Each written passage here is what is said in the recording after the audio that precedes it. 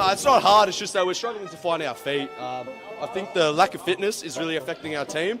Joining halfway through the season wasn't most ideal, but you know what? We've come across a couple wins and we're doing decent within the team. You know, there's a lot of politics within the team and problems here and there. And you know, when you got families paying 7, 8, 9 grand, it's not on. But yeah, well, that's exactly right. Well, you know, for Social League Div 1, we thought this would be all right, but it's a much higher standard than we thought, and we're not quite equipped for it. But we're working on that. Yeah, we definitely are. Yeah, we're working on it. We're improving the arsenal, and we'll get there. We'll get there day by day. We'll adjust. Unfinished business. It's 2 words. Disappointment. But there's room for improvement, and that's it, man. That's it. Well, that's exactly right. That's exactly right. We're signing off. Signing off. James Daniel, starting captain, striker. Yeah, and send hate to Alex Beckers and Lucas Maraha.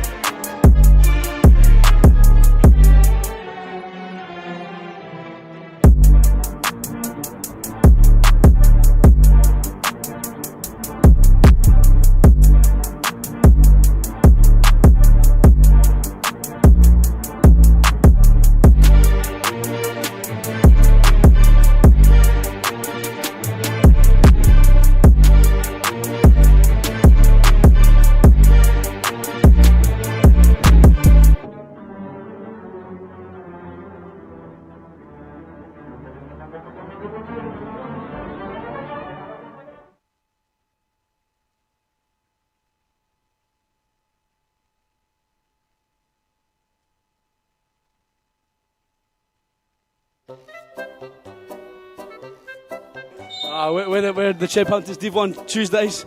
We should not be in Div 1, but nevertheless, we lost 8-3 today, but we're missing Alex Beckers.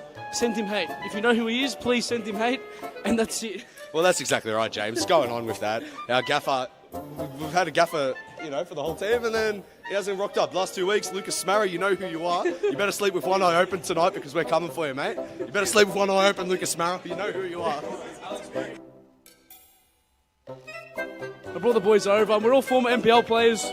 If State League want to sign us, but yeah, no, we thought we'd take our talents to futsalers, and well, that's exactly right. It's absolutely fantastic, and the place is an institution, so we thought we might as well, and that's that. That's exactly right, James. That's it. It's not hard, it's just that we're struggling to find our feet. I think the lack of fitness is really affecting our team. Joining halfway through the season wasn't most ideal, but you know what? We've come across a couple wins and we're doing decent within the team. You know, there's a lot of politics within the team and problems here and there. And you know, when you got families paying 7, 8, 9 grand, it's not on. But yeah, well, that's exactly right. Well, you know, for Social League Div 1, we thought this would be all right, but it's a much higher standard than we thought, and we're not quite equipped for it. But we're working on that. Yeah, we definitely are. Yeah, we're working on it. We're improving the arsenal, and we'll get there. We'll get there day by day. We'll adjust. Unfinished business. It's 2 words. Disappointment. But there's room for improvement, and that's it, man. That's it. Well, that's exactly right. That's exactly right. We're signing off. Signing off. James Daniel, starting captain, striker. Yeah, and send hate to Alex Beckers and Lucas Maraha.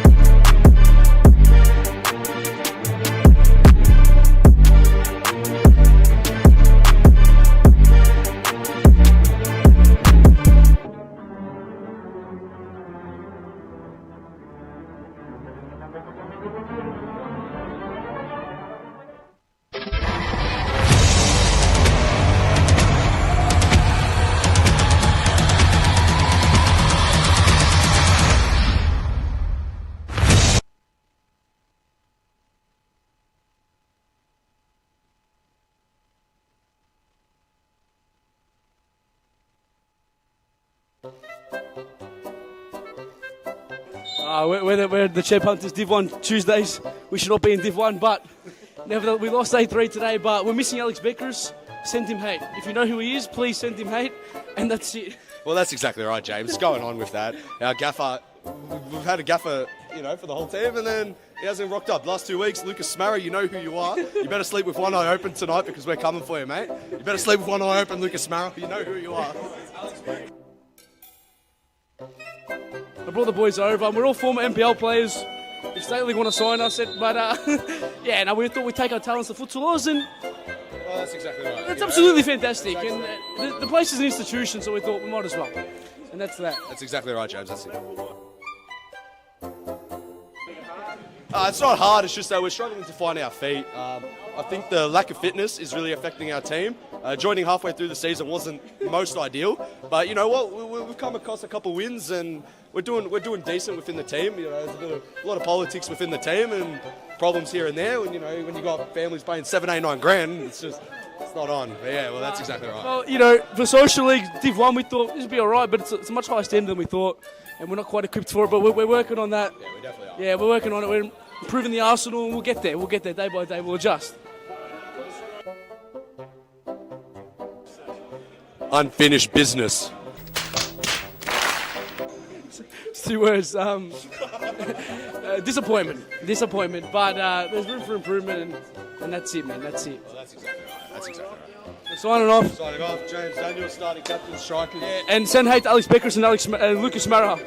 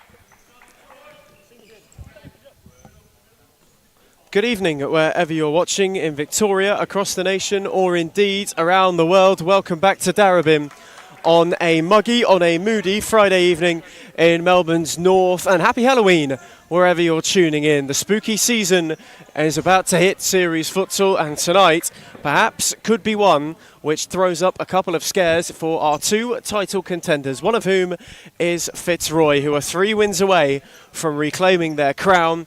And if they are to continue the unbeaten stretch of 18 that they're on, it would be a 3rd time in 4 seasons that they finish the campaign without tasting defeat. They face a Thornbury team at the moment who are in dire need of a win off the bottom of the league by a singular point and looking to steer themselves towards safety, towards the playoff places and away from that dreaded automatic drop zone. My name's Ethan Rigg and I'm joined on commentary tonight by Adam Palombi. Good evening, Adam. Good evening, everybody, and Ethan, it's a pleasure to be here at DCSS. A bit unfolding on the court right now between both these sides. Different parts of the table, but all important are the points on offer between those in white and those in the esteemed yellow and blue.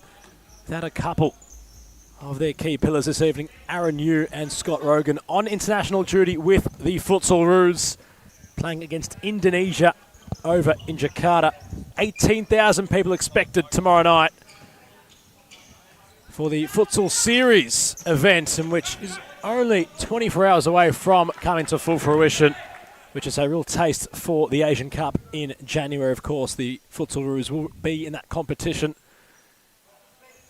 and how important it is for futsal that international appearances are built upon. And the man in possession, Kosi Russo, although wasn't in the friendly squad this time around, Ethan, the next few weeks are really important for him, considering that there's always a possibility of a late call-up.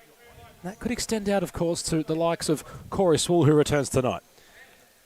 Both have to be ready, and for Cosimo Russo, perhaps a really good chance to step further into a leadership role in this Fitzroy side, one which he carries, but Elias Parthamos has a free kick and belts in the opening goal. It's a pounder from Parthamos, and Fitzroy are on the march already. Emphatic from the captain.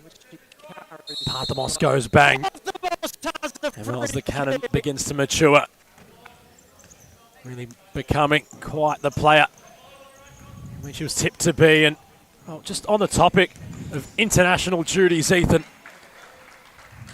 as SFE just continues to bridge that gap and have more players, both the men's and women's competitions, just start to appear on an international basis, really wonder not so much if it might happen, but when it will happen for the goal scorer, Elias Parthamos. He's a player who's been growing in stature, been growing in ability every single season, and he's possessed with great talent. And someone who would certainly be on the Australian coaching staff's radar, somebody they'd be keeping a close eye on, certainly in this side, with players they already are scouting out. Delightful turn from Robotis. Allen wasn't able to win in against Slingsby. Georgie for Powley. Thornbury were able to calm it down a touch. Lee. In fact, my apologies. It's Orlando Lopez who wears number 2 tonight, making his debut for the Lily Whites. Came over from River City Futsal in Queensland's F League. And is a former Fitzroy youth product as well, so he faces a place where it all began. Powley's ball was too heavy for Georgie.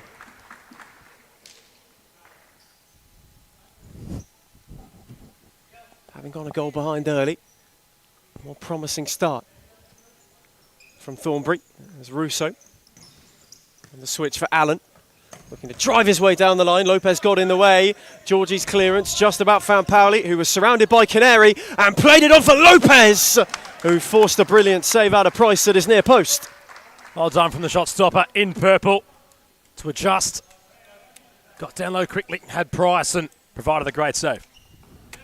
Lopez's corner, Powley across, only as far as Robotis, who had Allen one way and Parthamos going the other. Face to face with Marrero, and Elias Parthamos up the other end wins a corner. Scrambling was for Taya. He's calling for shape upon his players.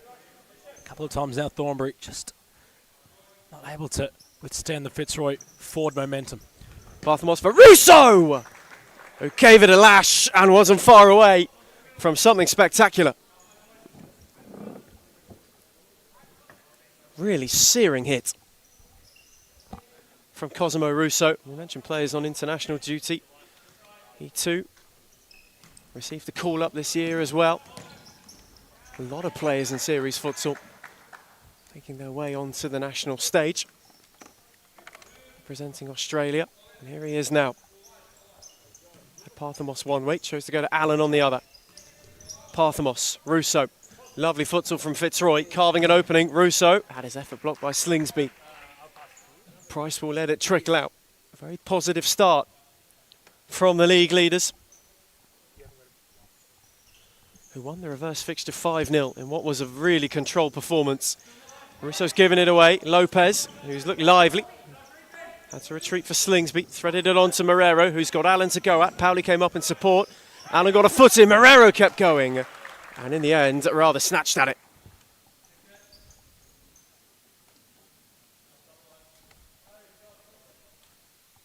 Trying to begin their mountain climb, perhaps.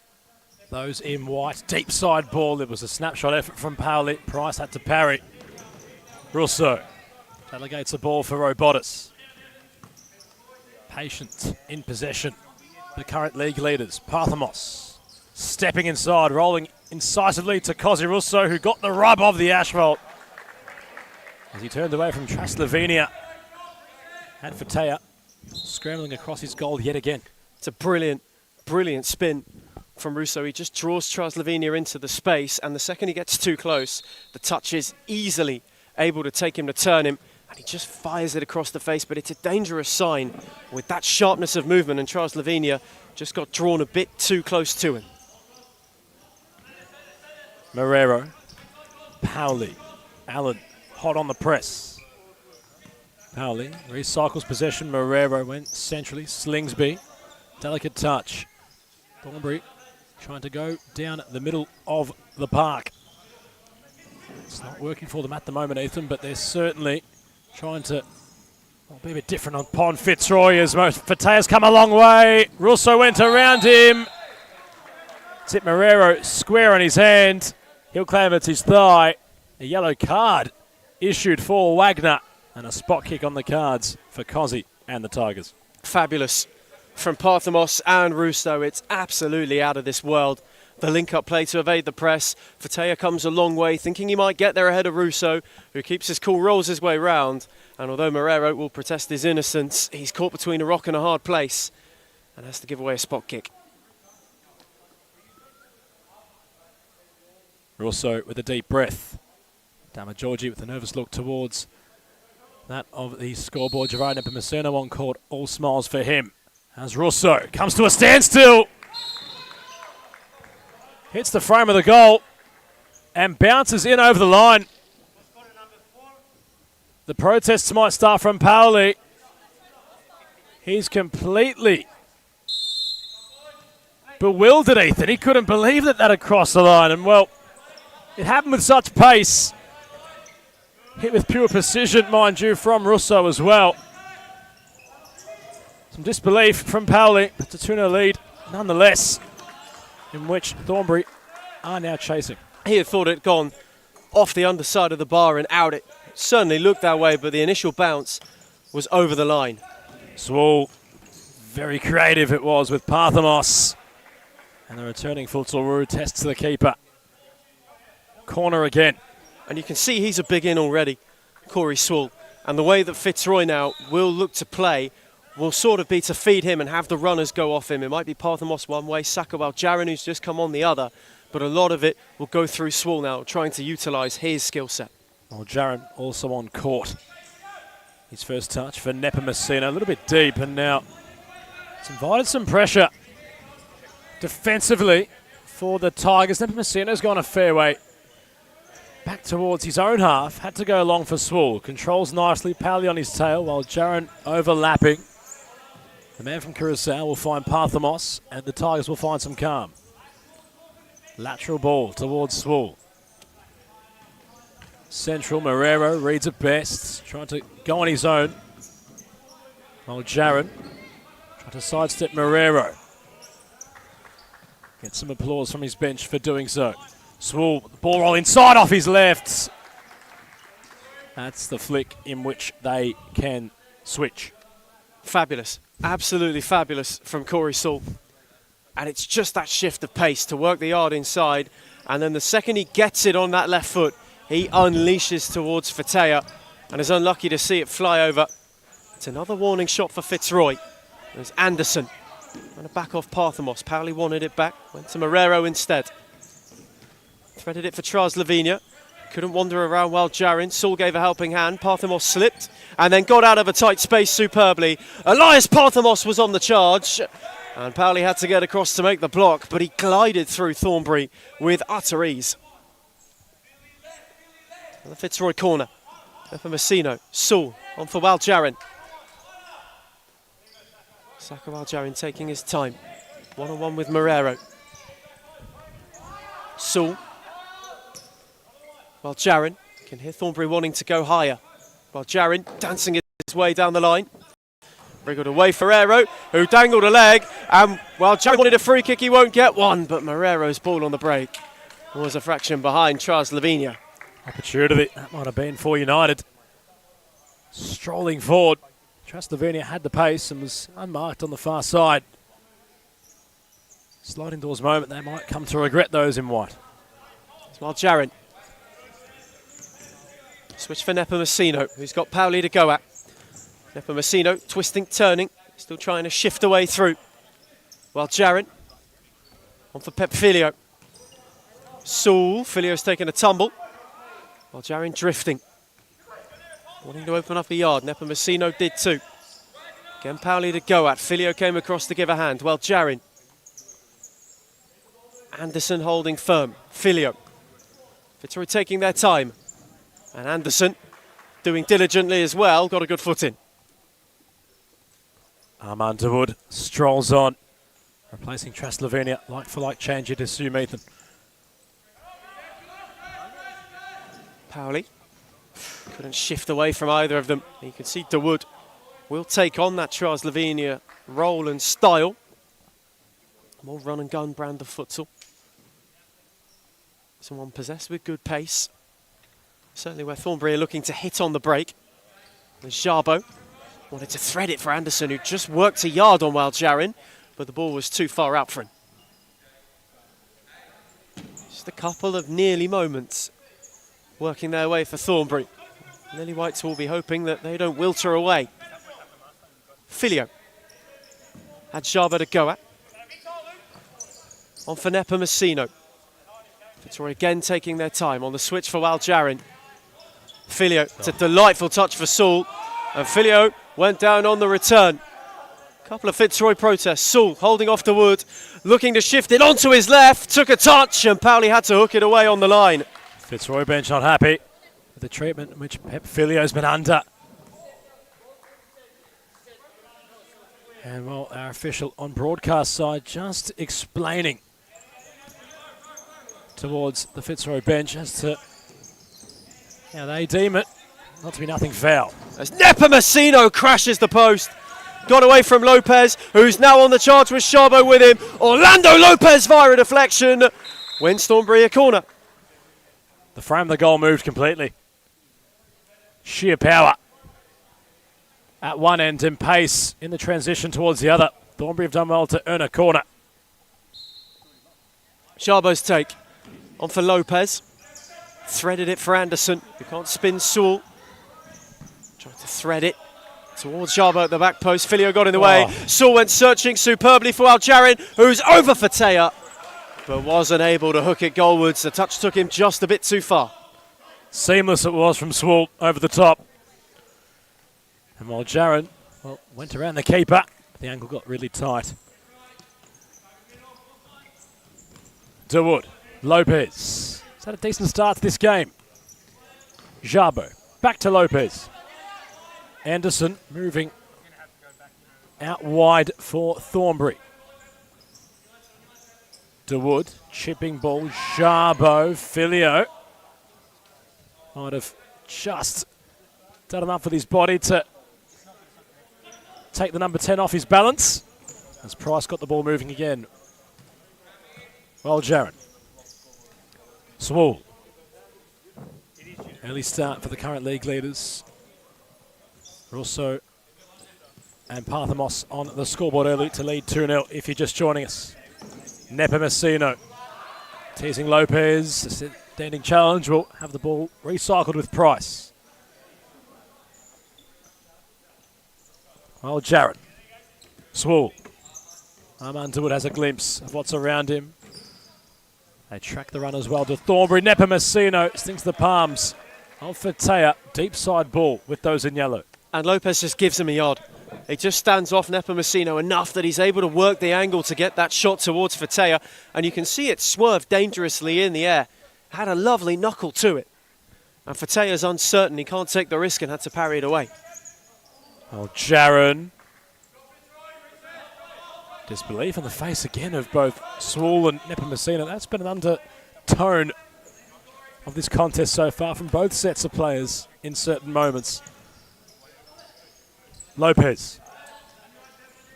DeWood back to Lopez. Jarbo trying to cause some confusion centrally.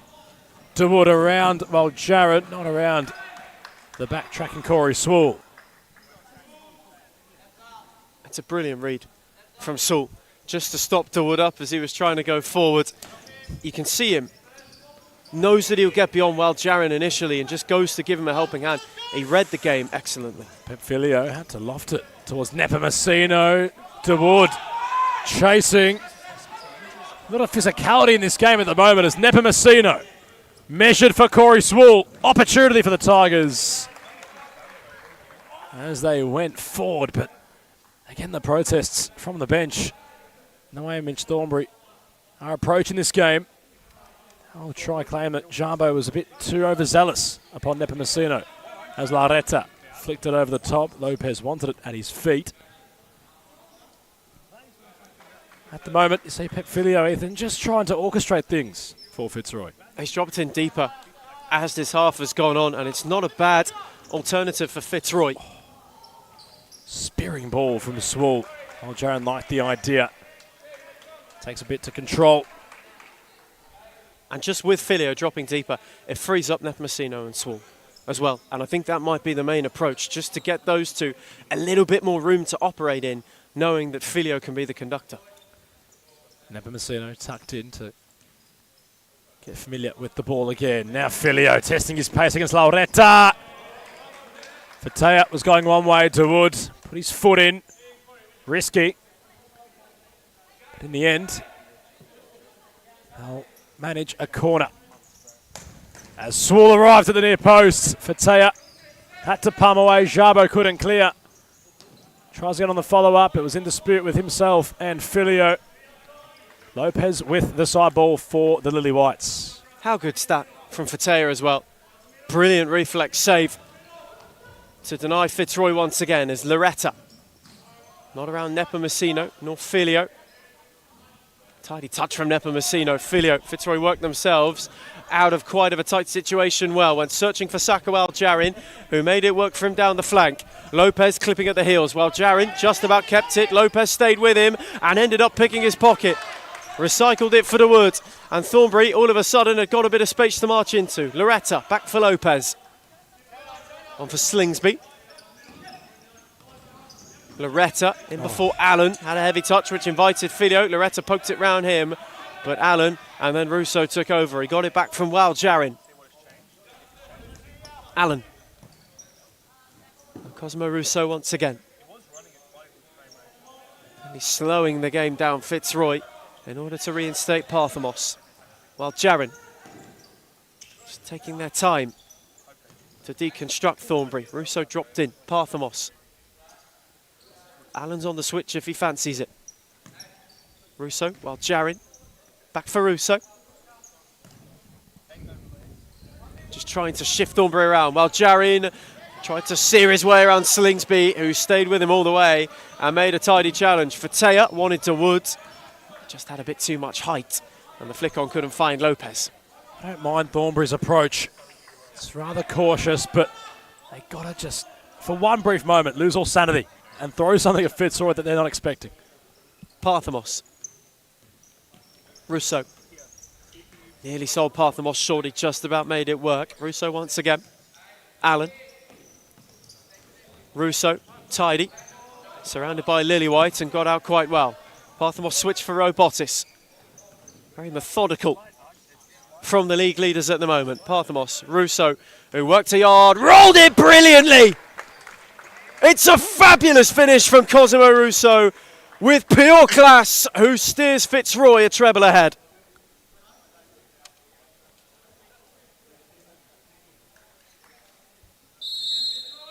Brilliant. Personification of class from Cosimo Russo. He's able to just steer the ball. No real power. Complete placement. Such finesse on the finish. It rolls beyond Fatea. The placement undeniable from the sniper. And Fitzroy are now having a real firm grip on this contest. League leaders are flying, as was Pauli, who went adventurous and forced Price to tip it over for a corner. That's the kind of ingenuity that Thornbury might need to show to get back into this game. Lofting was the number 8 to connect with the ball. And for a brief moment, Price took no chances. Either might have been chipped, the goalkeeper. Pauli from the side ball, spearing it towards DeWood, who screeched his way through them all. And he took a deflection off his back in the end before he could get a more meaningful connection. It's Allen for Fitzroy. Russo charged down the line and flashed it just wide. That is how quick it can shift. Brilliant run from Russo. The weight of the ball from Allen was wondrous, but he just couldn't pick out the bottom corner.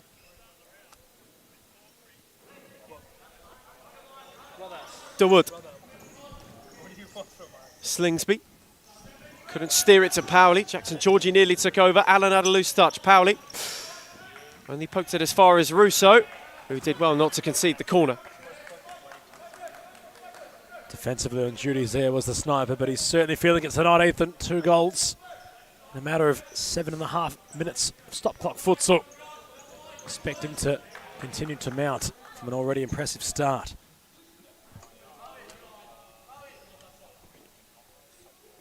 Thornbury, they can't enter damage control, but they have to really throw something different at the opponents they're up against right now before they continue to just grab a firm, tight grip on this game. Parthamos sends Georgie one way. Good recovery from the captain to make the block. It's brilliant from Parthamos, and he's looked really lively tonight. Early goal aside, he's looked absolutely excellent, and you can tell he's starting to settle in to the system at Fitzroy and really starting to flourish in it. Russo, Swool, Parthamos. Russo chipping, wanting Robotis. Slingsby, bit of body. Russo firmly on his tail, the number 9, not sure where to go, back to Fatea. Sends it long. That's what the Fitzroy bench wanted. Robotis, Swool. League leaders just really having their way with the Lily Whites right now. Think about what's ahead of this round, Ethan, and well, more on that in a second as Robotis advancing forward. Georgie intervening, corner again for those in yellow. And we said it might be a crucial evening in the title race, and we weren't lying. Moreland up against Pascoe Vale next, the only side who've beaten them, not just this season, but in the calendar year as well. They've done it twice, and a double over them would also send the Lions into second. Swool shifting inside. He purchased half the yard, but the shot just kept lofting. Melbourne AKU and Hume FC round out of tonight's proceedings, and what a clash that could really shape up to be. Considering Hume's recent form, the way they're starting to build late in the season. Potential for AKU as well to find their best finish in years as Parthamos tests the man in pink yet again. His shin pad came out. It's been a very busy start for Fatea. He's been active, Fatea, but he's dealt with a lot of things well. Made a couple of really sharp snapshot saves and are keeping Thornbury in it at the moment, even if they are hanging on by a thread.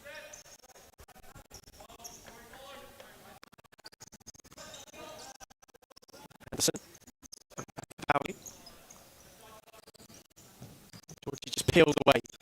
Anderson once more, whose touch was tidy, showed too much of it to Robotis, who lost out to Marrero. It will just trickle out of play. Thornbury had many looks like this in the first half so far. Haven't had any to come to fruition just yet. They'll be hoping for some lift-off. Georgie wins a corner.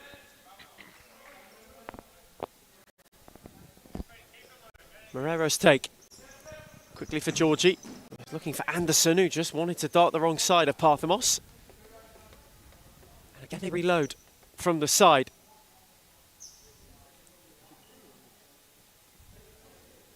Thornbury just in a good spell. Georgie all the way out for Powley, who was starved of options. Robotis, the one trying to shut him down. Parthamos came across him, and Anderson weren't able to work themselves out of a tight spot. Terrific press from the Fitzroy pair, and Oscar Bryant comes on court for his first minutes of the evening. Good game in the week. Part of the youth product at Fitzroy. It's another one who got minutes last season, getting another look in this campaign as well. Parthamos, one for Sewell, who just drew Georgie for the spin, but his touch was too heavy. You can see the spring in his step for Bryant. And he relishes in an opportunity to get some senior minutes. Lots of futsal ahead of the Fitzroy number 3. Powley.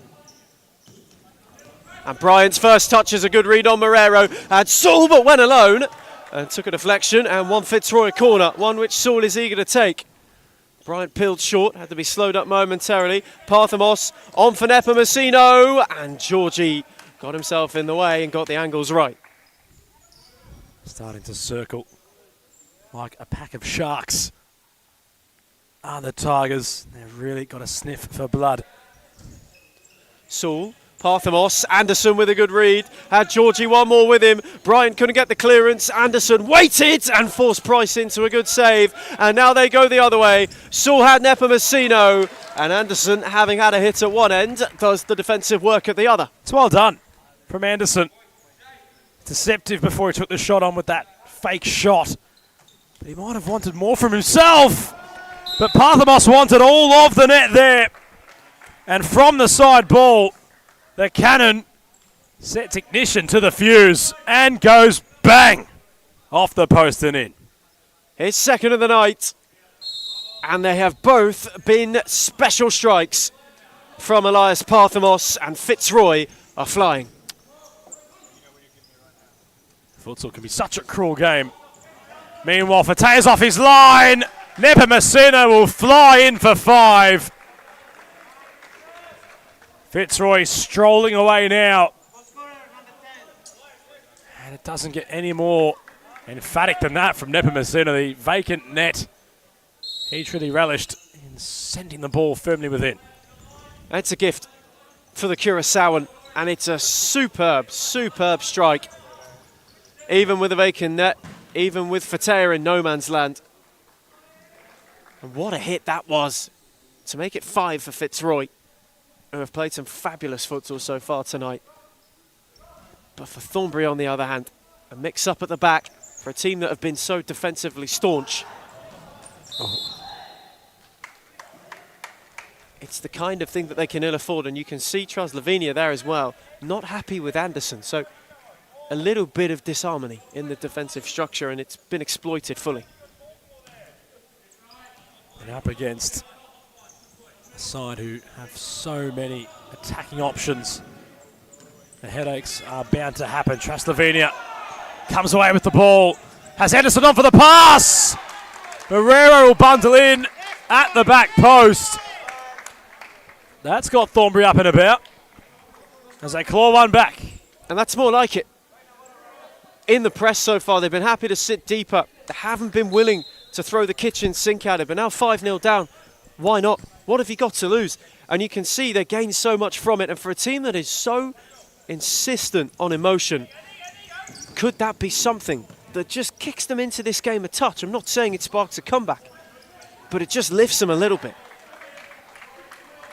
Slovenia matched up on, well, Jaron has proved to paid Those in white, dividends at the minute. Brilliant ball from Marrero to find Traslovenia, who's getting the better of Saka at the moment on that far side.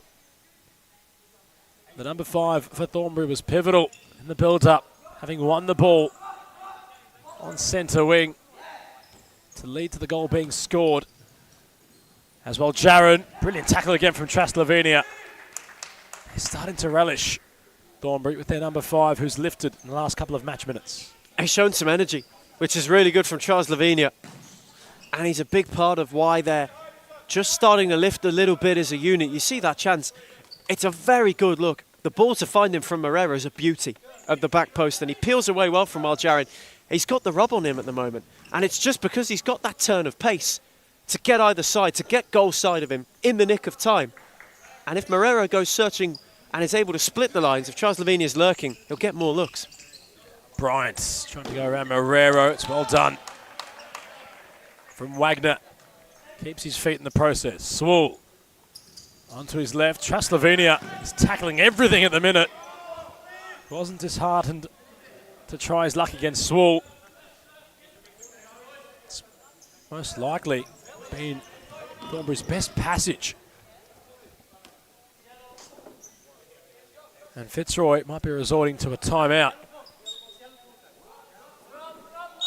which in fact they have issued. So a decent start to this one.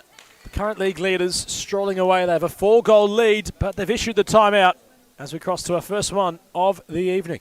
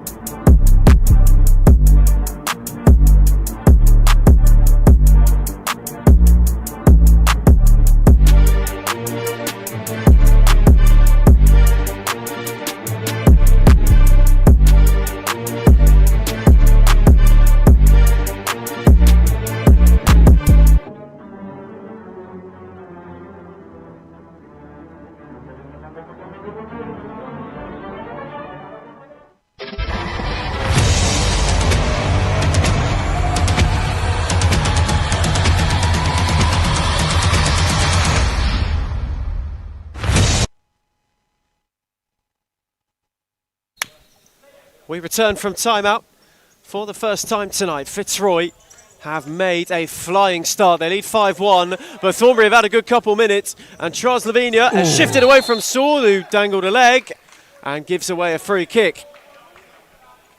That's the little bit of spark that 1 goal back in the game gives you. It's a good period for Thornbury, for the Lily Whites, who now have an opportunity to just chip away a bit further. It'll be handy. You can see the brains trust for Thornbury trying to organise how they make the most of this free kick opportunity. It's Powley's free kick! And he stumped it in! It's a piercing low drive from Luke Powley, and Thornbury got 2 back in next to no time. That's how you make the most of a free kick opportunity. Powley at the near post of Price. Not much the keeper could do. Parthamos firmly in his way as the wall. It creeps into the bottom corner. And Thornbury have found 2 unreturned goals. Terrific hit from Luke Powley. And the deficit is chipped away at further. Side in need of a lift have got 2 in next to no time. And quickly from the timeout, got themselves in the groove. Parthamos picked off Fatea's long ball.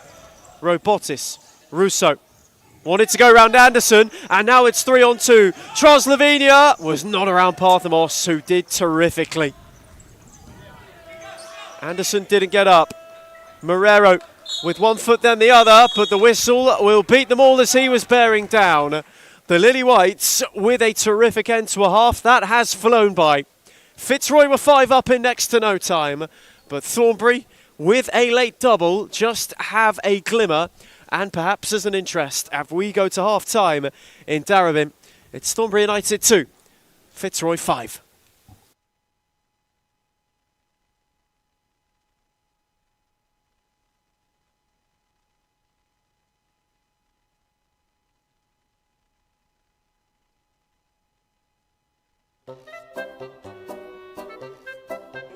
We're the Champ Hunters Div 1 Tuesdays. We should not be in Div 1, but nevertheless, we lost 8-3 today, but we're missing Alex Beckers.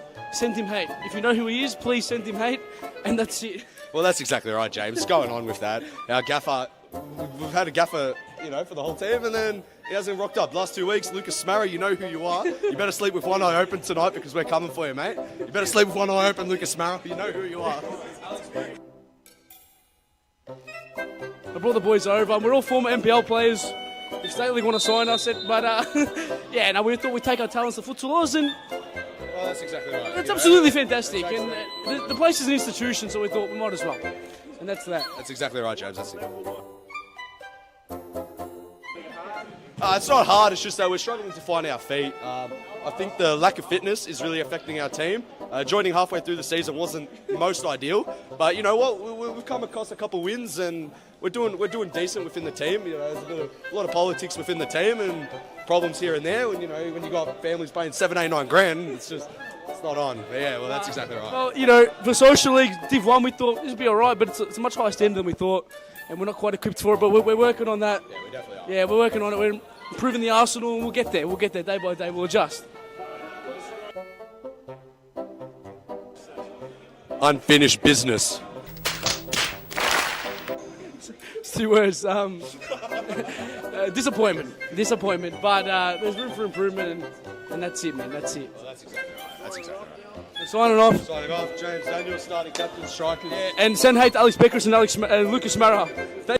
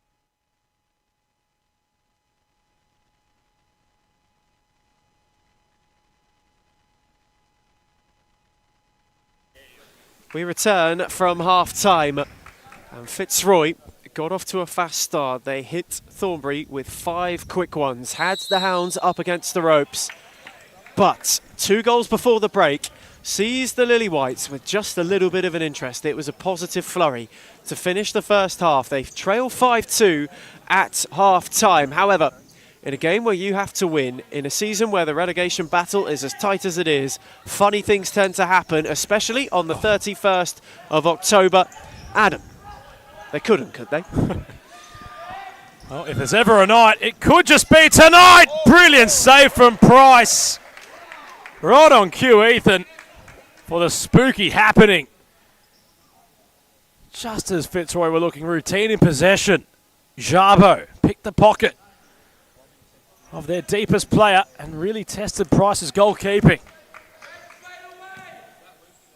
It's rare that Halloween falls on a Friday and how everybody might be enjoying that, but could spooky season just find its way through the doors here at DCSS? It might just again as Chu with the ref fumble once more, and Jarbo was sent wide. Chu had to readjust and put a foot in. a really, really quick start from Thornbury. Georgie from the side ball, hustled by Waljarin, who picked his pocket and then was given one tug and a second, and Saka Waljarin not too happy about that. Gives away a free kick, and Jackson Georgie finds himself in the book. The first yellow card of the night. And Saka Waljarin also just being told to settle a touch.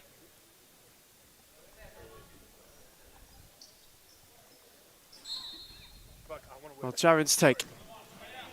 On the switch for Sewell, who just about kept it in. Corey Sewell's got Armand DeWood to charge at. Worked an angle, two came across. It nearly broke for him again, but DeWood with a hand of Jabo were able to clear their lines. Sewell on for Nepomuceno. Sent Jabo one way, rolled it back. Sewell, while Jaren on for Chu. Threaded it to Waljarin just about. Nepomuceno, Chu. That's a smashing ball for Waljarin! Oh, it's wonderful! Just how good is that from Saka Waljarin? And when Fitzroy needed an answer with flair, it was a delightful flick to stop the rot. Oh, unbelievable. Chu with a fantastic ball for Waljarin. And Saka finishes in the skillful way, which makes him a trademark player. But that is fantastic. I really appreciate the endeavour and the dare from Chu, who's been a little bit indecisive with possession in his early involvement. But that can really just showcase to both Fitzroy and the competition what the youngster's made of. He's been in the system for some time now. And I'm really happy, on a personal note for him, considering that is one of the best assists I think we've seen this season. It was a splitting ball from the number 14 to find Waljarin. No complaints from the Fitzroy bench. They're certainly enjoying their most recent goal. Scored with aplomb in style. The most audacious of flicks from Saka Waljarin. And just when they needed it, there's Lopez on for Jabo, who was spinning, had two around him. And they got the block in. Lopez wanted it from Jabo, who went on his own. Orlando has the side ball. Gets it back for Armand DeWood. Thornbury had a decent spell of possession. They're now trying to find that spark yet again to make the margin more respectable. Here is Lopez, who's looked lively so far tonight. Jabo dropped off. Lopez went around Nepomuceno, charged beyond Chu, and forced Price to come off his line at the expense of a corner. Price has been there tonight. He's made some fair saves, the goalkeeper. Jabo didn't quite connect cleanly, allowed Sewell to stab it through to Waljarin. DeWood got a foot in. Nepomuceno calms it all the way down. Chu. Javaro Nepomuceno on for Sewell. He's got Jackson Georgie to go at. Nepomuceno back with Corey Sewell on for Waljarin. Chu. Lopez wanting to shut the door on him, while Jaron once more went the long range from inside his own half. And Fatea, with a firm pair of hands, was unfazed. Lopez. DeWood. Chu tried to close the door. Got back to Lopez, who threaded it for Jabo. But while Jarin again, ever so hot on the press, gets a good challenge in. Thornbury trying to wrestle back some momentum. Also just have the game on their terms for a minute. DeWood. Slows it all the way down. Wanted to draw Nepomuceno. Georgie searching for Jabo, while Jared bundled him down the line. Nepomuceno took over, and Sewell can now get on the charge. On for Nepomuceno, who went with a dink, audaciously off the bar, and now Lopez wants to roll the other way. He's lost to Corey Sewell, who's shifting and twisting and winning a corner. Great block from Armand DeWood.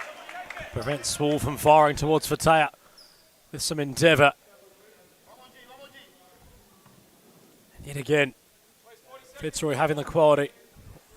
Lopez wanted to go. He couldn't have the pace to beat Sewell, who kept the move alive. And from that, Fitzroy in a corner while Jaron snapshotting. Side ball with the side in front by a healthy margin. Nepomuceno, Corey Sewell. While Jaron changing flanks. cutting inside. Sending it well and truly up and over the bar.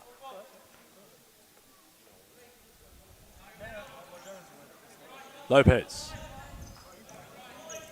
wants to move at such pace as Orlando Lopez. He's perhaps too quick for his own good on certain occasions as he rolls it out of play.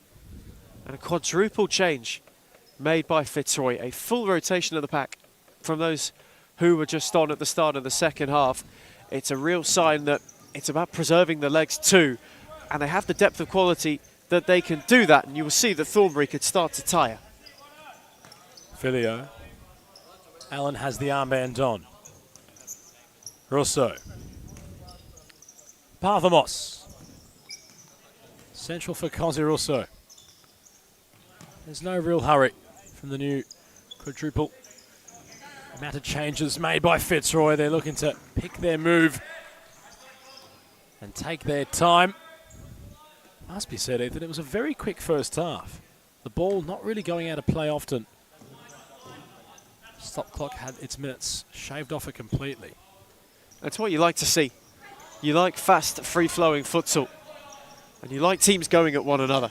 The other end, it was Orlando Lopez looking for Armand Dawood. Allen does really well to find Parthamos. Gets it back, the captain. Josh Allen not too far away. Lauretta and Pauli enter the mix to try to change the fortunes of United. You mentioned preservation, Ethan, and while we look at the remaining fixtures of the SFA Premiership this calendar year in the men's competition. Fitzroy have the Northern Phoenix next week. Round 13, they take on Pascoe Vale. They end the season with the last game of the campaign against the Blues. Pauli has to go by himself. Put some pressure upon Russo. It's well done from the number 8 to just manufacture a side ball. And he had a quick glance back just to say, why isn't anybody going with me on that press? Armand Dawood has room to shoot. Filio with the block. Dawood bounces away from him. Russo wants everybody to calm down. He retracts the ball and has Thornbury settle back into position by doing so. And here he is again. Filio for Russo. Lovely setup from Fitzroy. And that's a hat-trick for the sniper. They set the move up. Had the Tigers, and they finish with one of their main men in Cosi Russo. And it's beautiful. The layoff from Filio is delightful. It just invites him to go and stick it in the top corner first time. And Cosimo Russo, who was Fitzroy's top scorer coming into tonight, 7 off the golden boot, has shaved that down to 4. And he's still got time to add a few more as well. He might be on the charge for some individual honours too this season. And with finishes like that, it's quite easy to see why. Terrific hit. A fabulous, fabulous goal. Terrifically taken as well. And it really sums up the feeling at Fitzroy in the moment. As they go on the charge again. Filio. On the switch for Allen. He's wanting to dance around Dawood, who got a good slide in. Couple shouts for handball, both of which were waved away.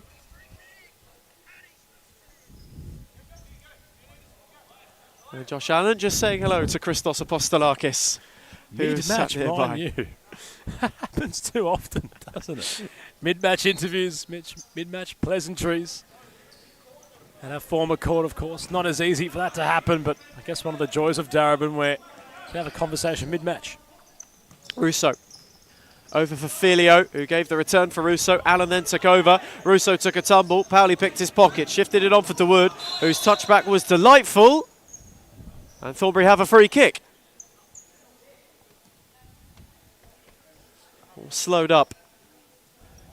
And just as Loretta was going on the charge, he was given a tug back. A free kick for Thornbury. And the last one Powley had, he deposited in the bottom corner. Powley again, this time rattles it into Russo. Marrero on the follow-in, took an awkward bobble right before Price, who claimed it rather coolly. Parthamos, pinpoint for Russo, who clipped it down the line for Allen, and Marrero got across well. Noticeable absentee for the Tigers tonight. No Sebastian Wicket. Worth the mention. Filio picking up where he left off and forcing Fatea into a very good save down low. Had to really sprawl himself. Did the Thornbury shot stopper, and he got across quite well. Fitzroy still piling on the pressure. Russo's corner. Loretta got in ahead of Filio, who gave him a tug back, and Forso will find himself with a yellow card. Nice smile from Pep Filio.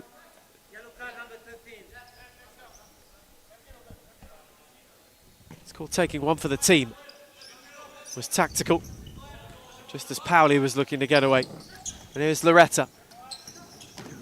Parthamos wanted to shut the door, went back with Powley. Marrero had runners and wanted to thread it. Allen and Filio were alert to it. Now Filio's taken a tumble and has rubbed that knee. Collision course with Marrero, who he's going to get a talking to.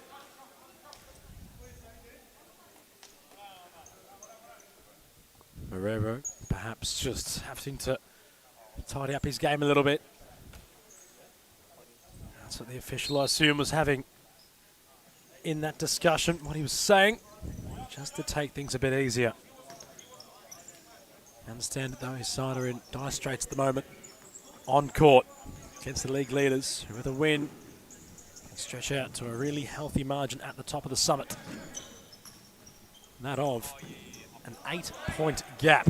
Anderson trying to go on his own. Allen now momentarily broke away from the Thornbury number 4.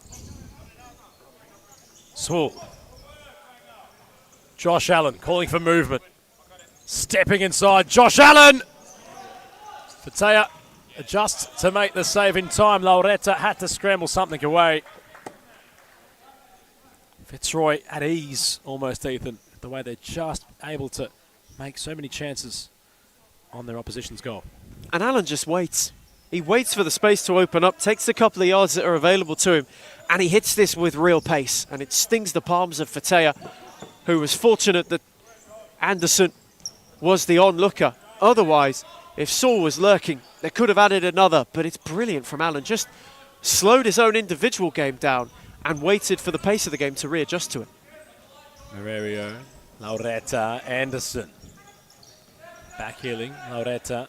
Instinctive, couldn't find a teammate. Swole can find the space, and Fitzroy come away with the ball again. As Cozzy also has the fly kit on. Price has come off.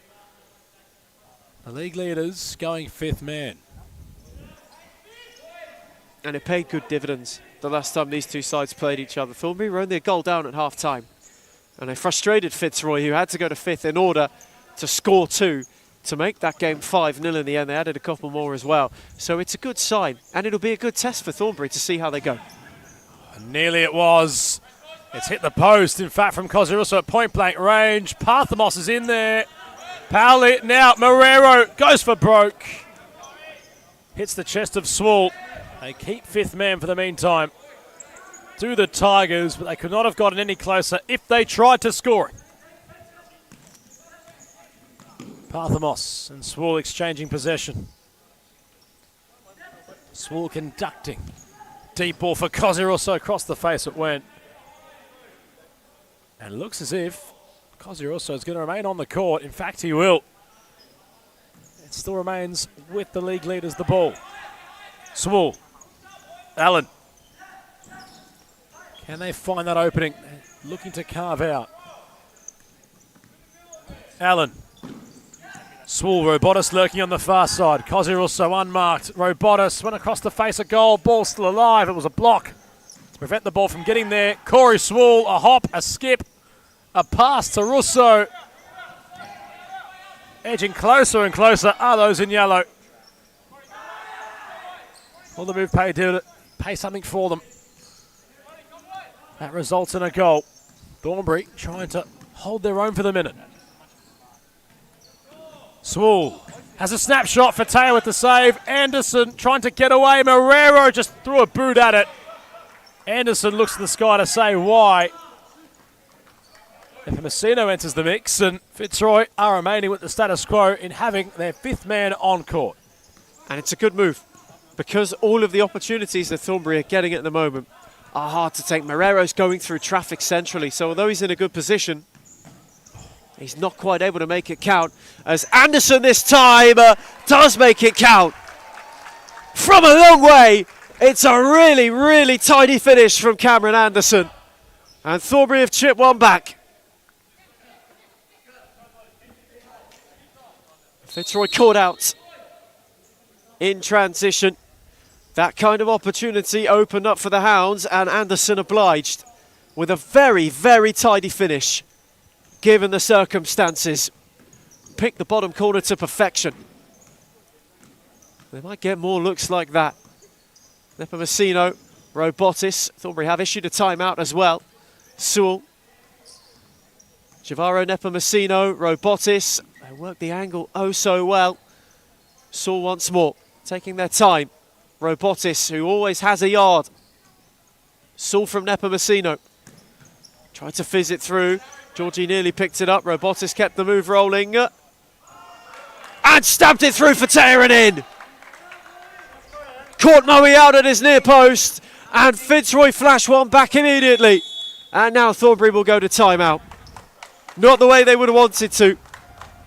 Fatea had the chink in his armour found and exploited superbly as Fitzroy add another right on the verge of timeout. It's Thornbury United 3, Fitzroy 8.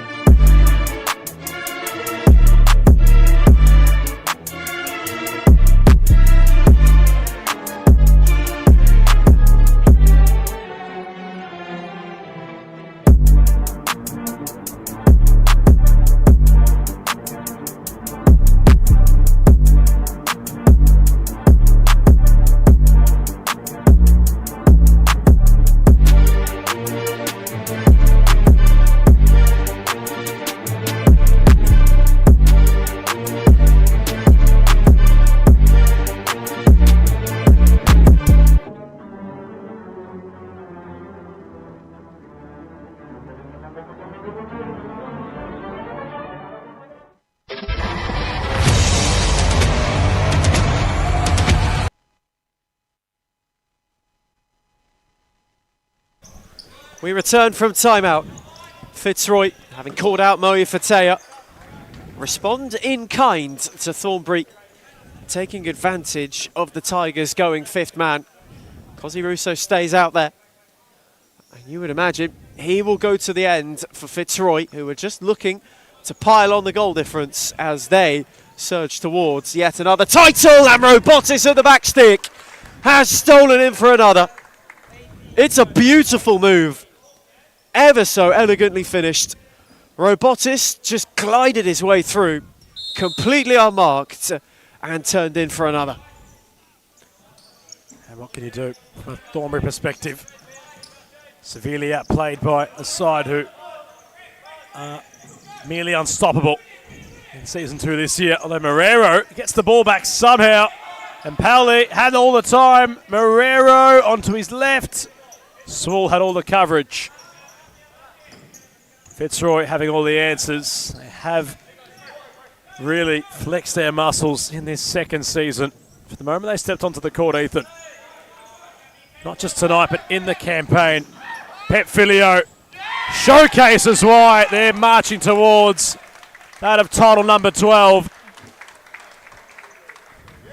A flex of his muscles. One of the many signings they made before this campaign had begun. And even in their appearance with their kits and their swagger, they all meant business. And although the title is not done yet, Thornbury dispatched at the expense of a very well-looking and operating Fitzroy side. And it's balletic from Filio as well. It's absolutely wondrous. The way he just tiptoes through. It's light, it's airy. It's like a knife through butter. It really is. It's wonderfully done. And the finish is exquisite. So often you can go low and get caught out, but he drills it into the top corner. It's a superb hit. And it really not just sums up the evening for Fitzroy. It's fabulous. It really, really sums up how they've gone about it this season. He's like an Aero chocolate bar. It just melts in your mouth, the way that he tiptoed through people. It's fantastic.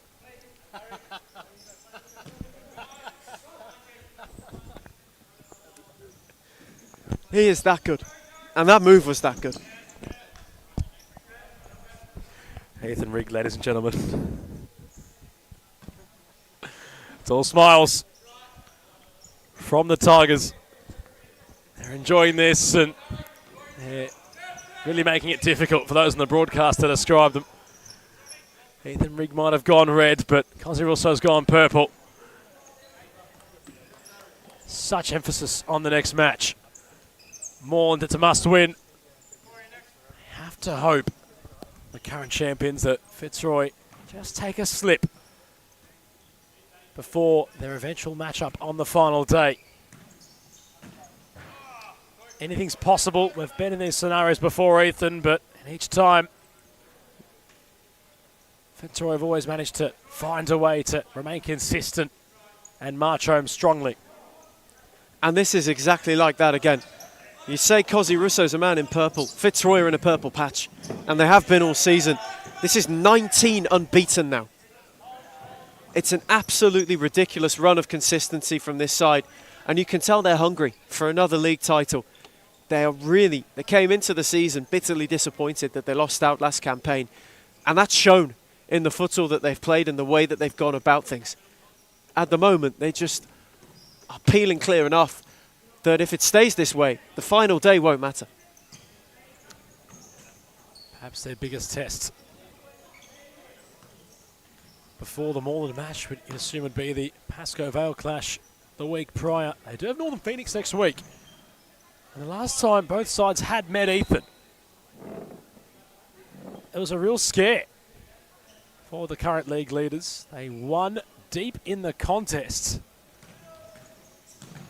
It was the Jonathan Sapina show, in which he'd nearly had all the accolades for.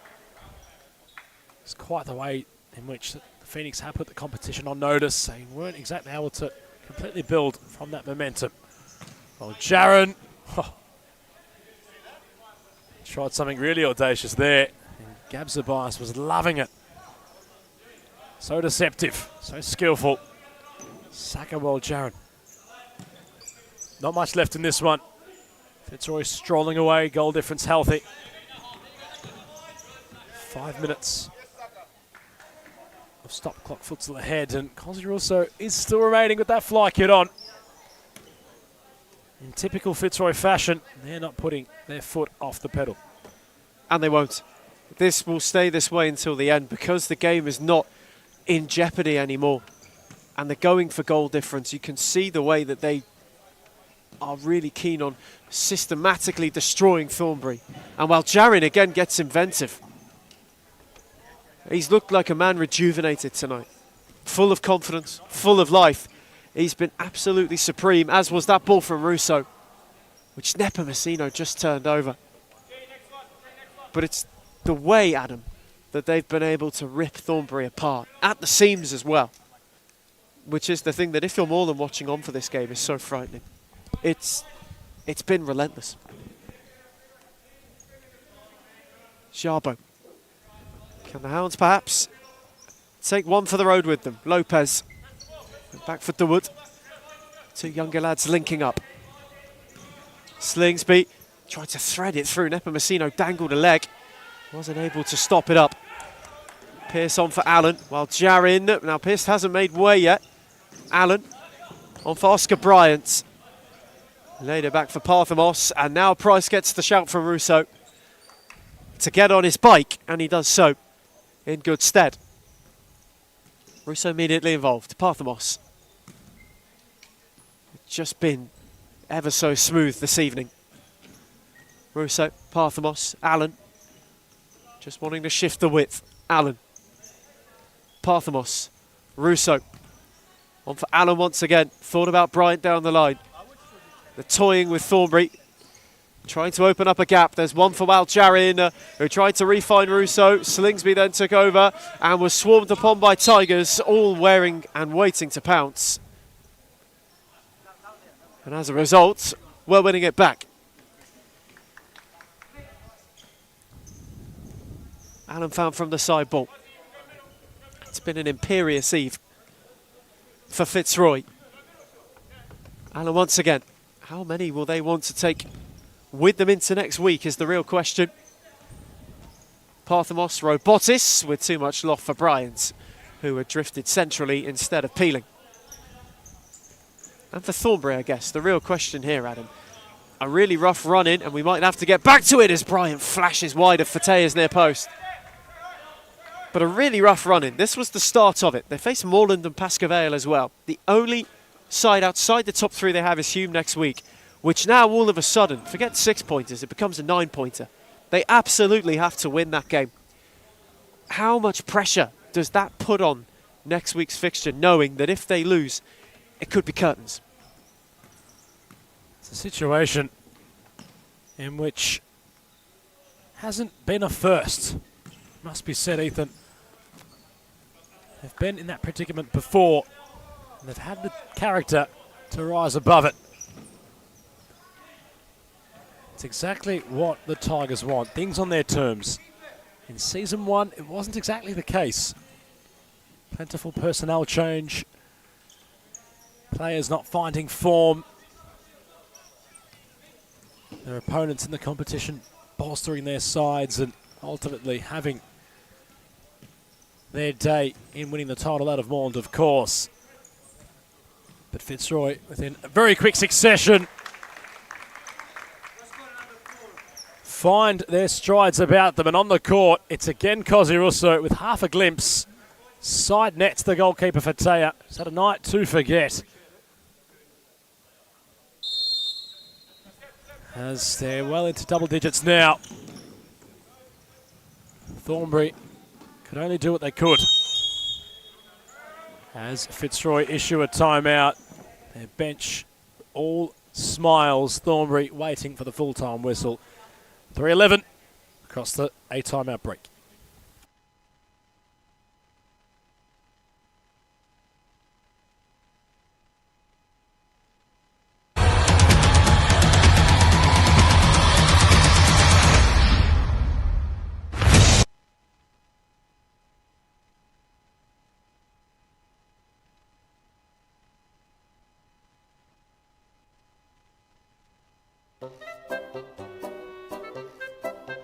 We're the Chair Punters Div 1 Tuesdays. We should not be in Div 1, but nevertheless, we lost 8-3 today, but we're missing Alex Beckers.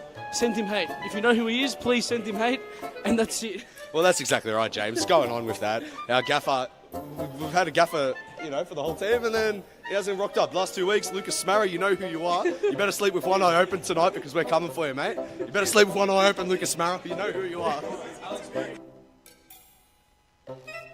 I brought the boys over, and we're all former NPL players. If State League want to sign us, we thought we'd take our talents to futsalers, and well, that's exactly right. It's absolutely fantastic, and the place is.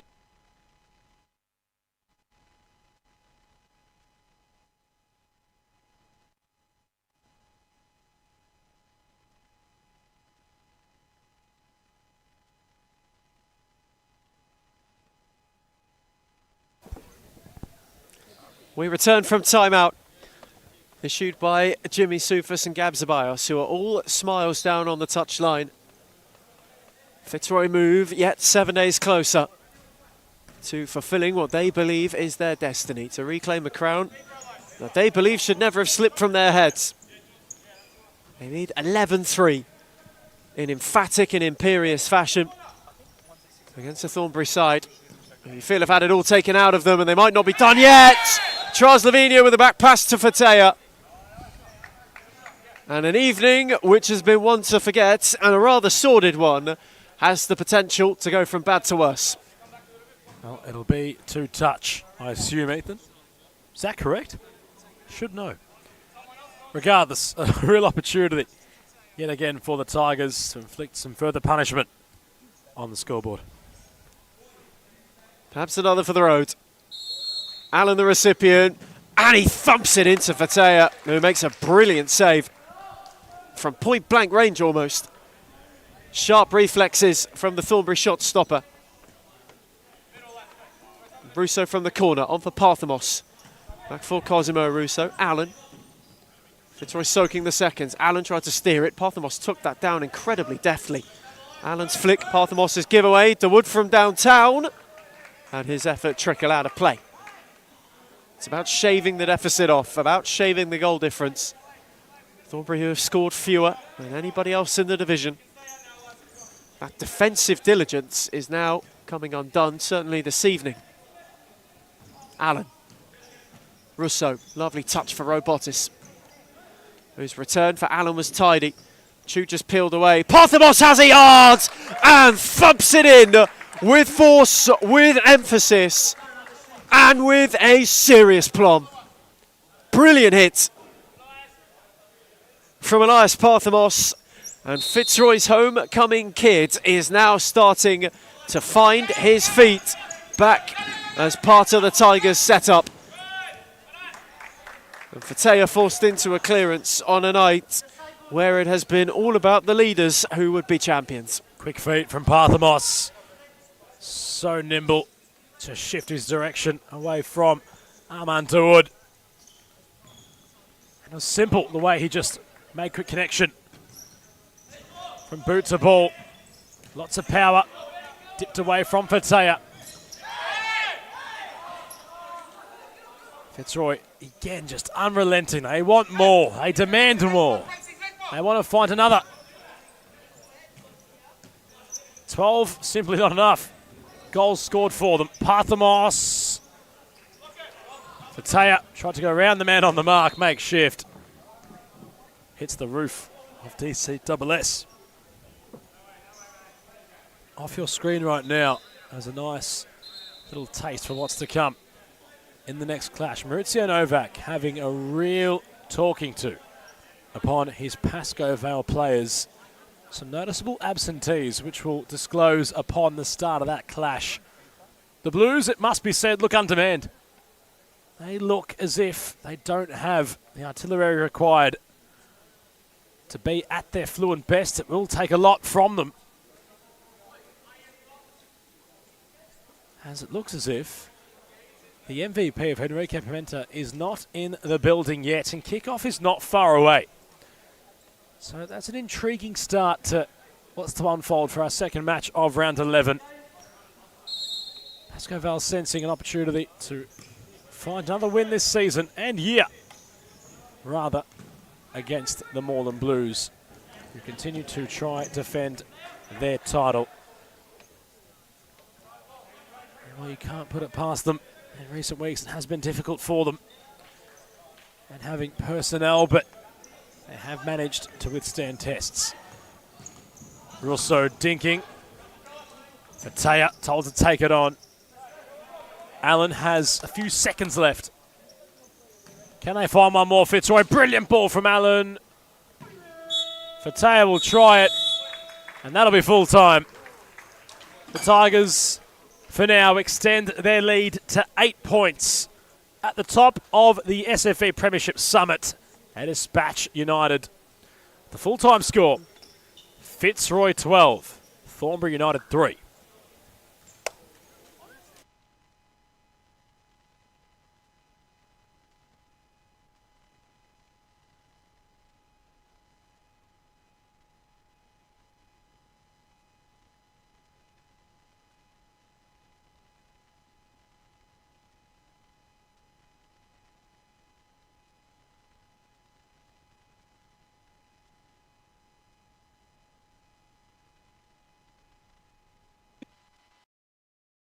And that's that. That's exactly right, James. That's it. It's not hard, it's just that we're struggling to find our feet. I think the lack of fitness is really affecting our team. Joining halfway through the season wasn't most ideal, but you know what? We've come across a couple wins and we're doing decent within the team. You know, there's a lot of politics within the team and problems here and there. When you got families paying 7, 8, 9 grand, it's not on. But yeah, well, that's exactly right. Well, you know, for Social League Div 1, we thought this would be all right, but it's a much higher standard than we thought, and we're not quite equipped for it, but we're working on that. Yeah, we definitely are. Yeah, we're working on it. We're improving the arsenal, and we'll get there. We'll get there day by day. We'll adjust. On which he carries for the last pass. The ball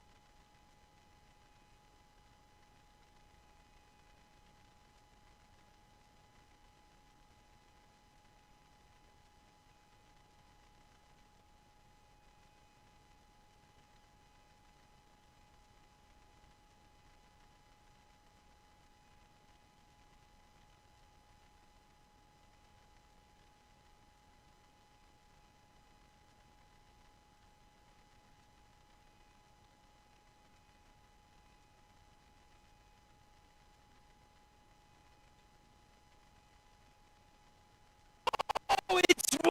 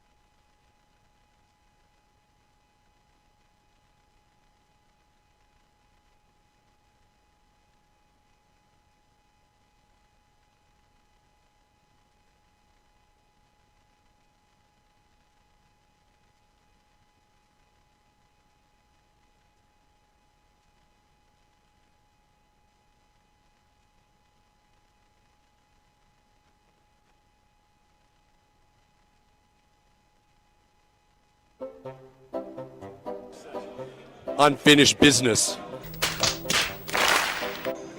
It's 2 words. Disappointment.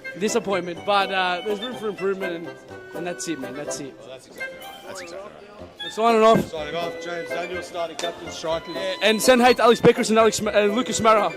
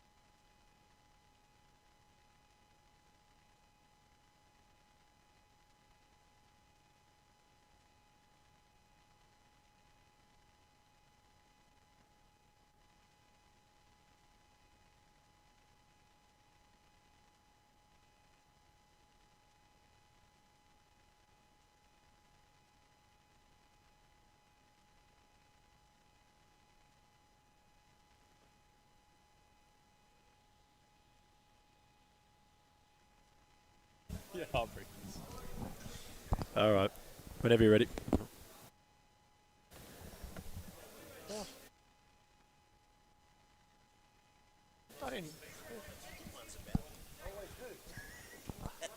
Moreland, Pascoe, Vale.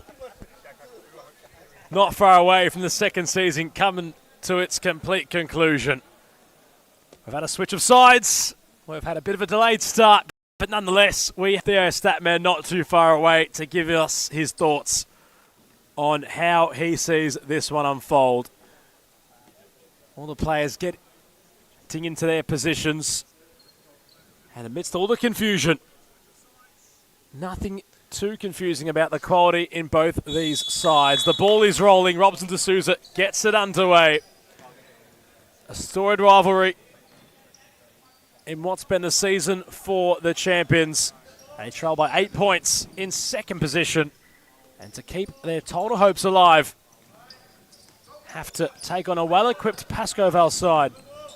It must be said, Ethan, they're looking a little bit undermanned, perhaps the champions this evening. Only 2 on the bench for Moreland tonight, and 1 is the backup keeper in Ibi Habe. Kanbe Rackley, the only one not to start, so very light on for the Blues. What you see for a lot of the night, you would assume, is what you will get with this Moreland side. Swidan, Cooper, Dos Santos, D'Souza and Apostolakis will be asked to do a lot of minutes. Pascoe Vale have got not quite the full ensemble, but have got a very good list. Mazen Abdallah starts in between the sticks. Felipe Evangelista, who's in fine form this season. Andre Caro. Kuradata gets a start, and Michael Newen wears the armband. Jarvis Gin on the bench, as is Kevin Lamb, Shemazy, Dewey Newen and Chavanard. So Pascoe Vale coming in with a lot more manpower, but for Moreland, the approach at the moment with those available is very much a high-quality set. The depth is very good.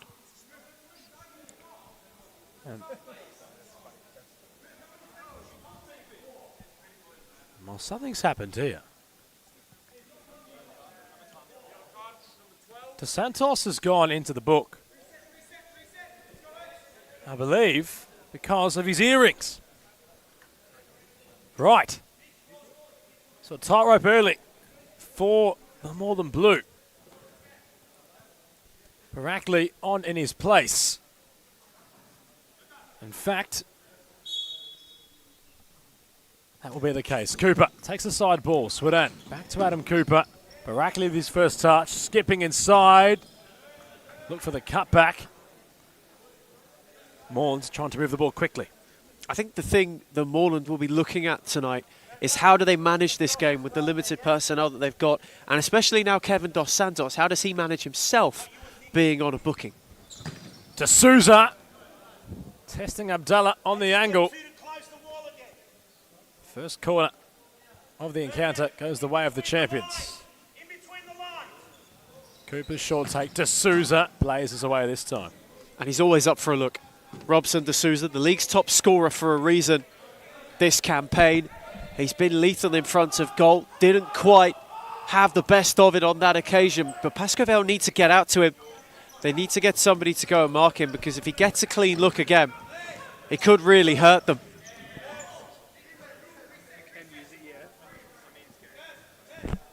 This time his defensive acumen being tested.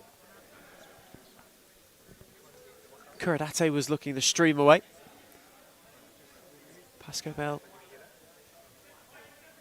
have a corner. Taken out to Kuradate. Caro, Newen, away from Adam Cooper. And back for Andre Caro. Had Kuradate on the switch. Evangelista was down the line. Newen then took over and was hustled by Adam Cooper, who went the early routes and forced a fine save out of Mazen Abdallah in retreat.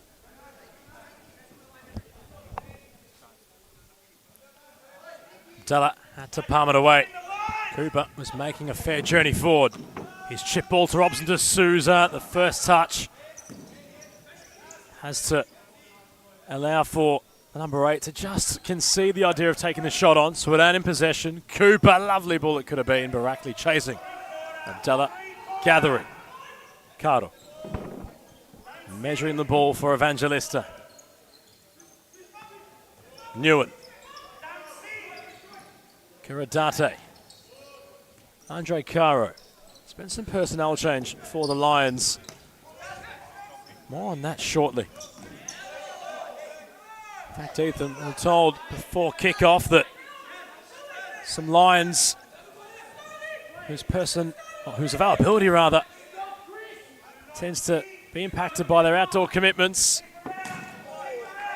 As Abdallah shoots wide, there's been a few personnel changes with Pascoe Vale. There certainly is. And one set of Lions have swapped to Pride in black and white for that in claret. Just over the road in Bulleen. Lucas Vaz amongst the names, Matis Assumpção as well. Big share of their Brazilian core will now be at the Veneto club next season. Adam Alhayek, formerly of Avondale FC on the outdoor circuit, also making the move across. Assumpção keeps his position at the club and now has Lucas Vaz up top. Alan Brandau, former Pascoe Vale player, also finding a move there as well. De Souza down court. Falls to Cooper. Takes a shot which ricochets off Kuradate. The Lions just absorbing the early pressure from the champions and looking to break the deadlock. Fast start from Moreland. Undermanned side, perhaps looking to hit hard early, then soak up. Cooper from the side ball, flashed it across. And Robson De Souza was lurking, but it had too much pace for even him to get onto. Very good start from the reigning champions, who are in need of one against the only side who have beaten them in this calendar year. Pascoe Vale have done so twice.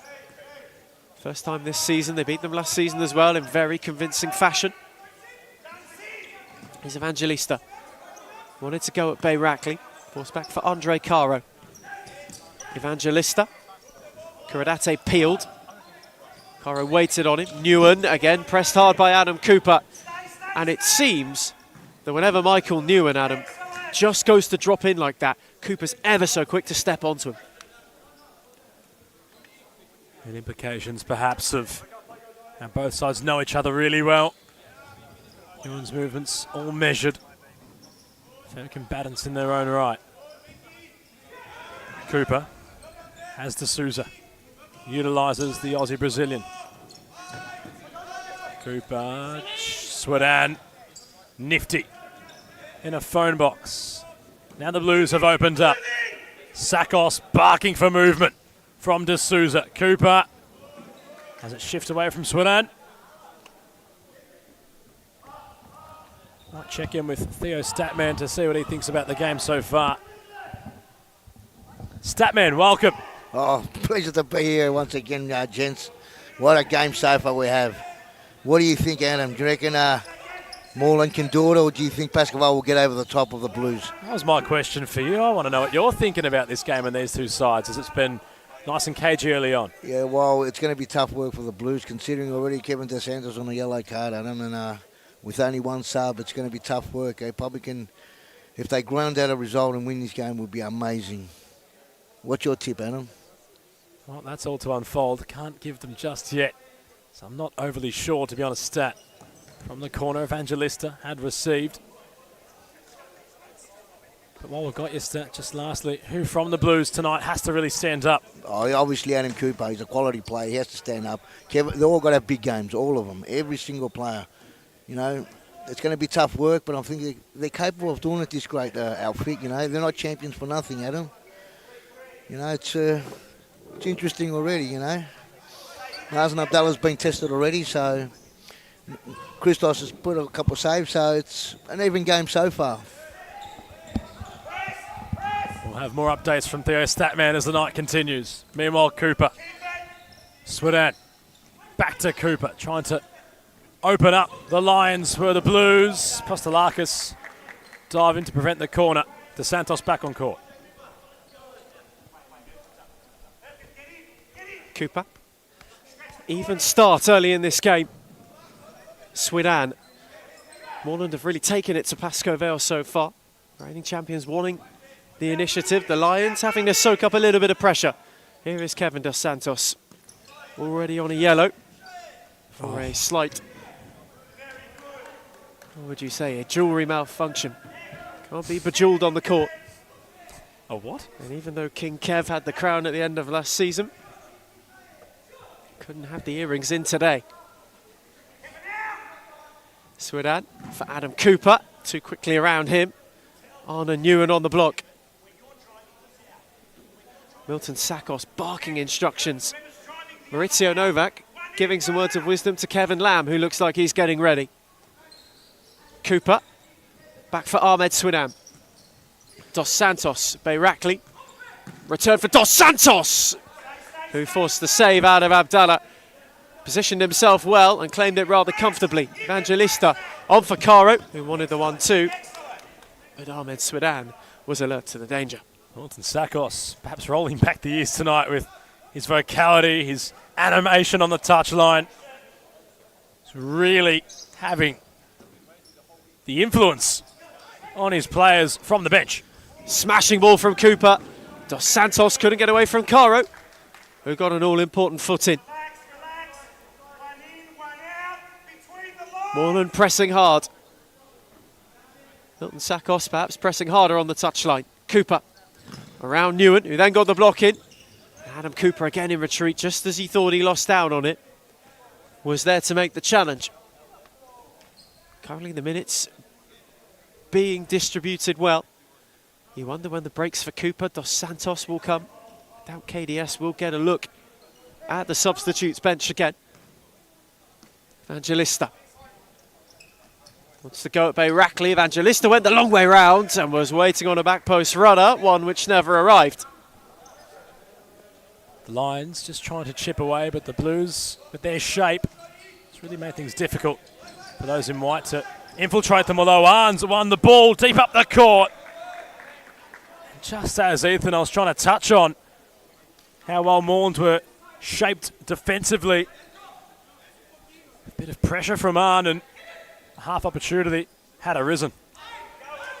Nearly a look for Pascoe Vale, who were nearly gifted a chance at an opening goal. Adam Cooper threaded superbly for Swidan, and that's a brilliant block from Michael Newen in retreat, who slid in at the perfect time to tip it over the bar. Another Moreland corner. Had a string of them early. Milton Sakos hoping that this set piece bears fruit for the reigning champions. Bayrakli's take. Now to Swidan. Cooper wanted the return, and Andre Caro was alert to it. Well telegraphed and well cut out. Kevin Lamb comes on. His first minutes of the night. Was back at his best against Phoenix last week. Cooper, Arn got in ahead of Dos Santos, cleared it out to Swidan, who clipped it for Caro. Now Kevin Lamb, Newen. Pascoe Vale taking their time. Arn wanted to draw Swidan, back for Michael Newen. Caro one way, Lamb the other. Andre Caro, quickly on for Arn. Pascoe Vale's turn to try and shift Moreland around. Tidy return from Caro. Lamb waited on the run, and Cooper got a foot in just in the nick of time. Clipped it on for Dos Santos, and Andre Caro got the all-important boot in. Well done from the doctor. Up against a former teammate, knowing the movements of KDS, and was there to shut things down.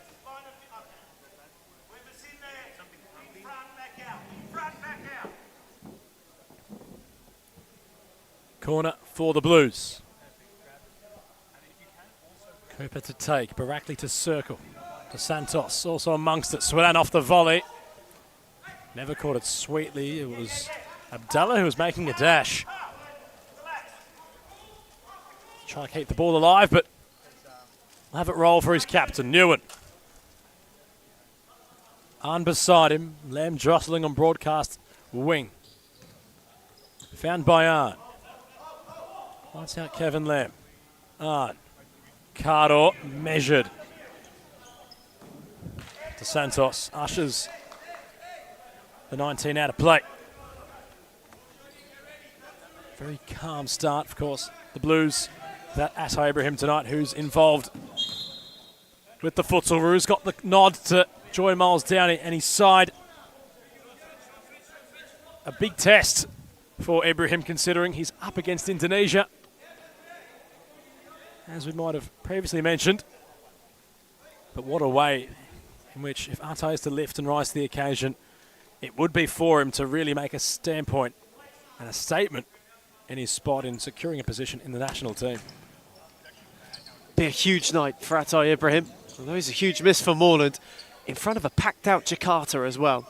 There is no better place to make your name in futsal on the international stage. And was the recipient of a loose Dos Santos pass. Not many times you'll hear me say that. Cardo took it on, stings the palms of Apostolakis, and Swedan inadvertently has it beyond the keeper. It's an own goal. The Lions won't mind that. They draw the first goal in this clash under some peculiar circumstances. And it's desperately unlucky for Ahmed Swedan. He's just in the wrong place at the wrong time. And for Moreland, who would be feeling like the grass isn't greener for them this week, coming in undermanned, sometimes it just doesn't go your way. It's a stroke of fortune for Pascoe Vale. And the Lions are electric right now as Lamb is able to shift forward. Apostolakis had to dive to make the save. It's given them a spark, and those in white are trying to relish and find their second goal. And the momentum's just shifted. In the last couple of minutes, the energy has. Moreland made the fast start, but then Pascoe Vale, having wrestled that momentum, got themselves a goal in head. And now you can just see it. There's a little bit more confidence and a bit more of a pep in the step of those in white. Cardle, the architect of the opening goal. Kevin Lamb, face-to-face with the Souza, deflecting ball. Deep side possession for the side in front.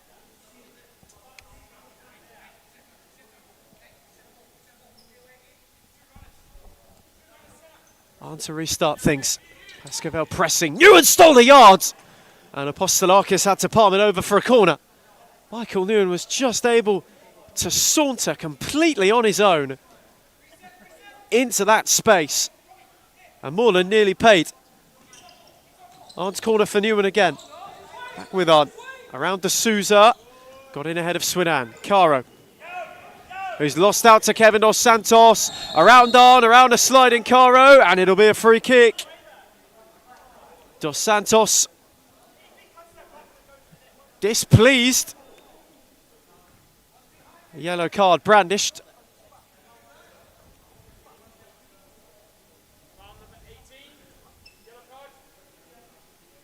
And Chavanard finds himself in the book. Moreland with a free kick. A goal down. Needing a spark, needing a response. Robson D'Souza leaves it for Adam Cooper, who crashes it into Lamb in the wall. Swedan all the way home for Apostolakis, who's forced all the way for his opposite number. And now Abdallah nearly caught him out. And Newen was lurking too, just waiting on that second ball. And that is one of the big key differences of the two keepers in this game as well. You've got one, Adam, who's much more comfortable going by foot in Mazen Abdallah, and it gets Newen on those late runs just like that. Abdallah looked as if he was sizing up to go directly for goal, as he has in the past. Apostolakis equal to both a threat, which was possessed with the shot, and what turned into a potential pass to Michael Newen. Lamb wanted to go on a launch. Held up by Dos Santos, then Swedan. Pascoe Vale pushing for a second. Michael Newen. Caro with a tidy dummy. On for Arn. Face to face with Cooper. Chavanard couldn't shift his way around. Lost out to Dos Santos. Swedan. Cooper. Now Ahmed Swedan. And that's a teasing ball, but Abdallah was alert to it. And again, happy to clip it all the way home. Apostolakis going long. Arn with a thumping header. Dos Santos to reset. Swedan. D'Souza was down the line. Michael Newen came across and shut the door, but wasn't able to keep it in before clearing. Dos Santos stings the palms of Abdallah from the side ball. He's looked to fling for Kevin Lamb. Dos Santos just about got the run on him. And now he's looking to drive his way forward. Caro with the clip, and it's 2-on-1. Lamb had on. Lance slid early, and Cooper got the all-important touch in order to make the intervention. We might just go to the stat man quickly. Theo, Pascoe Vale go a goal up with a stroke of fortune, but how has that changed the dynamic of this game? Since electrifying Kevin's come on, he's made a big difference to the Pascoe Vale. They're more quick on the court. I'm surprised Dewey Nguyen hasn't come on yet. He had a big game last week, Ethan, and he hasn't had any game time yet. He really played well. I'm surprised he hasn't come on yet, because if you put, I think Kara might need a rest, and you throw on Dewey Nguyen, geez, they'll be electrifying the Asian connection out there. We'll see what happens, what unfolds soon. But I think Dewey Nguyen should come on. Mauricio should call on upon Dewey Nguyen. Dewey Nguyen has the vest. Sliding down. Novak's giving him instructions at the moment. Arndt's taken over. Couldn't shift away from Cooper, who's been all over him so far. Well, one back by Cooper. Wanted to clip it for Sweden, but Arndt got himself in the way. Very interesting to see how both gaffers play the substitution this evening. Milton Sakos going for the longer stints. He has to, of course. Rito Novak also too, Adam, choosing to give his stars time to settle in. Perhaps trying to mature into the game, get a real gist of how the Blues are operating with their shorter bench tonight. It's a good read from Nguyen, who then couldn't get round Cooper and gives away a free kick just as Lamb was waiting to launch. Real to and fro first half. Pascoe Vale just about ahead by the barest of margins, and Dewey Nguyen isn't stated for the first time tonight. Sweden for Cooper. Tidy 1-2. The return was deft for Sweden, who wanted to drive at Nguyen, and Caro cut across at the expense of a corner. The Blues trying to manufacture their equaliser. Sweden has had a bit of a shaky start in all truth. Cooper off the volley! It bounces before reaching Abdallah, who adjusted in the nick of time. They've tried that from the corner time and time again tonight, the Blues. D'Souza off the spin. It's a brilliant save from Abdallah. Reactive, the Mad Cat. Terrific stop. Not just the first time, the second too. It's an awkward one on the first attempt, and he gets down well, but the second is pure reflex, and it's a brilliant save, as that was headed for his bottom corner. Cooper onto his left, arm at the block, and Nguyen is one-on-one here. The keeper, Apostolakis, gets a foot involved right in, well, the right opportunity to do so. Brilliant goalkeeping from Apostolakis. He had to be careful, and he was equally precise in his challenge. It's a great challenge from Apostolakis. Drew Michael Nguyen into the decision. Didn't commit early, stayed big, stayed stationary, and made Michael Nguyen choose for him where he was going to go. And once he did, timed the challenge to perfection. Cooper, ball's just ricocheting all over the place. We'll go out for a corner. Dewey Nguyen has come on. I'm sure Statman, in fact, no, I know Statman's got a massive smile on his face now.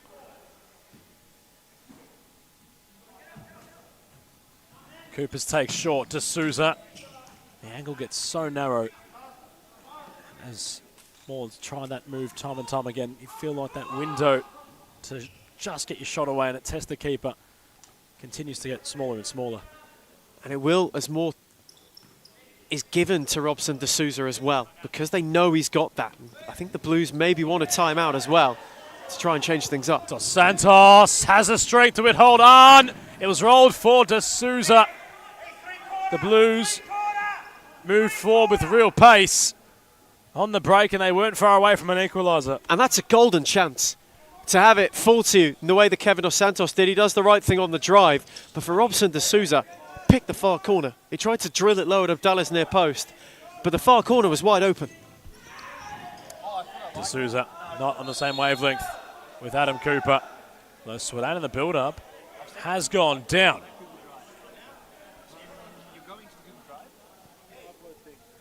Milton Sakos wants the timeout. They will have a free kick, the Blues. And they will get their timeout. So upon the resumption of play, the champions have a free kick just inside their attacking third. Pascoe Vale lead by a goal as we cross to timeout.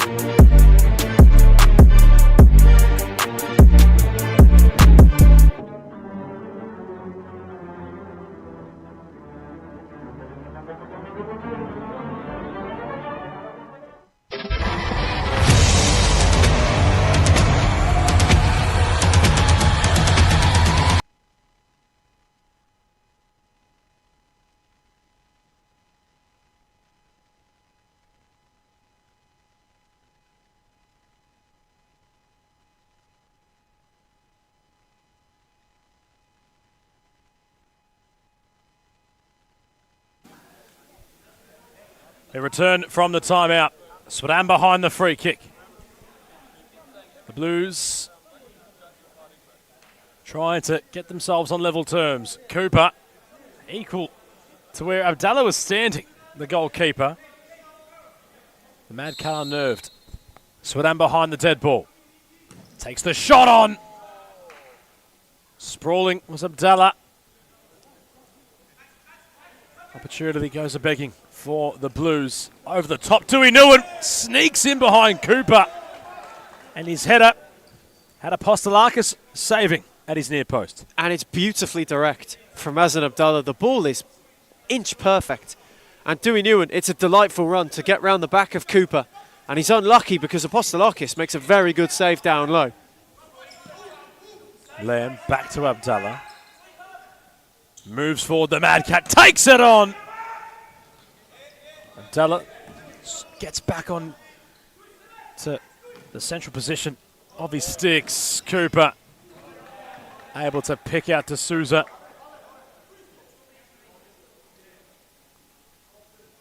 He wanted some more support.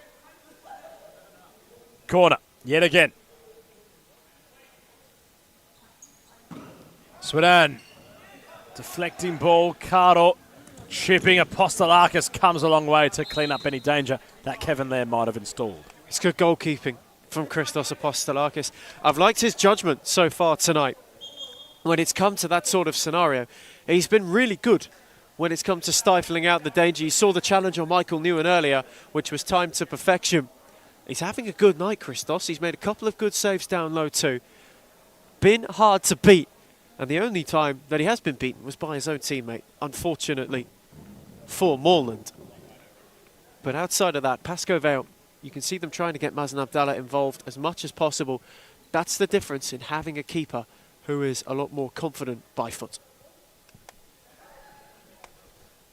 Frothmop just cleans up, brings a halt to the game. First half, that's been a real arm wrestle. Been able to feel the tension. You've been able to feel the importance of it all. And as it stands, Pascoe Vale leapfrog Moreland into second.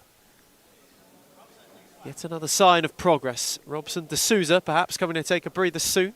Campe Rackley just getting ready. Blues being told to be patient. Milton Sakos, who has been lively so far this eve. Play back underway now. Andre Caro. Tui Nguyen, who's also looked lively since coming on. Caro on for Lamb. Cooper hot on his tail. All the way back for Abdallah, who made it work just about. And then went looking. Apostolakis saw an open net momentarily. And went from range, but wasn't able to pick him out. Toby Smith with a shoulder away, the Hume FC starlet. Not far away, of course, that clash between the Black Army and Melbourne AKU. Luke Ross, the Prince of Perth, of course, on the same throne as that of Tyler Garner. The King, I'm sure, watching from the beautiful sunny Western Australia, but he's Prince of Luke Ross in the building tonight. Huge addition as well for the Black Army, Luke Ross. Spent some time at Western United last season. Could he be the man to kickstart their survival bid? All will unfold in the hours ahead. Swadan tidally on for Cooper. Clip round the corner for Robson D'Souza. Cooper. Moreland just trying to find an opening. Pascoe Vale holding firm. Dos Santos wanted to go to Evangelista. Cooper couldn't find him on the return.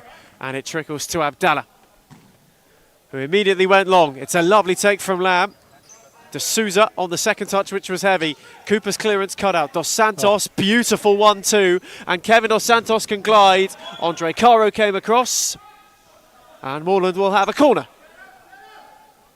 Quick was Dos Santos, but equally as pacey was the doctor to shut him out. Dos Santos for Robson D'Souza. Again took a deflection, and now Lamb can go. Tui Nguyen was with him. Instead chose to go back for Caro. He calls it down once again. Pascoe Vale taking their time. Lamb, oh, delightful for Tui Nguyen, and D'Souza got a tidy foot in. First half with opportunities at a premium. Neither side blinking. So far, the only one which did inadvertently was Ahmed Swidan. His own goal the difference. Pascoe Vale grinding out the situation. Lamb away from D'Souza, on for Andre Caro, and Apostolakis was there to sweep up. D'Souza's clearance off Lamb's arm, and Moreland will have a free kick. Great save from Apostolakis. Caro trying the cheeky chip. Well kept by the man in green. Dos Santos, Cooper.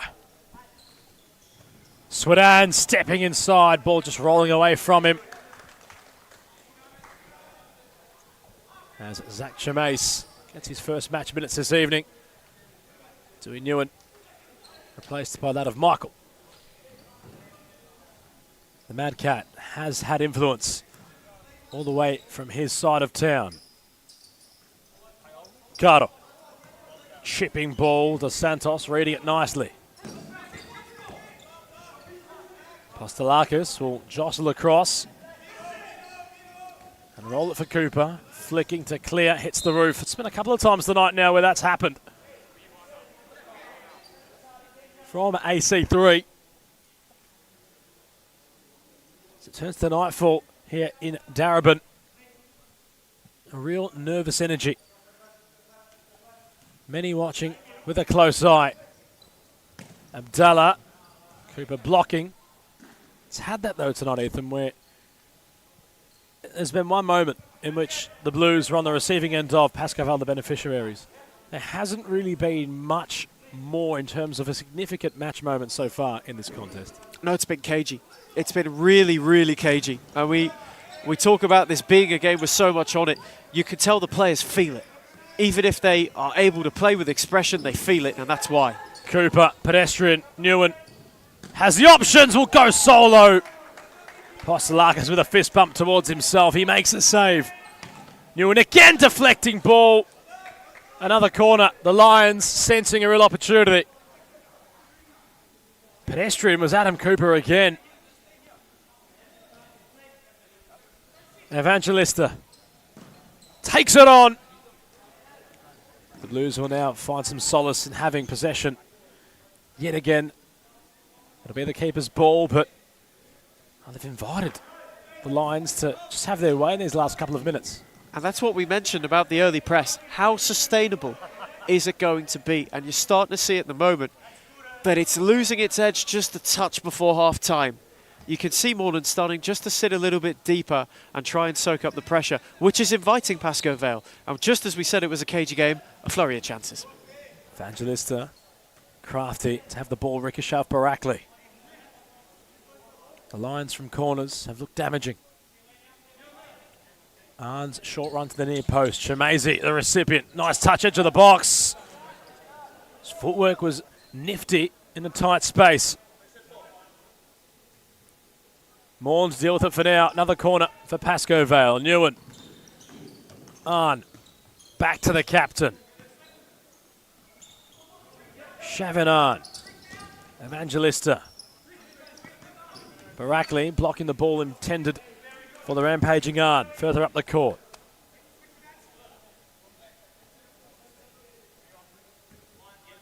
The Mad Cat. Barakli with the press. Abdallah again sprawling back. Barakli done well to just bother the man in pink. He turned over possession, but Apostolakis, once receiving the ball, was not able to do much damage with it. Mazen Abdallah just said there to Felipe Evangelista. It was a bit hospital, wasn't it? That ball put him under a lot of pressure. Nearly put Pascoe Vale in a vulnerable situation. Here is Evangelista. Back for Michael Newen. Arn just dropped off for him. Sold Swidan. Barakli now wanting a bit of Chavinan. Squeezed it back to Newen, who's got Chamazi one way. And Newen went with force early. And not to fruition. A real wrestle of a first half. One in which neither side really has created anything clean-cut. Apostolakis with a bit to do. Perhaps that was the best chance of the game so far, his challenge when Michael Newen was clean through one-on-one. But outside of that, It's a slice of fortune that favours the Lions at the moment. Shemazy on for On, who flashed his effort across. Bit of confusion between both Cooper and Dos Santos. Can they find their rhythm to help the Blues get back in this game? Tiny take from Newen, who kept it alive, went around 1, around 2, and then Apostolakis met him just as he wanted to go and went direct for D'Souza, him and Evangelista. Two Brazilians with a bit of a coming together.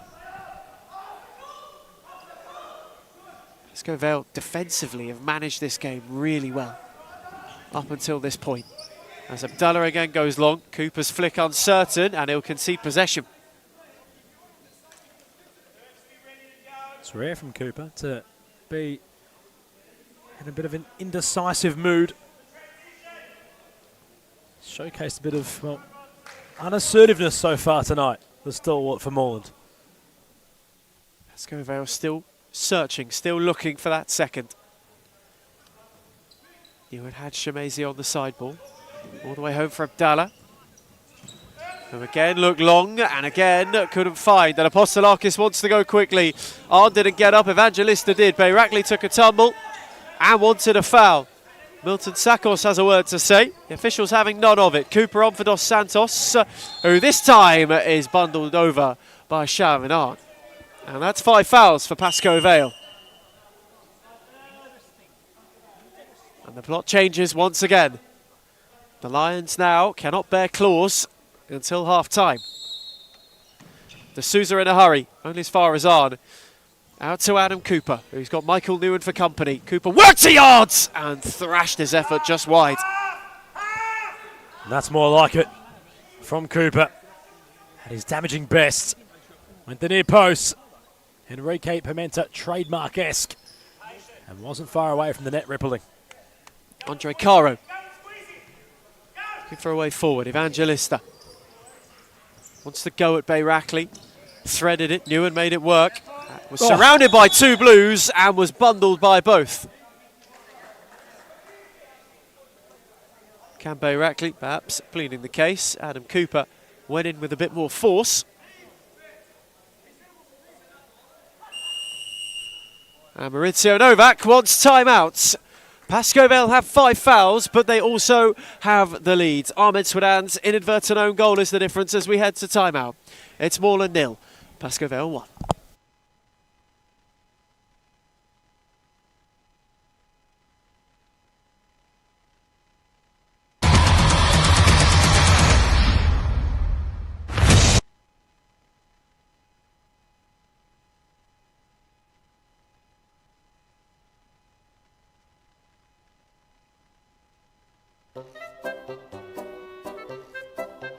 We're the Chair Punters Div 1 Tuesdays.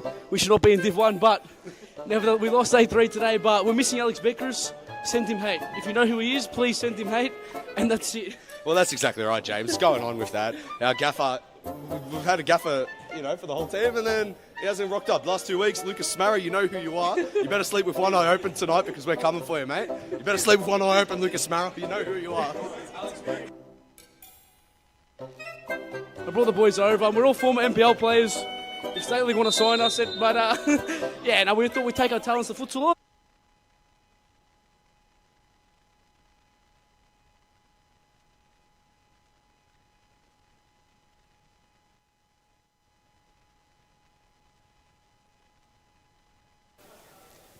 Not much time left in this first half. It's been a real chess match, real cagey affair. Evangelista and Kevin Lamb behind the free kick. The Lions sensing a real possibility of doubling their lead before the halftime team talks. Evangelista has Kevin Lamb on for the pass, also has the doctor. Cardle not catching it the way he envisioned. Inside the last 2 minutes. Dos Santos, a glimpse towards the clock. Glimpse towards the far side where Cooper's residing. He gets the ball now. Give and go between the two. Cooper, bit pedestrian again, and now Lamb restores possession. Cardo stumbling. Dos Santos rectifying. Cooper not clearing. Lamb went central Dos Santos down the middle. Evangelista wins the ball. 2 against 1. The line on his own. The flick on was for Lamb. A real opportunity for both sides. Just happened to open up completely. Now Newen. Cardo. Around Cooper, not around Barakli. It's been a real wrestle this first half. And a Moreland rolling foul, perhaps for the impediment on Felipe Evangelista as he was going forward. Not disguised well enough by Kevin Dos Santos. Michael Newen. Evangelista.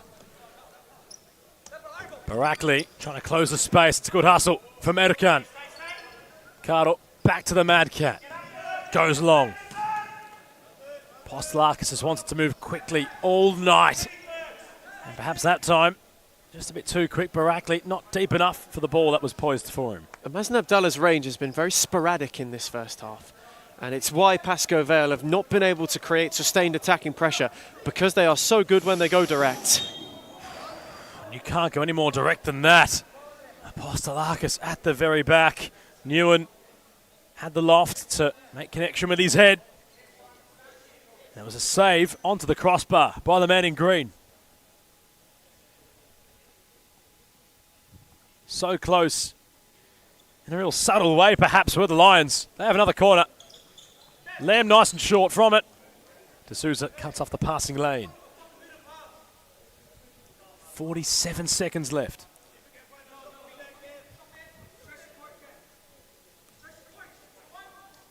Evangelista, Lamb, they combine. Evangelista, and now Cooper has space to roam into. Has options left and right. Stunts the attack to take his shot on. Evangelista puts his body on the line to block. That is absolutely brilliant from Felipe Evangelista. That's every manager's dream right there. If you get the ball and you lose out on the attack, it was him who gave it away, you then make up for it in really good fashion like that with a massive block. Cooper had it shot right down the mid-grip of the Mad Cat. Evangelista off the volley. It was propping up the ball in that Lions move. Swadan will see out the half. So one last roll of the dice. The Blues, slowly but surely, fatiguing as the game goes on. The Lions looking fresh. Barakli combines with Evangelista, former teammates at Western United. Dos Santos, Swadan. Last 10 seconds. What can the smooth operator provide? Steps inside for KDS. Rolls it for Cooper. Onto his left foot, Adam Cooper. Palmed away by Abdallah. 4 seconds for the Blues to find an equaliser. A late corner, and they threw the kitchen sink at it. There was only one man that was going to in that scenario, and it was Adam Cooper, and just watch out for him again. Cooper, tight angle. 3 seconds.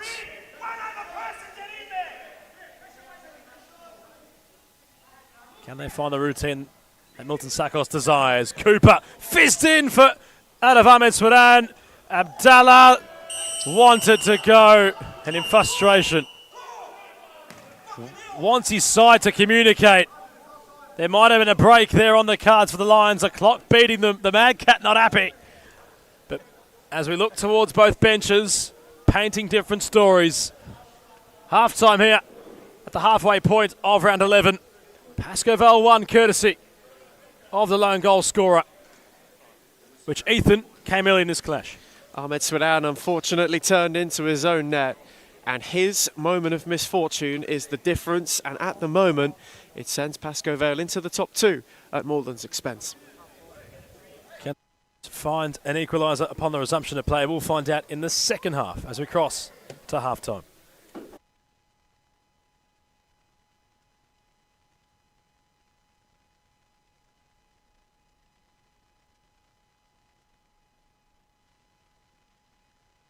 That's exactly right. That's absolutely fantastic, and the place is an institution, so we thought we might as well, and that's that. That's exactly right, James. That's it. It's not hard. It's just that we're struggling.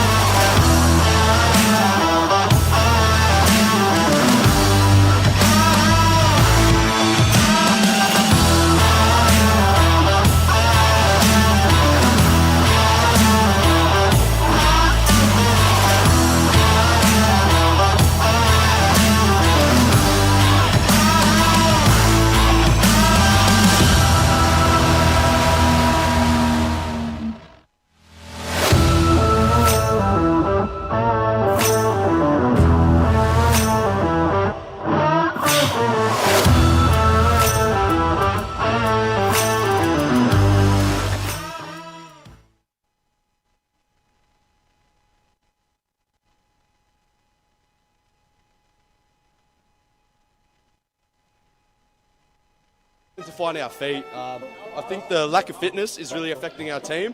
Joining halfway through the season wasn't most ideal, but you know what? We've come across a couple wins and we're doing decent within the team. You know, there's a lot of politics within the team and problems here and there. When you got families paying 7, 8, 9 grand, it's not on. But yeah, well, that's exactly right. Well, you know, for Social League Div 1, we thought this would be all right, but it's a much higher standard than we thought, and we're not quite equipped for it, but we're working on that. Yeah, we definitely are. Yeah, we're working on it. We're improving the arsenal, and we'll get there. We'll get there day by day. We'll adjust.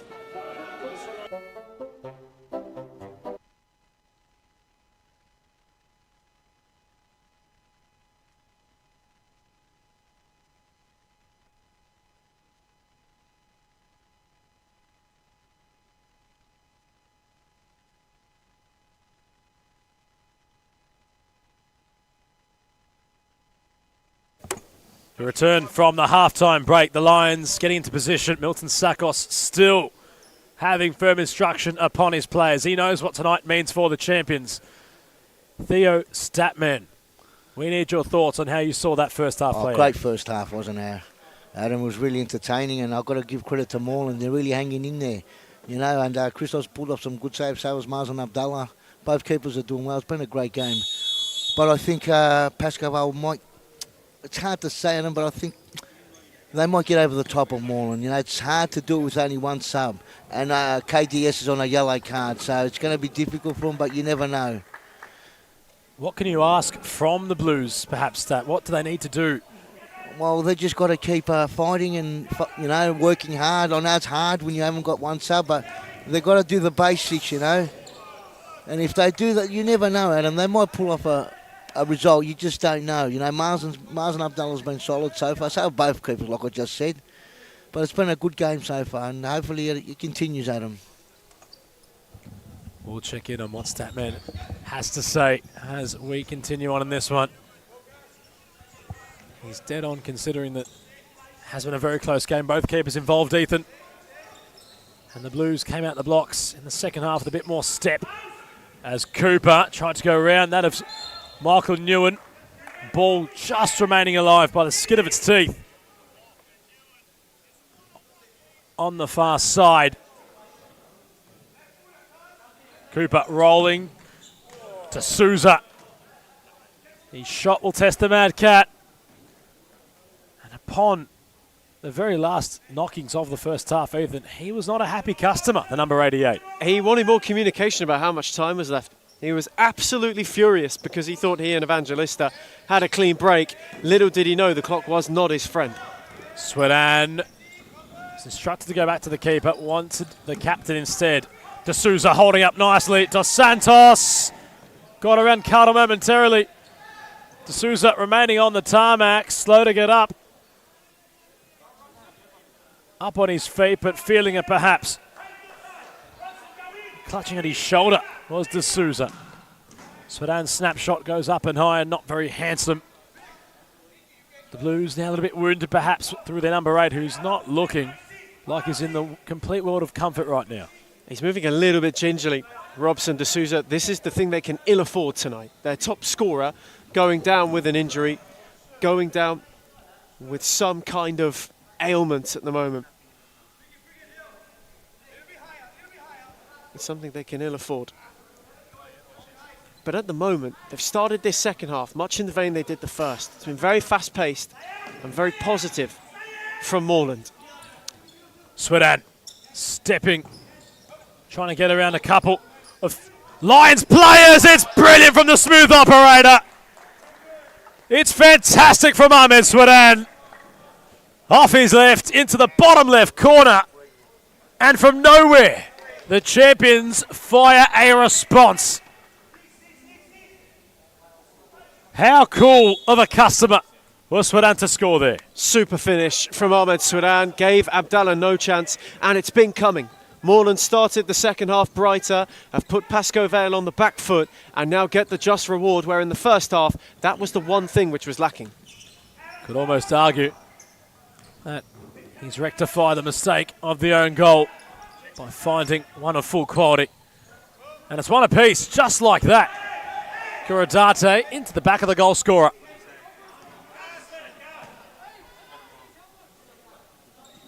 Dos Santos. Delegating the ball for Sweden. Confident following that finish. Cooper. D'Souza moving. Lovely movement from RDS. His shot will be blocked by Abdallah. Seamless ball from Cooper. They're finding their swagger again, the Blues. Beauty of a ball from Cooper, and the movement from Robson D'Souza was superb. Moreland have really kick-started this second half in terrific touch. That's a tidy touch as well from Evangelista. Curidate. On for Caro. Newen had a yard, and the door was shut quickly by Kevin Dos Santos. It had to be, just as he was peeling. And Sweden is on the march the other way, around Caro, but not around Curidate, who's happy to see it out.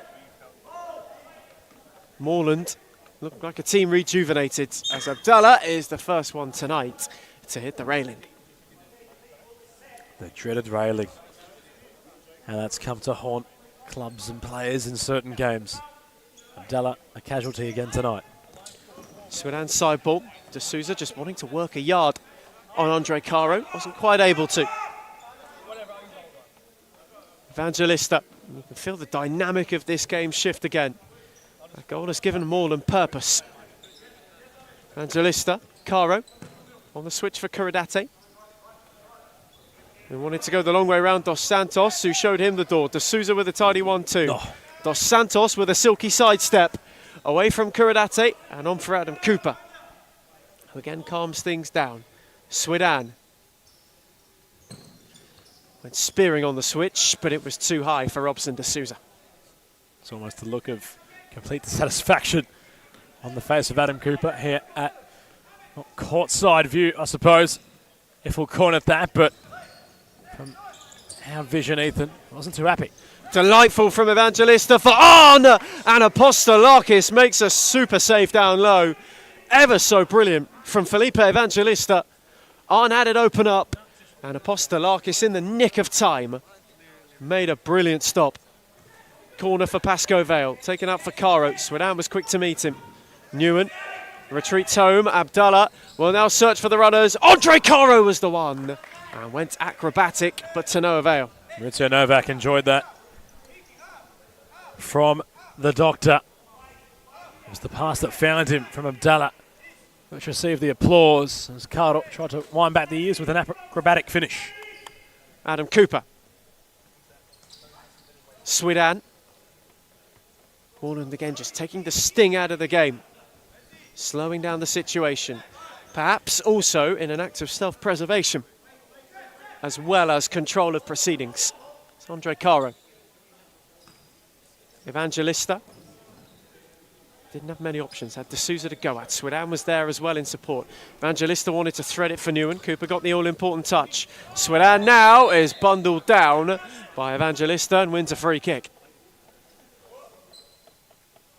Had a simpler option. Had Andre Caro peeling. Just had a yard for himself. Instead, Adam Cooper found from the free kick.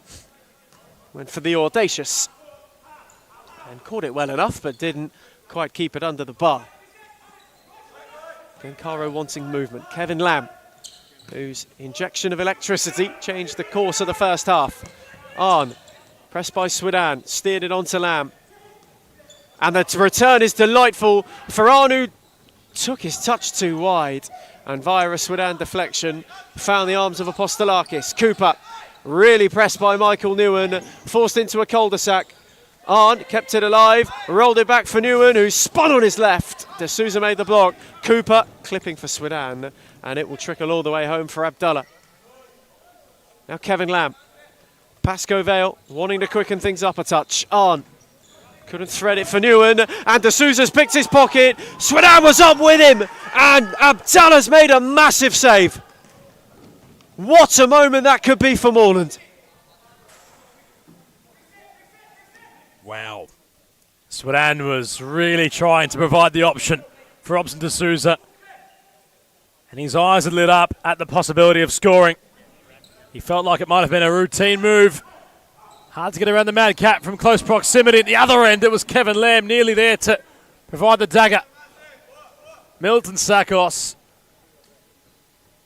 perhaps making a very stern statement by taking off RDS.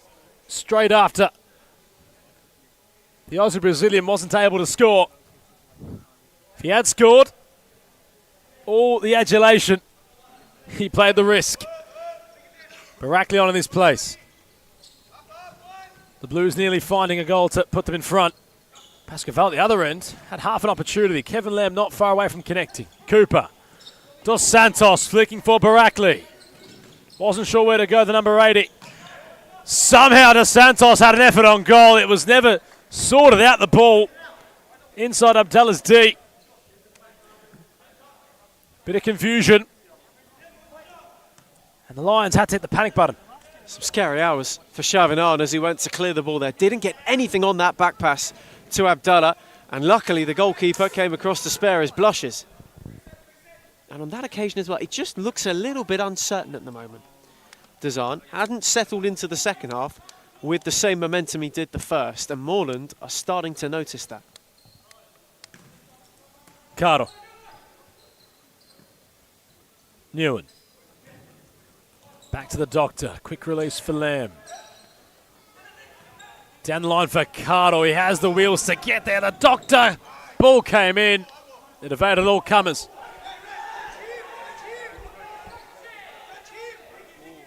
The Lions thought it was their side ball.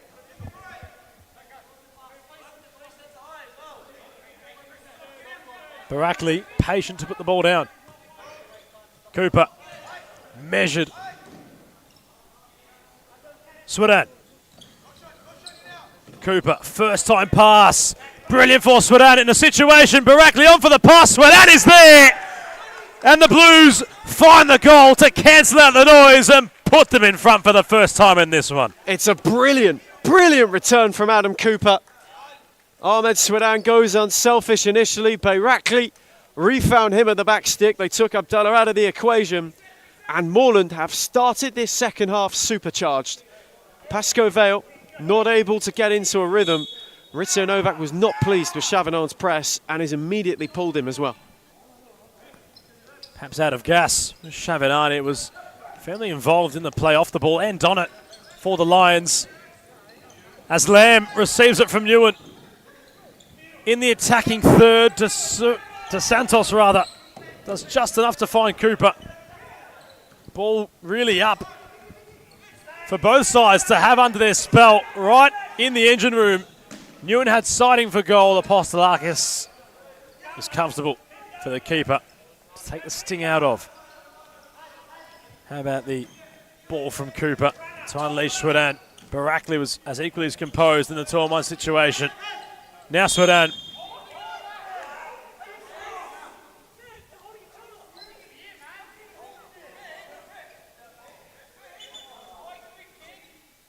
Swedan playing the, well, bewildered customer.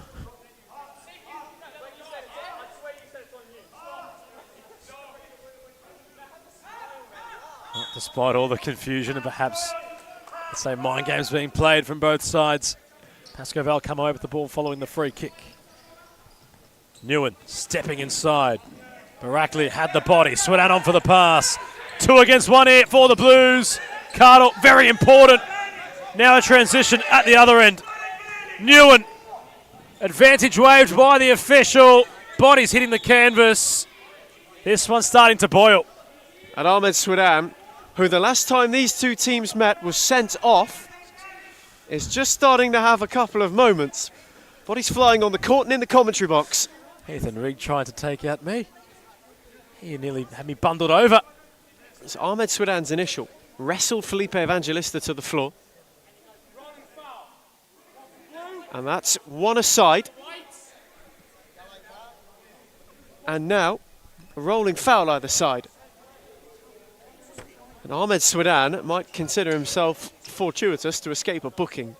Not just for the first one, but with the intent that he went into Michael Newen with to restart the game. Plays back with Kevin Dos Santos. Things just starting to come to a boil. Kind of stuff that only happens on this night of the year. Dos Santos driving, losing out to Evangelista, gave him a pullback. He's got to be careful. considering he's on a very early yellow and Moreland can ill afford to go down. Abdallah went from range again, and this one wasn't to catch out Apostolakis, who's quickly on for Adam Cooper. And with a clip over the top, Bayrakli couldn't quite keep it in. He will be asked a lot of minutes. Shemazy restarts. Abdallah again going on a venture. And this time losing out to Kevin Dos Santos. Now then, Abdallah will walk for it. For the pullback. Michael Newen can't believe it. Mazen Abdallah walks. A straight red.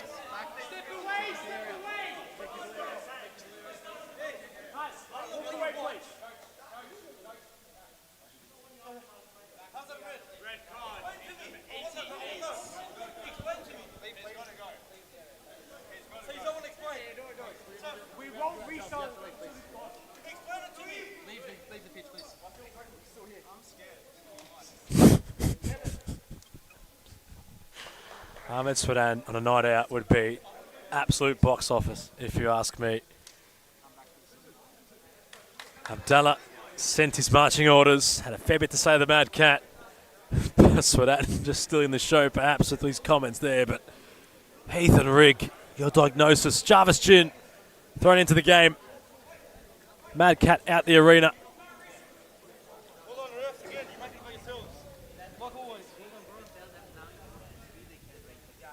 The reason for is in that initial pullback. The challenge, he wins the ball, but it's the fact that he has to impede Kevin Dos Santos to get there. There's a clear grab with an open net, and he is the last man.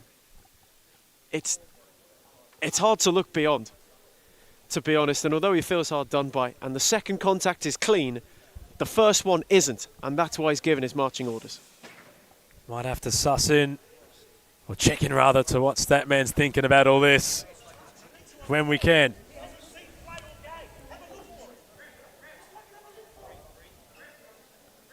But right now, the Blues have a free kick, and you can see Cooper on the tarmac, ready to launch. Just has a word with the departed Mazen Abdallah as well, before going to take. Adam Cooper, who relishes a moment like this. It's his free kick, and Jin's first introduction is a rather good save down low.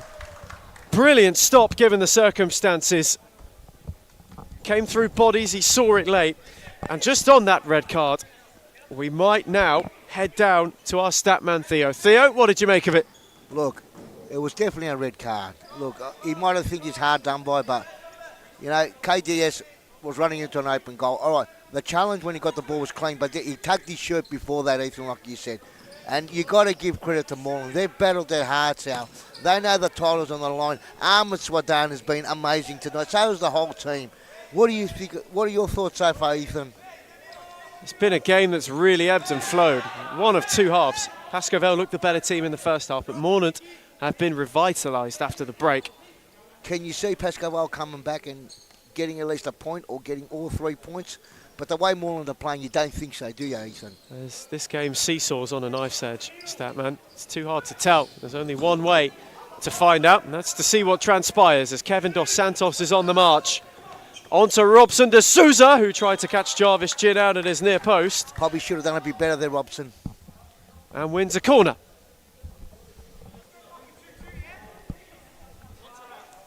Moreland starting the press. Taken out for Swadan. On for Adam Cooper. Dos Santos, Cooper. Now Swadan once more. The Pascoe Vale trio holding firm. And it's Andre Caro's turn to put his body on the line.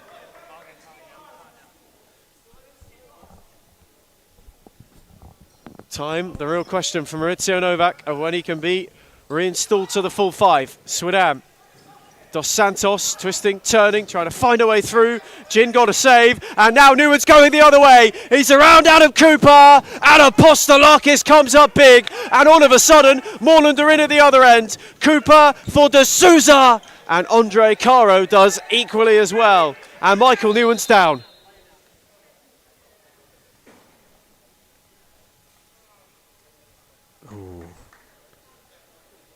That's not a good look.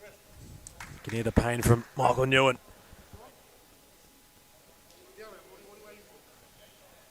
And yep, they've had to gesture across rather to the Pascoe Vale bench. Michael Newen went straight towards the knee that was taped up. That's where his discomfort lies, and the captain just taking a seat, looking worse for wear. And now that could be a real double hammer blow to the side that had scored first. First Abdallah, who was having a great game. He saw the red mist, and now Michael Newen, who looks down in rather a bad way. Froth mop out on court 2, which is never a good sign. This would be a real turning point in this match. Pascoe Vale, for the time being, still trying to go toe-to-toe with Moreland. But this could be a real turning point. Good to see you, gentlemen. Lovely work tonight. And your thoughts so far in the game, Adam Cooper, while we have a stoppage in play, how have you seen this one? Yeah, it's quite frustrating to have one on the bench, but I think we're doing pretty well, all things considered. Thankfully, Pascoe Vale are missing a lot of their key players too, so it's good stuff. Hope it's entertaining for you.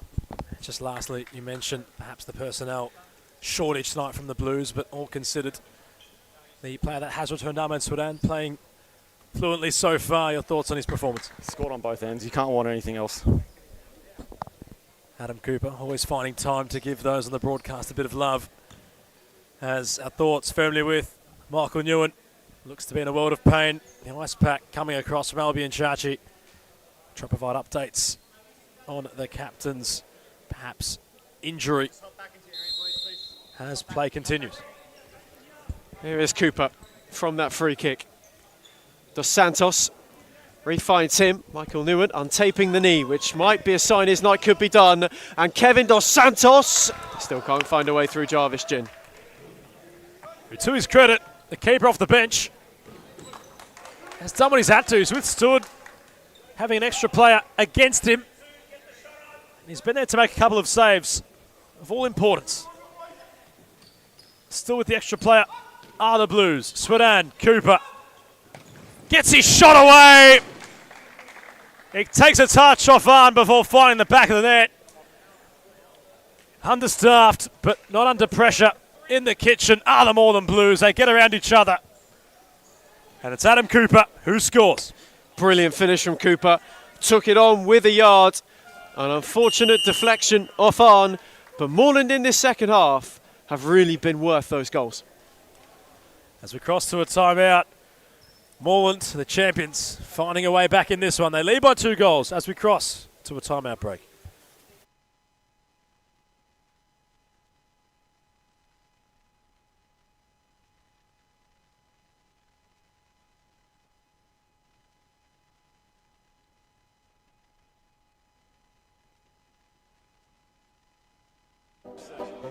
Unfinished business. It's 2 words. Disappointment. But there's room for improvement, and that's it, man. That's it. Well, that's exactly right. That's exactly right. Signing off. Signing off, James Daniel, starting captain, strikers. Yeah, and send hate to Alex Beckers and Lucas Mara.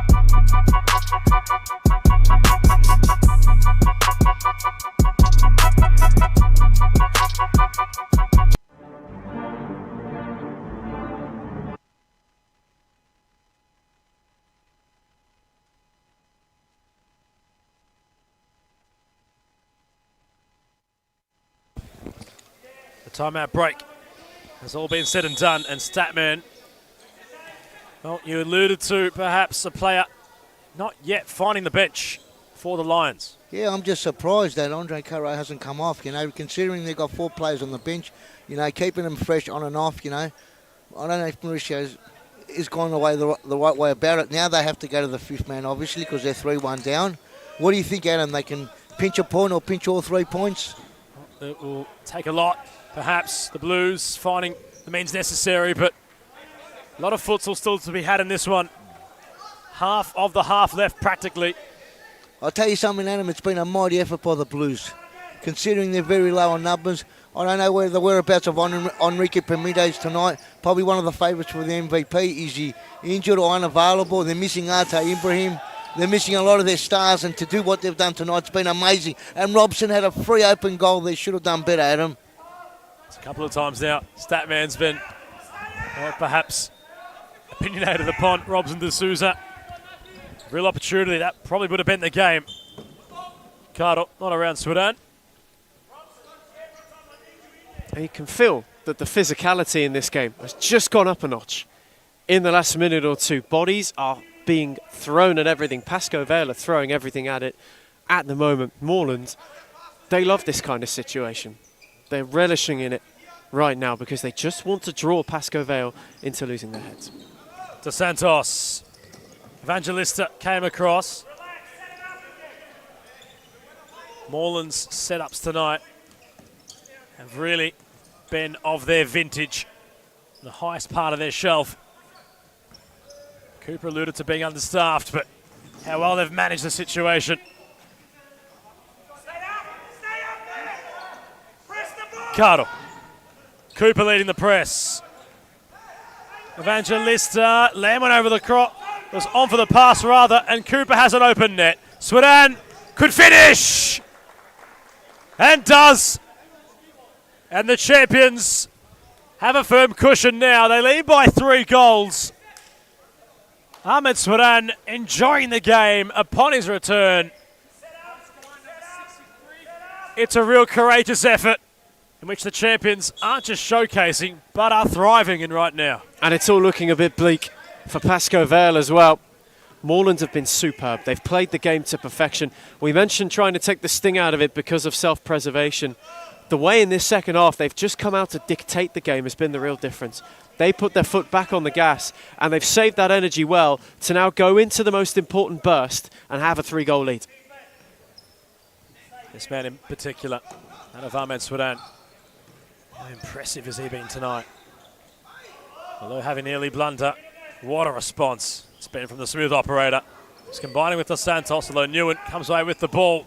His shot will test the keeper. Ricocheting inside the area. Evangelista was late. Pastelakis was sportsmanlike upon the man that might have just clipped his palms. What a real indication it is from Moreland, although without a few of their key players, with those available, up until this point, still able to do what's necessary. Evangelista, unnecessarily, gives away another foul, and Pascoe Vale now reached 5 fouls. 5 in both halves as well. It's another frustrating night for Pascoe Vale, especially when they play this opposition. It seems to be that when it goes wrong, it goes really wrong. And it's maybe tonight isn't exactly an indictment on that, but in terms of the foul count, they just seem to put themselves in the wrong place at the wrong time. Sometimes it has to be tactical. The others, they just get outworked. Yet again, seamless ball from Cooper, who's day and night in comparison to the opening half. In all fairness, the Blues completely upping the ante on the resumption of play for the most previous 20. Azan takes it on. Again, comfortable. It was for Apostolakis, who went for it. He doesn't mind those. Wasn't too far away from finding the net. It's a terrific effort from Apostolakis. And Moreland are really on the charge. Pascoe Vale searching for a way. Lamb for Arn. Delightful switch out to Evangelista. Skipped away from Cooper, but the return was just behind Kevin Lamb, who'd moved inward. And again, the sting just gets taken out of the Lions' attack. They have to be cautious at the other end now too, with 5 fouls. They can't throw themselves into too much. Peter Novak reiterating that point. It's Kevin Dos Santos. Had options left and right. Went the inventive route for D'Souza, who made it work in ahead of Caro. Evangelista in retreat. Won a free kick. Just on a slip and a stumble Moreland getting close, you'd imagine, to the foul count too. Evangelista on the switch for Arn, who had a yard and has ripped one back. Brilliant finish from Chavinan. And Pascoe Vale get themselves a way back into the game. Moreland unravelled.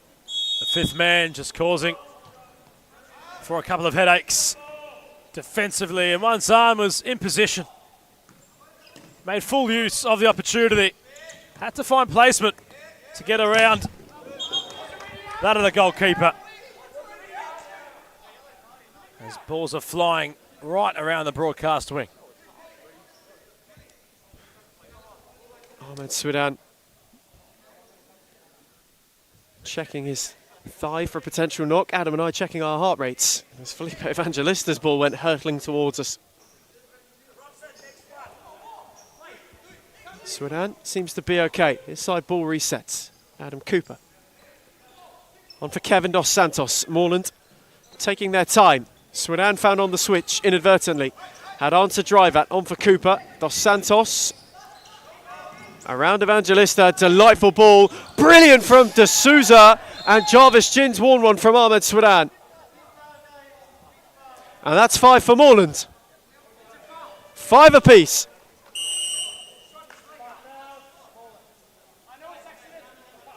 Ahmed Swidhan protesting his innocence. Certainly wasn't intentional, his collision, but as the officials noted, it is still a foul, regardless of whether Jarvis Gin was collateral damage to his momentum or not. It's going from bad to worse to dire for the Lions, and Jarvis Gin remains on the tarmac. He's, again, looking worse for wear. Aiden Chachi wanting to clear out the scene. Although accidental, firm collision. You can see Gin just clutching at his left knee. So Albion Chachi has a chat to Michael Nguyen, who's gone down to injury. There's no other alternative options for goalkeeping on the bench for the Lions. Maurizio Novak might have to gear up again. He says in all, well, perhaps humour to the situation, but right now, sending off, an injury concern for the captain and an injury concern for the replacement goalkeeper.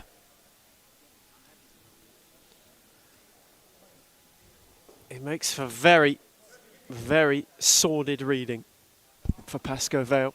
Mazen Abdallah goes to join Albion Chachi and Michael Nguyen. As Jarvis Gin's back on his feet, albeit with hefty assistance. Still really grappling with that knee. Aiden Chachi gives a grimace to Maurizio Novak on the touchline. That is not a look you want to see when your first choice keeper's been sent off and your second is now in a really bad way. Christos Apostolakis asking the question. How long is he allowed?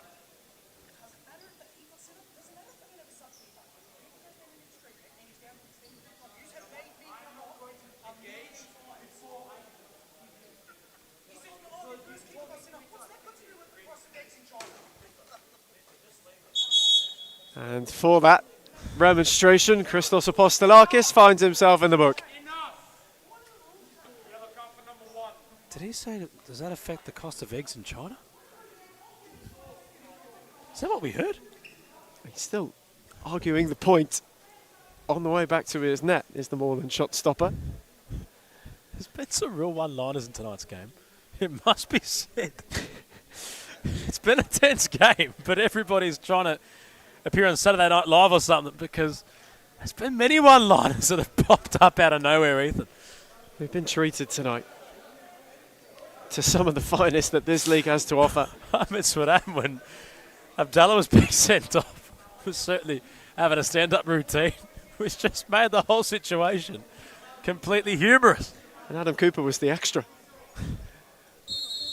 Christos Apostolakis, perhaps, concerning himself with the current currency of the yen.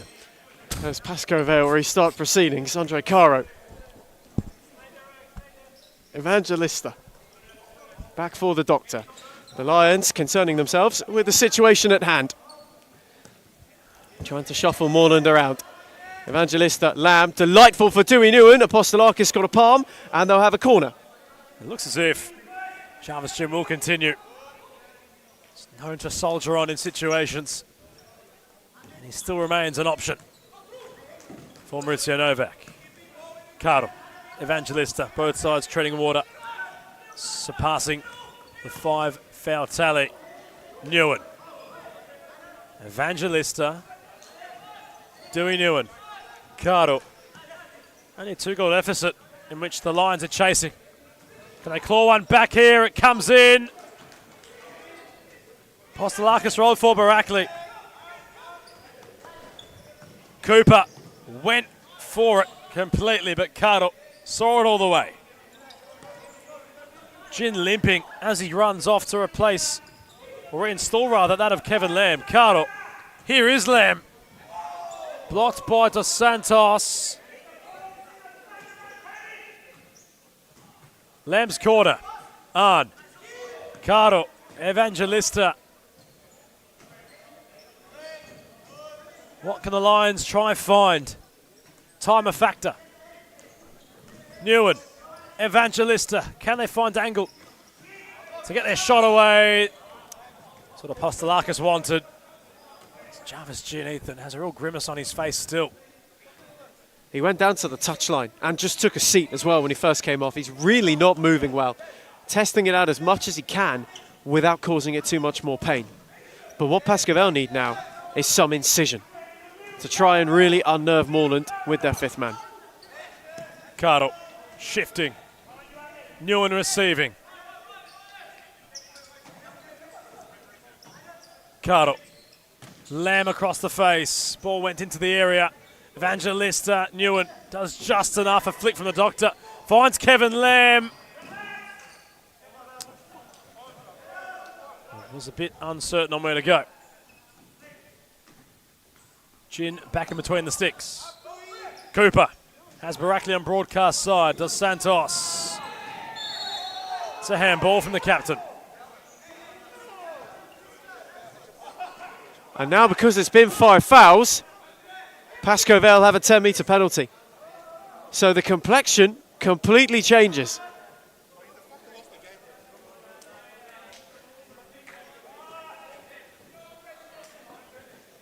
Considering KDS has been on a card, perhaps fortunate to not see another. He'll protest, he was fouled. Caro has the ball in his hands. 3 minutes and 33 seconds left on the clock. This an all-important kick.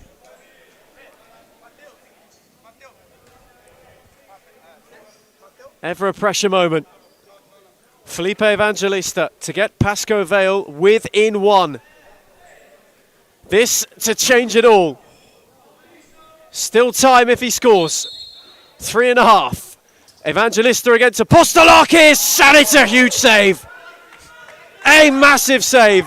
Newen's in a hurry. Corner on for Caro. Kevin Lamb galloping. And here is Lamb. Newen had the door shut by Swadan. Evangelista. Option shifting. Dos Santos intervening. And he's got an open net. Oh. A huge challenge from Evangelista, who then came across to clear. And Pascoe Vale again are walking the tightrope. Evangelista from the spot thought that was the opportunity. Insert Christos Apostolakis. A brilliant save by a man that knows that situation. And keeps a 2-goal buffer intact for his team. Dos Santos. Cooper. On for Ahmed Swadan. Chabanon can't dangle a leg. Swadan hugging the touchline and did well to keep it. Every single movement being watched microscopically by those out there. Cooper. Swadan dropped short. Cooper nearly had a moment and then had to deal with the press of Arn. Dos Santos dropping in, clipped it on, and Jarvis Jin will be happy to claim it. Quickly for Dewey Newen now, he's got to make way. Newen hustled by Bayrackley, gave it away to Dos Santos. Swadan with an open net if he sorts his feet out. Around Caro, around Arn. forced to retreat, and Pascoe Vale again, just in the nick of time, got away with it, and Moreland want timeout. Just to put a breather on it. Remarkable, absolutely remarkable. The Lions are within 2 as we go to timeout. It's Moreland 4, Pascoe Vale 2.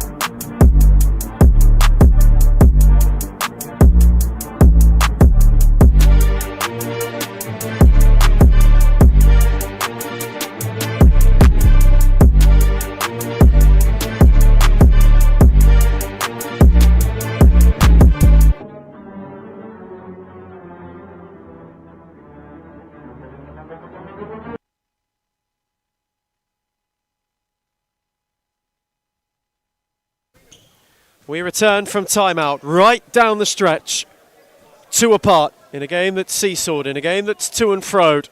Moreland hold the advantage, but the ground beneath that is getting shakier. They have a side ball. Cooper gearing, Swidan rolling, on blocking. This game, which we thought was not extinguished, but rather a bit dormant, all of a sudden, Adam, has erupted back into life. The ball where the champions want it, inside their attacking half. Barakli, Cooper, lateral, Swidan, out of space.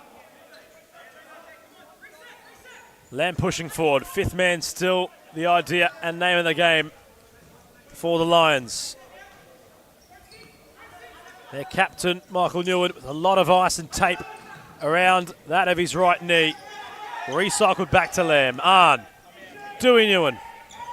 Brilliant from Dewey Newman to find an angle. Tidy footwork from the number 80 to buy himself half an opportunity. Postlucks with another save. Lamb scuffed it as he jostles back. Wasn't the look for Kevin Lamb there. Had options to lay it back to. The angle's too tight. And Apostolakis has been excellent all night. It's not where you can catch him out. And the notable thing here, Jarvis Ginn is staying on the bench. He looks done. Moreland with the heavy press. The Lions rolling the dice completely. Evangelista. Arn, Lamb's in the box.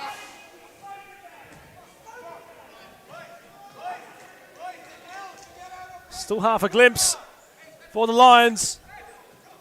And rolling the dice with the extra player. The Blues trying to just manage the match. Cooper flicking. Cardo touching out of play.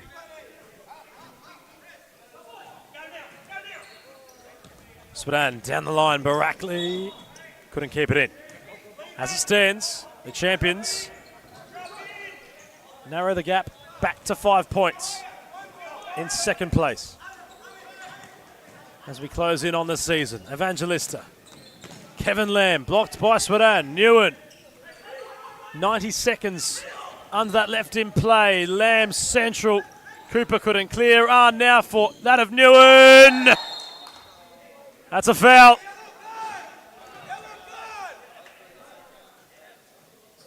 The Santos walking the fine line again. And another opportunity for the Lions from the dead ball. And the doctor this time will have the opportunity. Another look for Pascoe Vale to get within 1. Kevin Dos Santos must be walking the tightest of tightropes. Mauricio Novak making that point. Chance to go within 1. This would make it very interesting in the last minute as Cardo steps up. It will find its way in. Apostolakis with a hand not too strong enough. Now then, Ethan Rigg.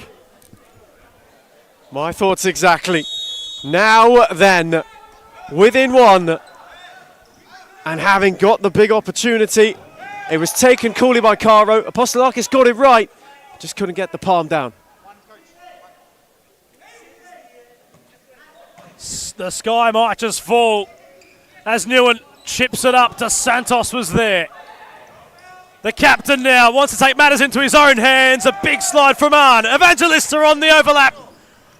Has Andre Caro. Couldn't go around his former keeper. What a headline that might have been. Brilliant. Absolutely brilliant from Apostolakis. What a save. Might that be the moment that steals it? Carter. Kevin Lamb. It's a brilliant save again from Apostolakis. De Souza can seal the game here. And that's exactly what Robson De Souza has done for the Moreland Blues. Just as the Lions were edging closer to a goal to put them back on level terms, at the other end, the Blues make sure the job is done. And Robson De Souza, who's had quite the night, perhaps for all the wrong reasons, at the most pivotal moment, stands up for his side. And it's the moment they needed him most. He came good, as did Apostolakis at the other end. Without those two saves, that is not possible. It's excellent, absolutely excellent goalkeeping. Proven to be a match winner, and Robson De Souza might have just iced it. The sliding doors moments, this game, week in, week out, no matter who's playing, always provides them. And Cardo had the opportunity to put the Lions on level terms. He's had quite the game tonight, the Doctor. There's no denying that, but right when it mattered, Apostolakis had the veteran IQ to know exactly what his former teammate was going to try conjure up in that one-on-one situation. And that'll be that. The champions, undermanned but not underperformed. They find all 3 points on offer to keep their title hopes alive in Season 2 of the SFV Premiership. Full-time in Darebin. It was the Ahmed Swedan show. He had 3 of Moreland Blues 5 to the Pascoe Vale 3. A 2-goal win for the Blues.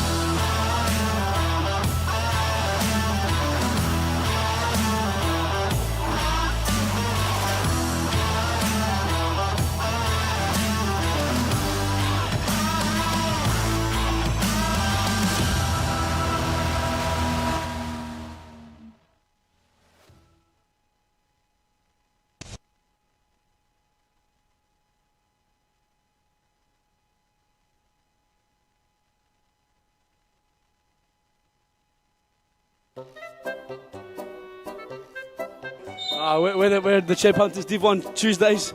We should not be in Div 1, but nevertheless, we lost 8.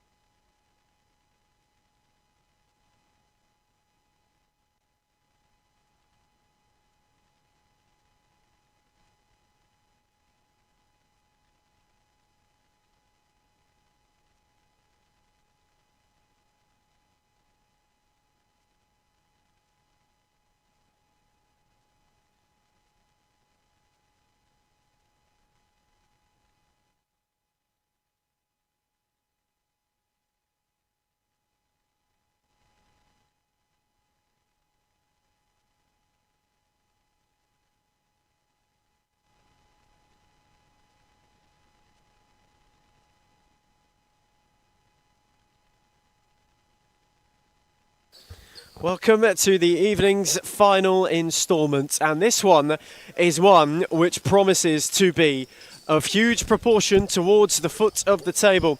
And Melbourne AKU, despite a strong start to the season, now find themselves on the fringes of the top 4. Although they can go above Pascoe Vale with a win tonight in the late kick-off. They face a Hume team who have been revitalised in terms of performance, although the results are yet to bear the same fruit for Fernando Di Marias and co. Is that perhaps about to change this evening? They welcome Luke Ross to their ranks, and could he be the one to inspire the Black Army out of the automatic drop places? Francis Mars on the early charge, rolls it back for his brother Noah. Now Marcus Fernandez. AKU have been all about it this season. One of the stories of the early weeks of the campaign, one which has since petered out. Back-to-back defeats, Adam. Is this the night where they snap that and get back into third? And you look at who they're up against, Ethan.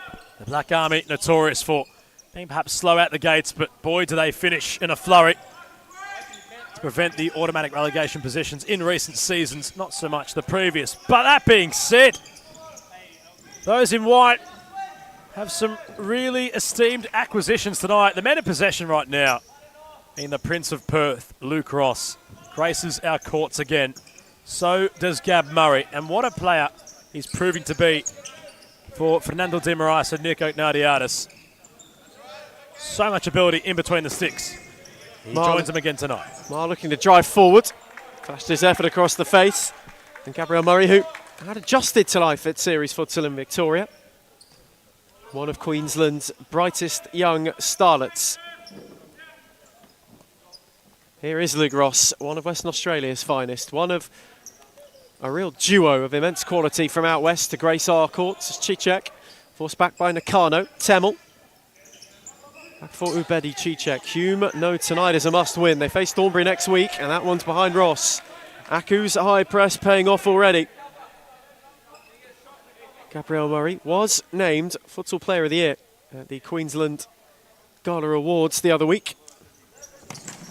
Francis Marr rattles one off Imran Turkman for a corner. Doesn't mind the trip down to Melbourne.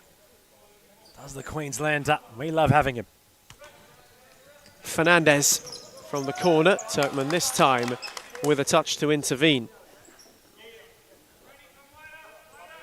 If you've just joined us tonight, Fitzroy won the first game of the eve in rather convincing fashion against Thornbury, and Moreland came from behind to keep themselves in the race. And Francis Marr right now is looking to twist and turn away for Melbourne AKU to capitalise on that and get themselves back into third.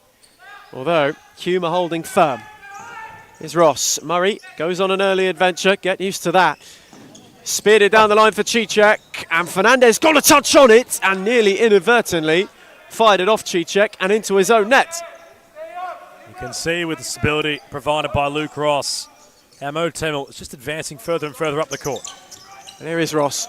Foot in on Noah Marr. Cicek came to win it with more purpose. Turkman, who touched it back for Temel. Francis Marr got a foot in, but Murray will let it trickle out of play.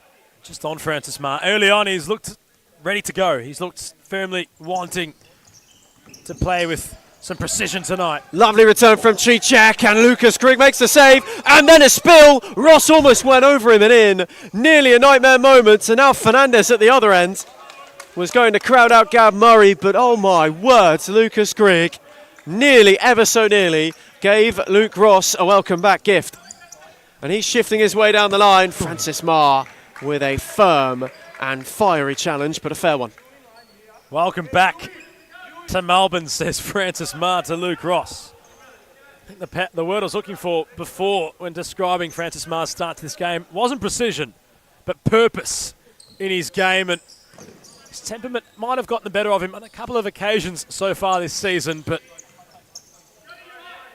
when he does play, he wants to win, has that competitive edge. Does the AKU number 26. He's on the far side. Nakano on broadcast has Fernandez. Marr. Nakano. Francis Marr. Stepping inside. Patient in possession. Puts Fernandez under some pressure. Turkman got away. Ross with the flick for Ubidi Cicek. Hits the frame of the goal, but the Black Army have had a couple of glimpses. That's brilliant. Absolutely brilliant from Hume. Turkman, his determination is fantastic to win the ball back. His ball into Ross is tidy. Just the flick round the corner is delightful. And Cicek gets unlucky, clipping the top of the post. Does the right thing by going high, as Lucas Grigg had already dropped low. Here's Noah Marr. As Francis deeper. As Nakano shorter. Marr holding it up. Fernandez on the charge. Turning the captain. Noah Marr. Ball rolling. Just taking it easy. Keeps possession. Francis Marr. Caught on it. And Fernando de Moraes is calling for calma upon his troops.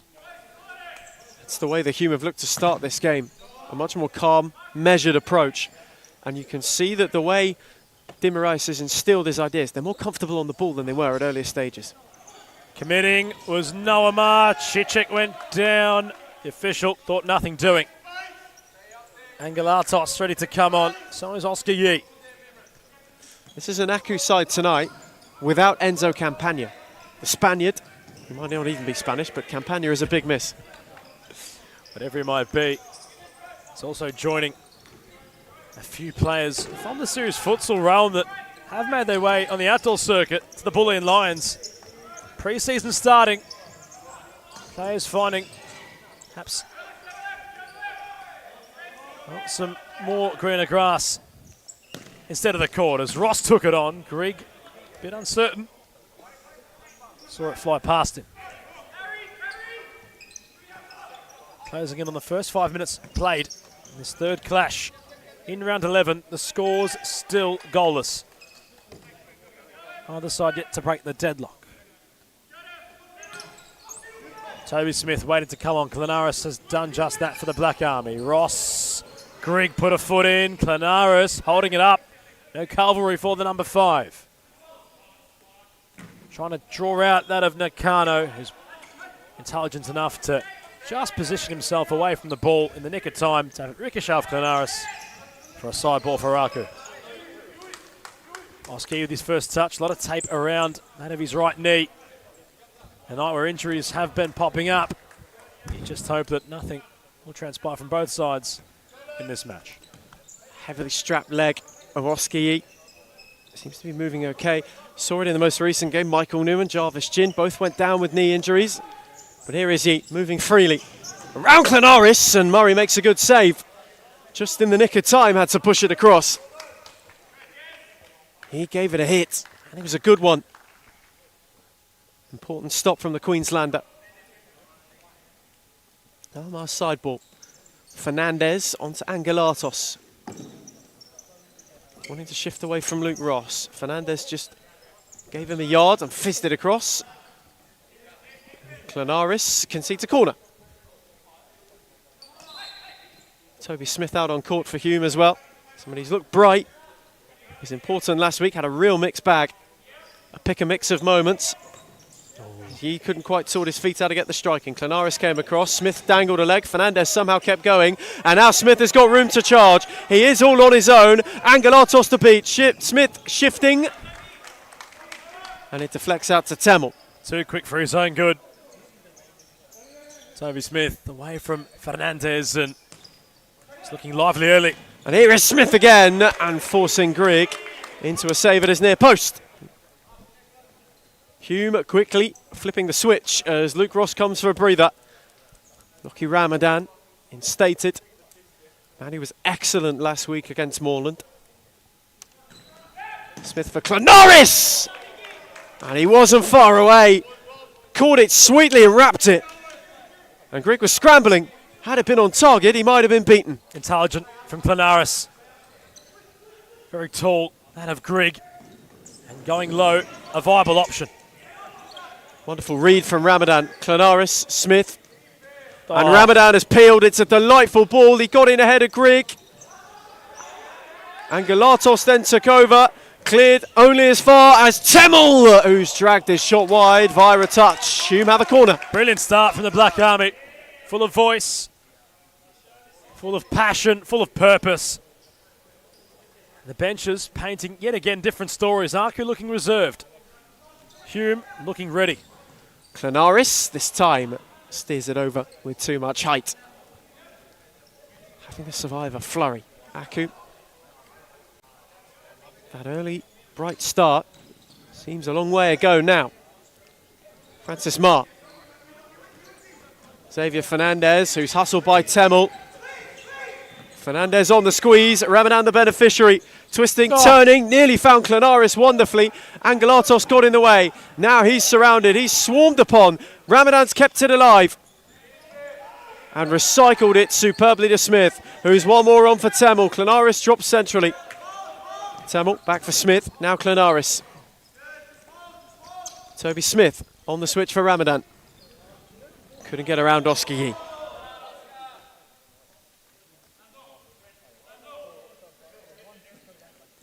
Just a minute to breathe for everybody so far. Hume have flown out of the blocks in their search for an opener, in their quest for survival. And he's had a loose touch, which has invited Ramadan, who is round Grigg and thrashes Hume ahead. They have been banging on the door, and now the Black Army have thrust right through. Ramadan pickpockets and pounced. And the roar from their bench, once Lockie Ramadan had put the ball beyond that of Grigg in goal. Thunderous. Such belief with the side who are trying to mount out of the automatic relegation position. And right now, how important points are proving to be. They've got themselves in front against an Aku side on the slide and are in need of a response. And as it stands, Hume climb off the bottom of the table. They climb all the way up to fifth. They leapfrog Phoenix and Thornbury. So the Hounds in the automatic place. And Northern Phoenix drop to second from the foot of the league. And Ross has an opportunity to yet again pounce. And Galatos not sure where to go. It's been that start really from AKU. They've been a bit uncertain.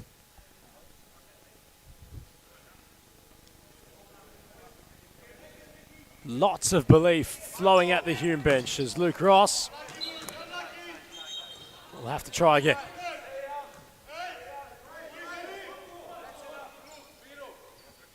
Deep side ball will invite Hume to press upon Aku. Ma trying to shift around Ramadan. Yee was lunging. Saheen measuring out of his opponent's movements. Ross heads away from the threat of Angelatos. Fernandez, the recipient of the pass from Ma. Yee. Back to Ma. Angelatos. Yee. Fernandez. Some movement now from those in violet. Ma takes it into his stride. Firm punch away from the man in red. That's a better tune from Aku. Terrific touch from Francis Ma. It sets the shot up oh so well. Just invites him to come onto it and give it full throttle. Murray gets across and makes a good save.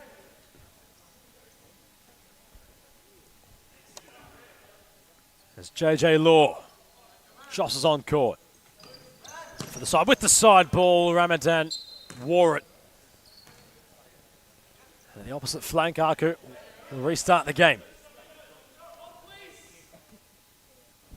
The Froth Mopool just calls for a pause to the action. And this might favour Aku, Ethan, considering that it allows him to regather, takes the momentum away from the wings of Hume.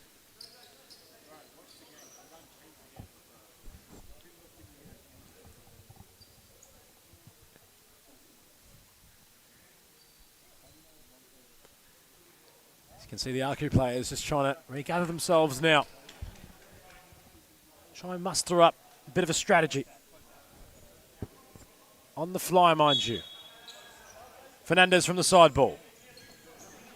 Ma. Trying to draw away Lockie Ramadan.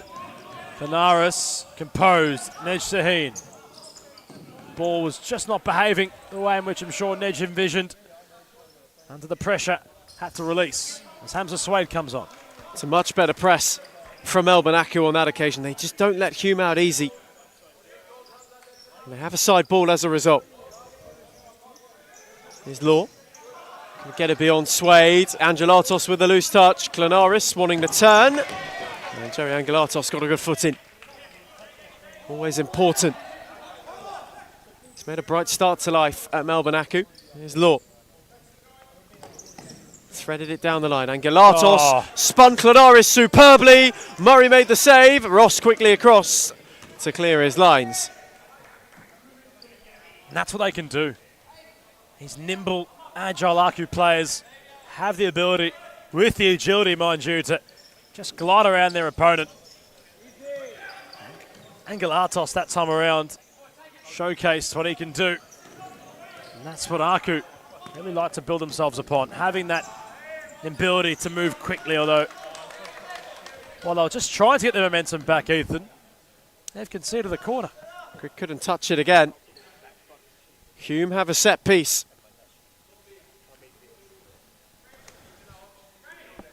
Opportunity to double their lead. See Fernando Di Marais animated on the touchline. Saheen wanted to fizz it across for Smith. Grigg was alert to the danger. Ross happy to see it out. Angelatos went all the way with him, just in case. Murray on for Smith. Hume have really started brightly. Ross on for Saheen. And Luke Ross once more. Waited on the runners. Smith came too. Saheen had peeled. Suede was arriving. Back for Smith. Wonderful futsal. And Grigg came off his line in the nick of time to stifle out the danger. Law on for Angelatos. Ma had drifted into the channel. And Angelatos couldn't find him as Smith sauntered over. And in fact, Xavier Fernandez and Nej Saheen are just going to have a talking to.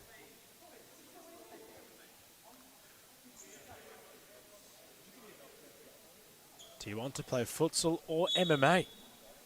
Firm message echoing through DCSS from the official on the far side. to both Nej Sahin and Xavier Fernandez. Ross restarted things. Sahin. On to Smith. Mar went the press on him. Now Ross. His return for Smith was tidy, waited well. And Galatos quickly across to stop Smith from advancing further. Real caginess has just descended. Francis Mar on for Nakano. Melbourne AKU still trying to find a rhythm. Nakano once more. And Galatos. Behind Mar and allowed Sahin to steal in. Had options left and right, went one for Angelatos. Swade was in on the press. Angelatos did superbly. Mar dropped it off for JJ Law. Nakano. Tried to go on the switch. Ross got a foot in, and an important one.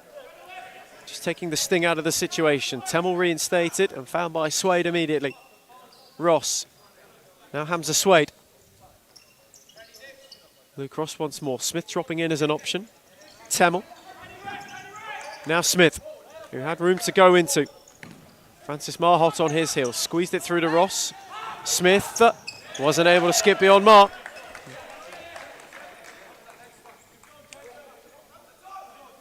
Luke Ross just confining that of Toby Smith to a tight space, and AKU firmly on the case. Have somewhat weathered the early momentum had by those in white. Fernandez. Nakano out wide. Mar finds Nakano. Back to Mar, orchestrating. Law weighted the ball, although Temel read it best. Chichek. Intelligent enough to win the foul. Oscar Yee right to UC7. Luke Ross. Could be in distance to shoot. And the way he's walking behind the ball might suggest that he will try something from here. Ross rolls it. Chichek flicks it.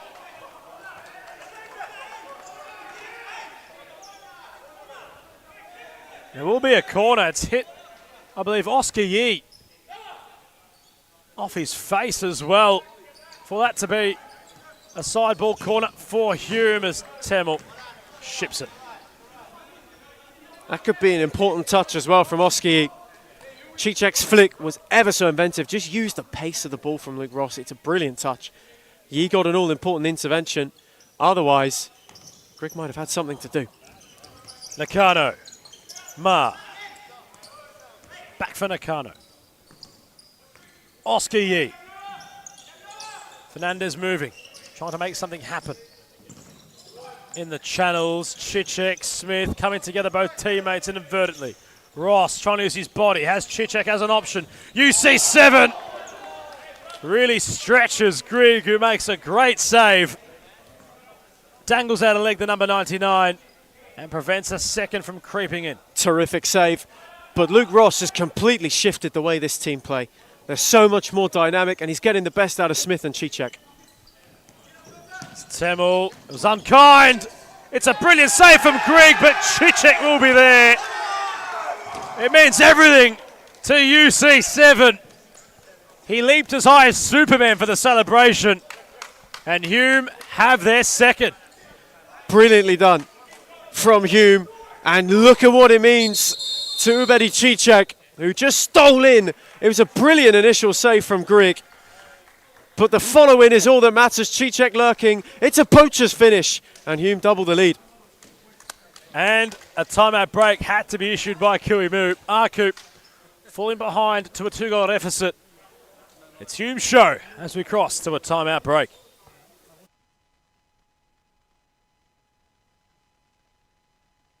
Great today, but we're missing Alex Beckers. Send him hate. If you know who he is, please send him hate, and that's it. Well, that's exactly right, James. Going on with that, our gaffer, we've had a gaffer, for the whole team, and then he hasn't rocked up. Last 2 weeks, Lucas Smarra, you know who you are. You better sleep with one eye open tonight because we're coming for you, mate. You better sleep with one eye open, Lucas Smarra. You know who you are.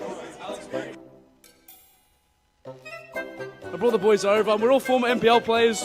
If Staley want to sign us, we thought we'd take our talents to futsalers, and Well, that's exactly right. it's absolutely fantastic. And the place is an institution, so we thought we might as well. And that's that. That's exactly right, James. That's it. It's not hard, it's just that we're struggling to find our feet. I think the lack of fitness is really affecting our team. Joining halfway through the season wasn't most ideal, but you know what? We've come across a couple wins and we're doing decent within the team. You know, there's a lot of politics within the team and problems here and there. And you know, when you got families paying 7, 8, 9 grand, it's not on. But yeah, well. That's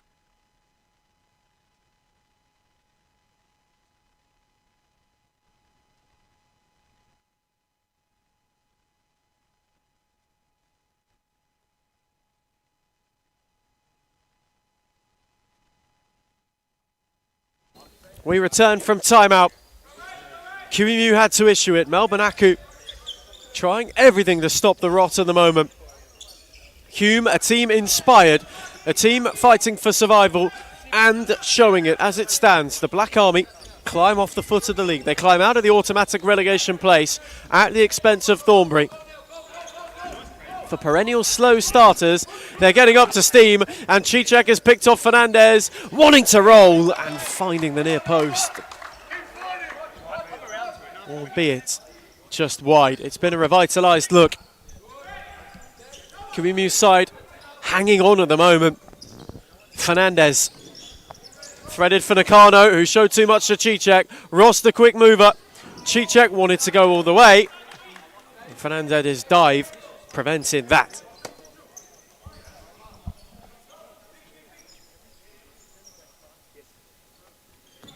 Nakano on Farski. Get on the switch for Fernandez. AKU wanting to slow it down. Noah Mart, whose touch was heavy. Temel, then Cicek took over. Had two with him. Nakano went flying, and Ross moved it on to Turkman. Temel was one more, and he's missed. Smashing ball from Turkman. Brilliant futsal from Hume, and Temel turned it wide. And the stall warnings are starting to sound in the AKU cockpit. Mo Temel advancing. That's the game he's had tonight, the captain. He's had license to move up the court, and he was millimetres away from providing what could have been a finishing touch. It's been one-way traffic, and AKU are really stuttering out there at the moment.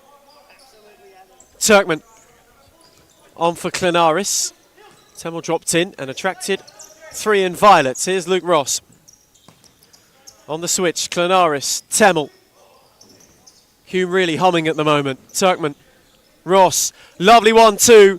Important foot from Angulatos. Nakano then took over. Wasn't able to steer himself out of danger. That Hume high press is absolutely relentless at this moment in time. AKU can't handle it. Noah Mart. Look for Angulatos. Found Oscar Yee instead. And Turkman was quickly across to make the intervention.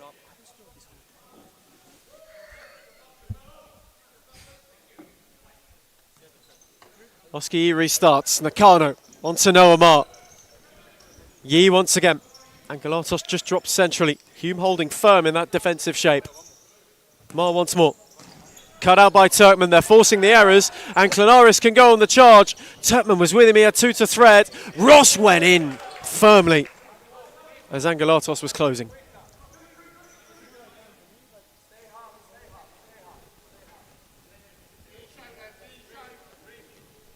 AKU wanting to restart.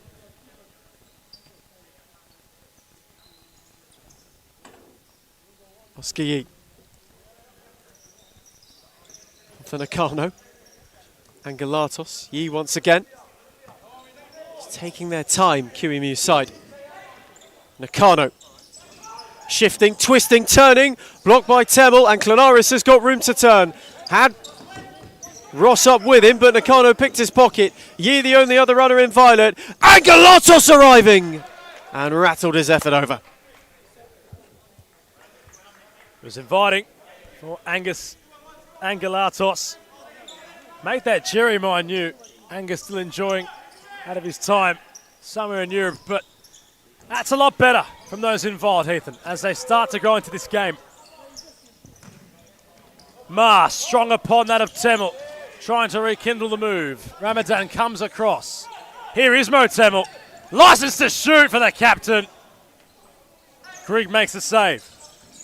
He's been under pressure tonight, hasn't he, Ethan, the goalkeeper? He's had a lot to do, And the reason is because Hume are winning those 1% balls higher up. On that occasion, it was Ramadan. He found Temel superbly, and the gap just opened up for him. Melbourne AKU parted like the Violet Sea and invited him to go and have a hit, which he did. Grigg just flung out an arm, and he made another important save. Temel has been really feeling it tonight, hasn't he? But Turkman has a case of commentator's curse. He's touch heavy. His bench, encouraging. Fernandez for Ma. Angelatos, that of Jerry. Gibson goes with Fernandez. He's really trying to penetrate some movement for his side with his runs off the ball. Ma chipping. Francis Ma arriving. It's a great block from Ramadan. AKU draw a corner. And it's not just at one end, it's at the other as well. That defensive recovery is so important, and Hume have done it better than AKU. Fernandez! Murray saw it late. Some ascendancy starting to grow with AKU. They have another corner. Ma, not around the bodies. And out of play.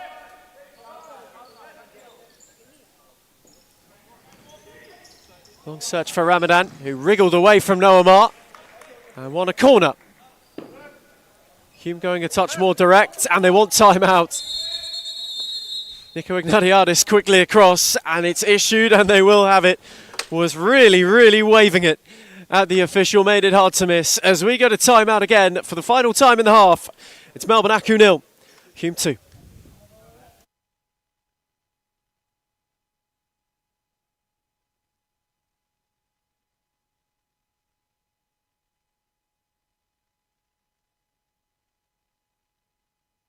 That's exactly right. Well, you know, for Social League Div 1, we thought this would be all right, but it's a much higher standard than we thought, and we're not quite equipped for it, but we're working on that. Yeah, we definitely are. Yeah, we're working on it. We're improving the arsenal, and we'll get there. We'll get there day by day. We'll adjust.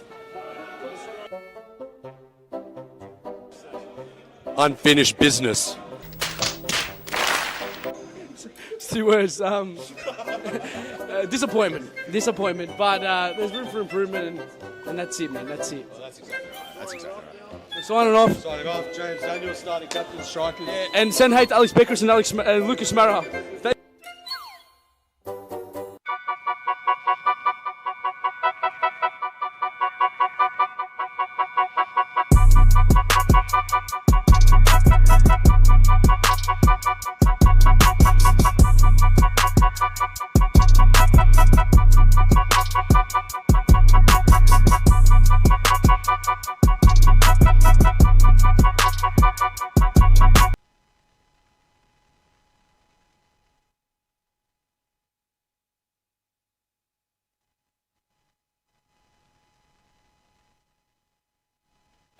We return from timeout. Hume have a corner. Luke Ross stood over it. Went with Loft for Mo Temel, who gave it a hit and caught it sweetly, but had it fly just across the face. Slight slice late on from the Hume skipper. Fernandez through the legs of Ramadan onto Noah Ma, who had Ross for company, and he went early. Noah Ma, Adam, no stranger to the spectacular. That time was just a little bit wide. Doesn't mind at the package. Pops up here and there. It's something of a superlative. Have to get inventive tonight. Well, AKU as Ross tried the ball roll. Now away goes Noah Ma. Barnstorming down broadcast wing. Ramadan does just enough. How rejuvenated has Lockie Ramadan looked in recent weeks, Ethan? He's looked absolutely superb in recent weeks as Ramadan. He just looks like somebody who's got that spark back. He's been absolutely brilliant. Last week personified it, was a real thorn in the side of Moreland all evening, and it's his revitalisation that has also seen Hume have an upturn in form. Brilliant turn from Smith. And Galatos just trying to get himself back into this one also. Has a nod to say, well, I'm dissatisfied with what's happening right now. Luke Ross following the corner. Temel.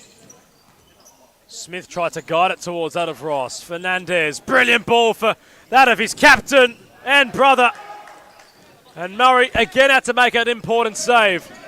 Ramadan, ball on a string for Smith. Important intervention from Xavier Fernandez, who's popped up for the right reasons. Here's Marcus Fernandez. Angelatos back for his captain. Good recovery from Ross. Corner, Melbourne AKU. Smith could have had a hit. The angle opened up for him just to try and roll it into that far corner. Instead, he goes to place it for Ramadan at the back stick. And it allows AKU to take the sting out of the attack, and it allows him to get the bodies back where he could have tested Lucas Grigg. Fernandez awaits the cavalry. Marcus Fernandez. And each time, Marcus Fernandez has wanted to find half a yard, try to get around his opponent. Toby Smith, when matched up against him, has been equal to each measure. He's been brilliant. Toby Smith so far in this game, his movement's been superb. And he just has the right knack of being in a good place at a good time to make the intervention. Saheen for Temel. Smith trying to guide a pass in for UC7, although Fernandez was impeded by the recent goal scorer. AKU will draw things back.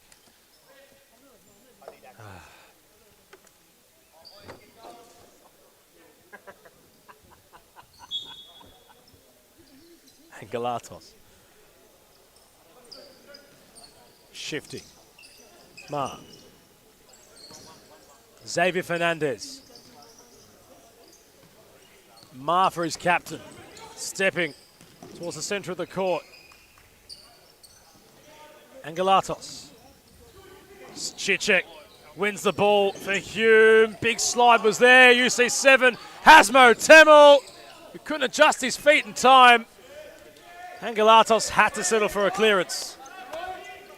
Saheen wants to restart things quickly. Smith, having taken a whack, is back on his feet. Saheen, Cicek, spinning Fernandez and forcing Grigg into a good save down low. Hume prepped the change. Smith with a bit of treatment. Kelsul coming on in place.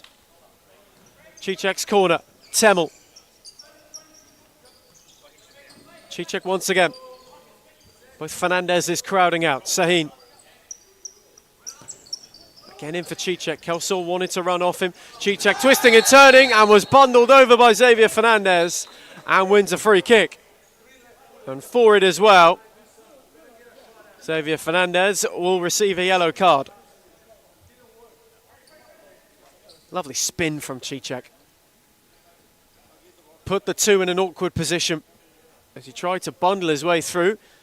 He seems to be taking a bit longer to get back to his feet than he would like.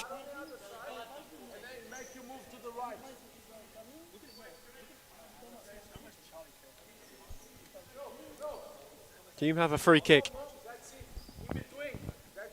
Real position of promise. Fernando de Moraes down to a T, what he wants the set piece to be.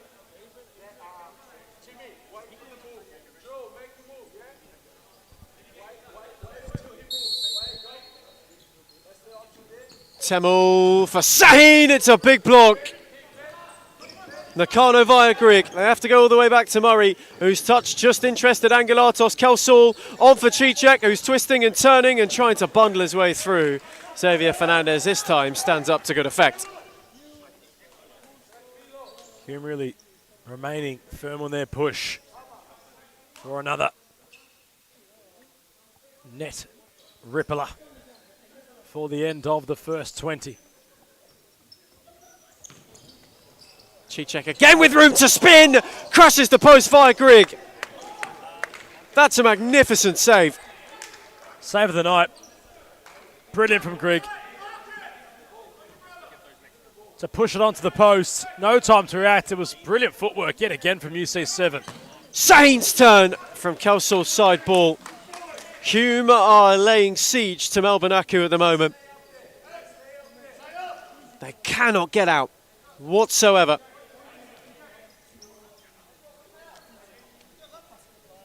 And Lucas Grigg, who's dazzled with a couple of the saves he's made so far tonight, can add another to the collection. That one perhaps the pick of the bunch. Here's Nakano. On for Xavier Fernandez. Kelsul hard on the press and picked his pocket. Temel with a tidy 1-2. Kelsul took over. Cicek was streaming. Temel battled with Angelatos and won it back Sahin. Ever again to calm it down. Hume have won all the 50-50s in the first half. Sahin once more. On to Kelsall. Temmel. Threaded it. Cicek with a glorious turn and a glittering finish. Hume have got lift off. And Ubedi Cicek is rocket powering them towards safety.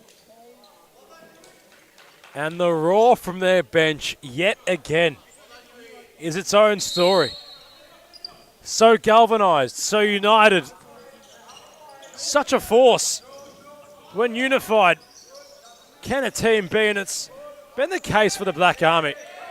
And it's completely unravelled AKU. Fernando de Moraes and Nico Ignatiadis together working wonders on the touchline. And the troops are there. And they're all fighting for each other. That third goal might just be the game. Hume have rallied in this first half. Temmel did not want to lose out to Nakano whatsoever. What a performance to follow up the one from 7 days ago. And it's so far so good. As we close in on half-time, Yee pressed by Kelsall, who ever so nearly picked his pocket. Grigg with a great ball to Angelatos, who's looking to turn beyond Cicek, who in turn won it back and kept it. Cicek on for Kelsall, who skipped around Nakano, and Grigg had to go the long way. My word, they are all over it.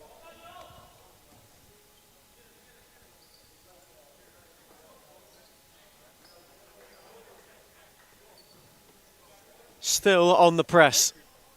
Towards half-time. Cicek with room to roam. Gave it away to Xavier Fernandez. Cicek then went to go and win it back and took a tumble.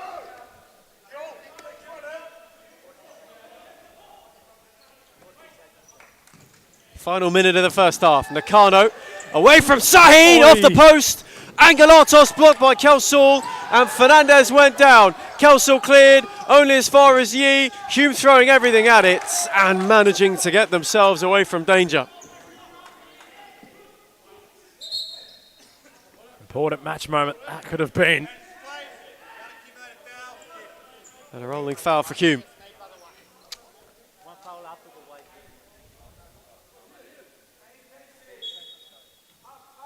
Closing in on half-time. Oscar Yee. Can AKU throw one back? His effort wide of Murray's net. It's been the story of the first half for Melbourne AKU. They'll have a lot to do come the resumption of play in the second half as we turn for home on round 11. Real one-way traffic. There might be a late instalment. Nij Sahin with a flick-on header in his mind, although never came to fruition. Temmel with the teasing ball. Nakano says something late to transpire. His last 10 seconds. Nakano no looking. Angelatos working tirelessly still. That'll be half time.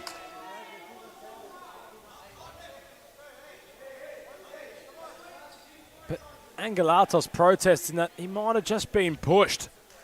He's trying to play the ball. So there will be 1 second, I believe, left to play.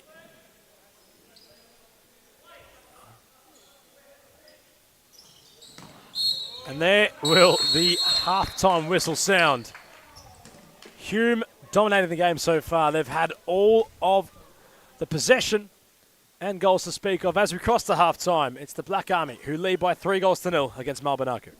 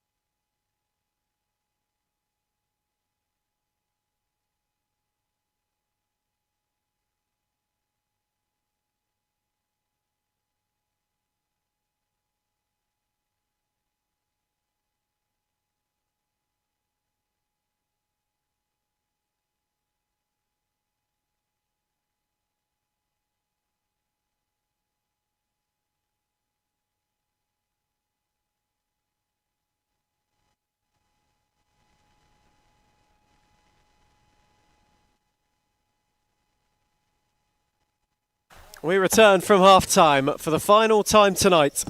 In a first half where Hume have been well and truly on top. Melbourne AKU in need of some sort of miracle to get themselves anything out of it. But Sahin was on the march. He had an option either side. In fact, it was Temmel who had Sahin to his left. He had Swade to his right. And in the end, he picked the wrong one. Sahin had just advanced a bit further. Hume almost making a lightning start to the second half. Melbourne AKU need to get a move on if they are to get something out of tonight's game, and that is without further concession. Here is Nakano. Away from Temmel, not beyond Turkman, onto Francis Marr. Now Noah Marr, whose return for Nakano was deft, and Temmel came across deftly to make a tidy challenge.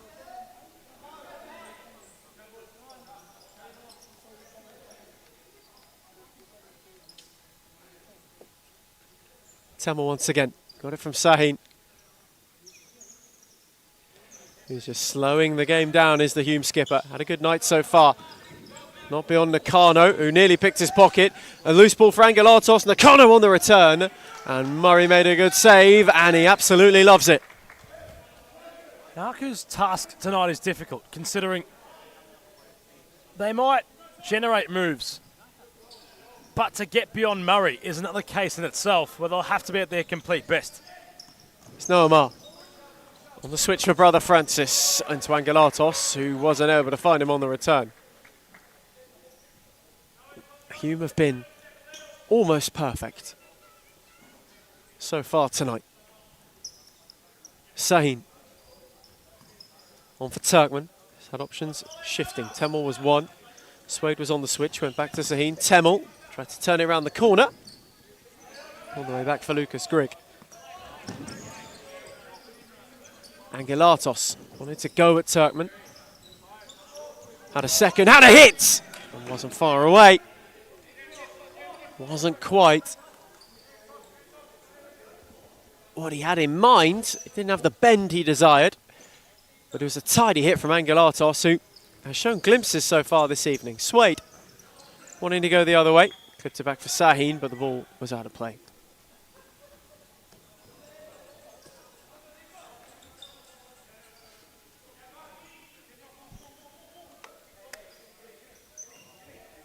Fernandez. Oscar Yee. Not around Mo Temmel, who's been on song tonight. Hume have been fantastic at nullifying any possible snuff of danger which AKU been trying to place upon them.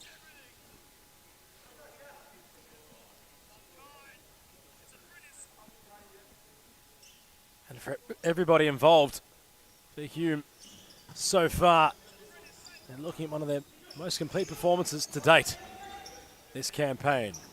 Sahin for Temmel. Hamza Swade tried the nonchalant, most backheel pass for the arriving Turkman. A lot of body from Nej Sahin. It sent Marr into the stands. The official says that is not going to fly. And although he protests his innocence, Sahin doesn't go for the ball. And he takes out Francis Marr. It's a hard one to try and hear him out on, because he does just clatter into the AKU man. It's a bit of a stonewall free kick. It's taken quickly from the captain.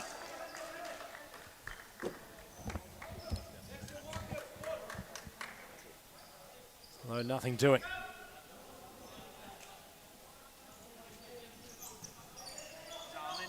Murray. Lovely ball for Sahin. Lateral, Luke Ross can infiltrate.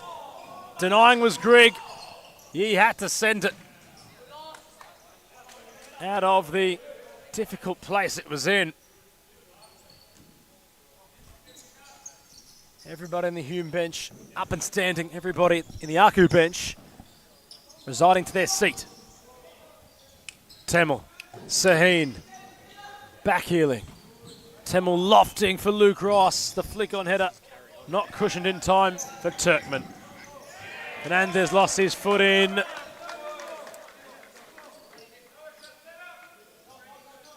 Each match scenario in game celebrated by those in white.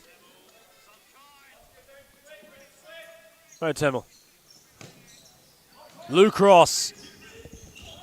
Back to Temmel. Gave it a genuine ride, but just continued to loft and loft. Hume have continued this bright start into the second half. Already forced Lucas Grigg into a good save. Luke Ross starting to get a bit more adventurous as well.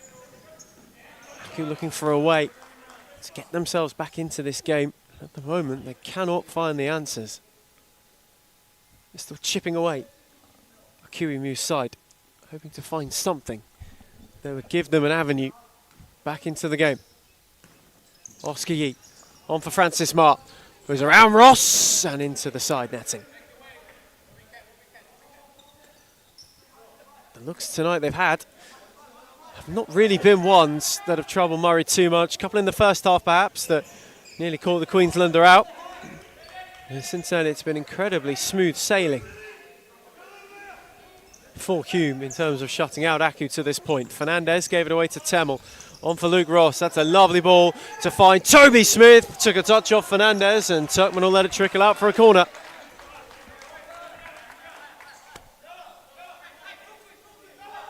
AKU desperately trying to contain the Black Army.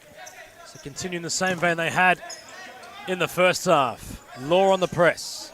Ross the recipient of a pass. Turkman holds up Yee.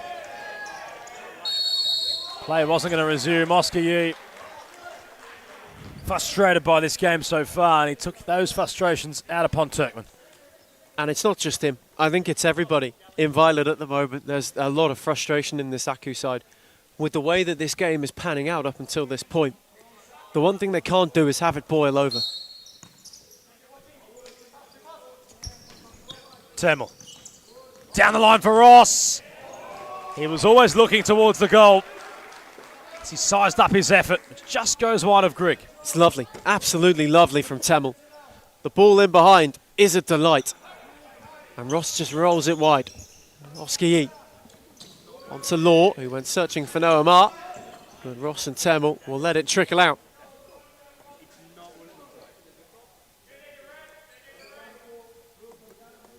Still AKU unable to find a way. Clenaris on for Temmel once again.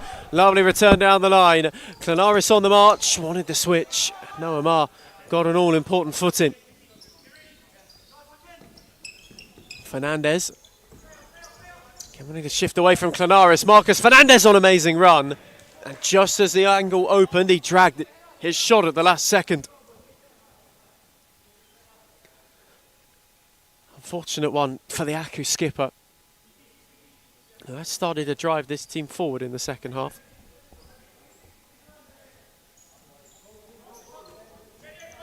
Luke Ross. Bobby on Noah Marr. Fernandez picked it up. Dropped it off for Oscar Yee. Law. Fernandez. Away from Temmel. Not around Clenaris, and then gave Yee one which was hot to handle. Clenaris came in on the press too and managed to keep it alive. Dropped it off for Smith, whose clearance was only as far as Law. Oscar Yee. Smith with a tidy read. Noah Marr came across and it trickles out of play.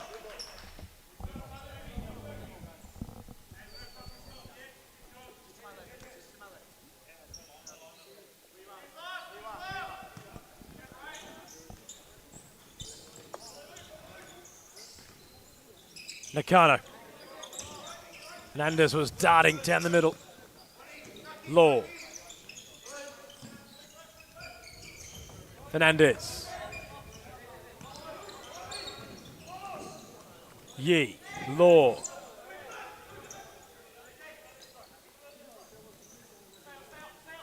Nakano. Yee. Now Law chipping central. Nakano tried the 50-50 ball. It was Ross who's gone into his own teammate. Smith's okay. All the thumbs up from Toby. Oscar Yee. Done really well to earn himself a position to shoot. Corner forced. But that's a better approach to this game as Yee had undone all that good work. For a moment, he's wanting to forget. He just leans back. As he goes to hit it, Oski, he gets right under it. And with that kind of wind-up, with that kind of power, it's only going one way. And unfortunately for him, that was sky high. Smith. Tamil. Ross not around Nakano.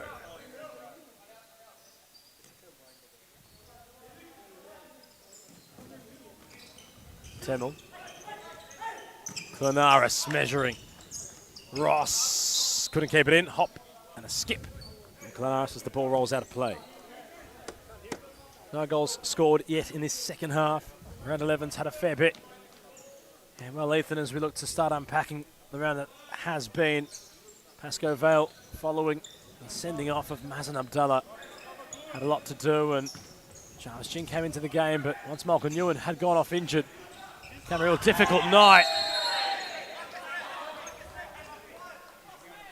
What's proven to be difficult again, in this clash for AKU, it was for the Lions against the Blues. It really was a night that Pascoe Vale would like to forget. They were 7 unbeaten going into this game, and it brings that run to an end in a really sordid fashion. Mazen Abdallah sent off for that drag on Kevin Dos Santos. Michael Noon and Jarvis Gin now injury doubts. It's a night which really takes the wind out of the momentum that the Lions were starting to build a little bit.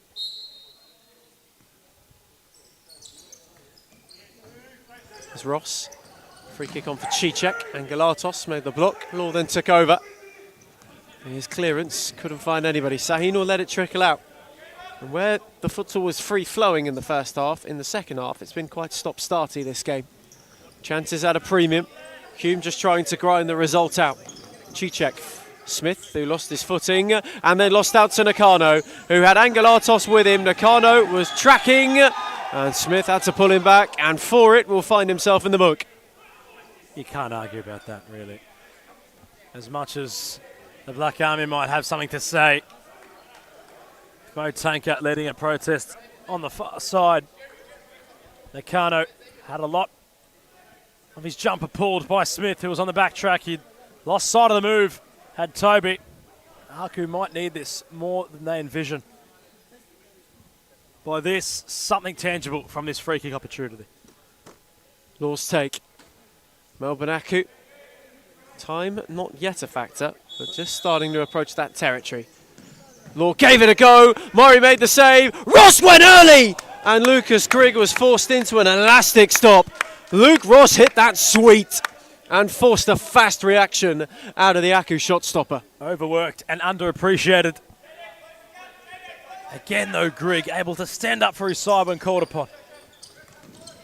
Law picked Ross's pocket, and Galatos tiptoed ever so deftly around Cicek the first time, lost out the second. Cicek wanting to charge, Law with a foot in.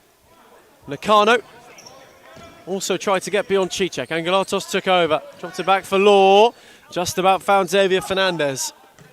Law starting to conduct, went long for Luke Ross, who nodded it away. Cicek allowed to turn, had 3 around him in violet. Law made a firm but fair one. Nakano on the drive with options left and right. Sahin stuck a foot in not once but twice. Smith now on the break.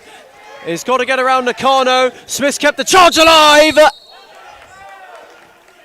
And it's pulled back for a foul. And Nakano just getting a little bit perhaps caught up in the game. And his frustrations again, like Oski's, might just been taken out upon his counterparts. Enjoying the tussle which he's having with Smith. Not a nil malice, but not wanting to concede any territory against each other. No card for Nakano, but a free kick for the Black Army. Cicek to take.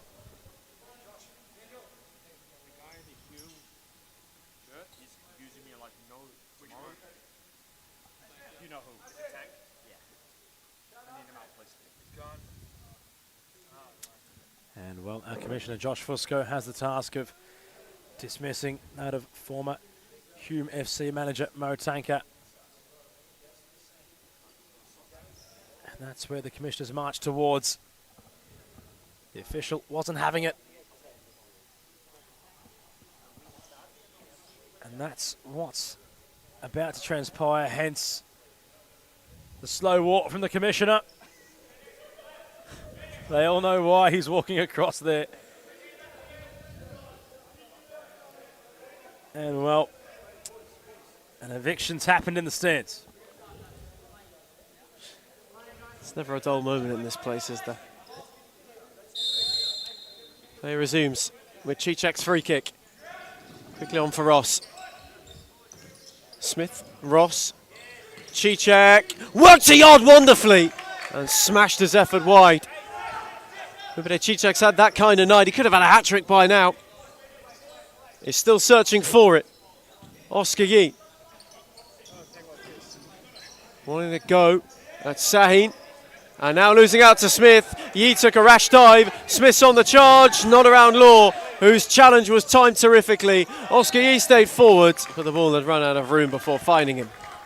Just hope this game doesn't reach that point of boiling over. AKU have certainly frustrated. Hume won't lie down for nobody. That's a known fact.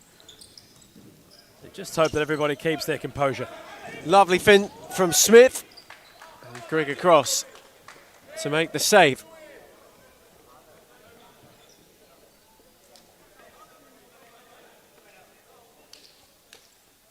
Black Army still pouring forward, unhappy with the three that they have, in search for yet more jubilation on a night where they are going to claw themselves off the bottom of the table. It's been some time, been glued to the foot since the opening day. And Luke Ross had a hit, took a touch off Turkman, which took the sting out of it for Lucas Grigg inadvertently. Law went lofting for Angelatos, but can only find touch. And in fact, Oscar Yee will find himself in the book. It's just starting to tinker, isn't it, on that fine edge of things nearing its boiling point in the stands and on the court. Even though Hume lead by a 3-goal margin, they still demand more of themselves. Turkman couldn't thread it. Cicek. Grigg sliding in. Oscar Yee on the tarmac. Smart from Yee to know that Cicek was going to rampage to try and get the ball. And ultimately concede the foul. Angelatos. Francis Marr. Yee. Down court, nobody home.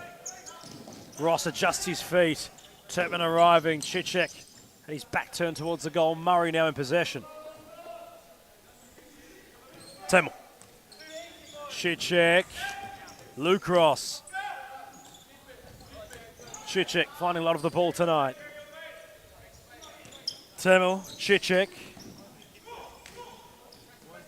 Turkman. Hume enjoying possession. And they find Luke Ross now in an advanced position. Angelatos doing just enough.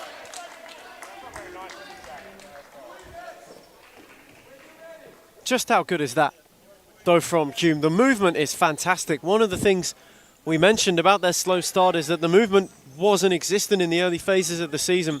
And you can see the change being made now. Luke Ross with a beautiful run. Ubede Cicek peeled off nicely. Temel just sat back and let things fly. So you're seeing it's a lot more fluid now, the system. Fifth man. The call to action for Kuimu's side. Fernandez has the fly kit on. Yee. Angelatos for Marr.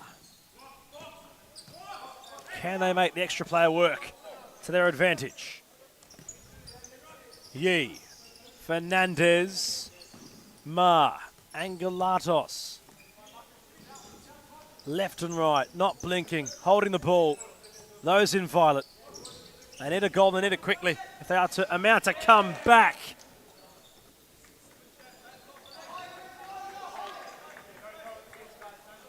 As Grigg comes back on, the fly kick staying on Fernandez. Ramadan twisting, not away with the ball. Rouletting was Marr. Couldn't believe there was no foul, was Francis. Ross Ramadan backing into Angelatos. Pedestrian though, Murray keeps it just able to remain alive. Ross calling for calm. Temel. Luke Ross flicking Ramadan in striking distance. Big slide from Ramadan, and Luke Ross with the nonchalant no look across the face of Griggs' goal. Brilliant from Ramadan, just the way that he's able to keep the press on. And as Francis Marr was looking to go, the slide is terrific, and it allows Hume to go the other way. Ross perhaps should have scored from that scenario, but it's brilliantly done from Ramadan once again.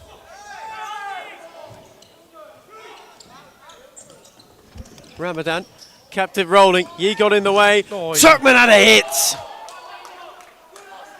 And Hume have a corner. Noah Marr and Oscar Yee both quite displeased about that.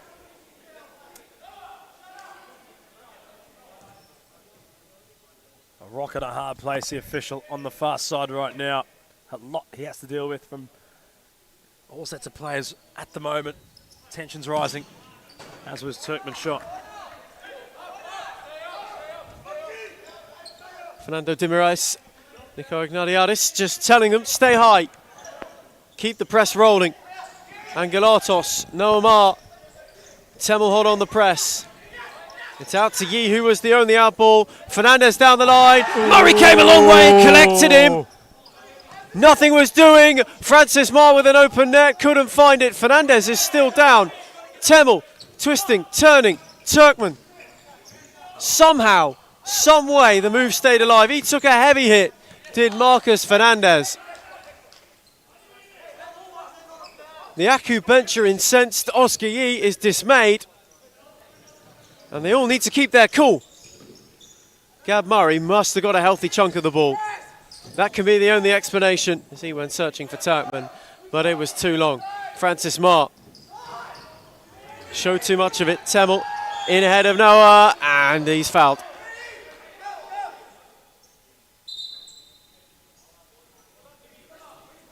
Oscar Yee perhaps given a final warning. The officials have to get a real grip on this game. It's certainly simmering. And, well, it's looking like the steam's coming firmly off the lid right now. Turkman. Nakano got in the way. It's where you see Melbourne AKU lose their cool. Hume keeping control. Ross not around Noah Marr. What a night. And what a movement towards the foot of the table. There's Ross for Ramadan, who was rolling. And Grigg just had to be careful. And for Angelatos, again, that high press. Nakano had Turkman for company, who was clipping at the heels. Nakano then took over and was forced to concede play, much to the delight of the Hume contingent on the far side.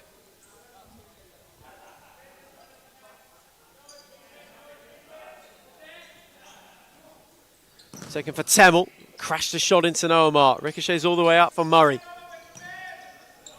Turkman, whose touch was loose. Nakano took over. Angelatos on for Noah Marr. Lucas Grigg making way. Marcus Fernandez coming fifth. Marr really, really under pressure. Temel clipping at the heels. He did superbly to feed that to Fernandez. Oh. And now Angelatos is on his own. For Nakano, it's too heavy. That was their best move. By the Flemington straight, that was AKU's best move. Brilliant from Marr. He took on the game. He had all the composure in a very tense situation to hold the ball. And once he chipped for Fernandez, the weight of his pass to hit the diag was superb. So unlucky was Angelatos. Just too much on it for the arriver at the back post. That is a lot better from Kumu's men. Ramadan's rolling. Ramadan's flashing. And it was just across the face. Grigg was beaten all ends up.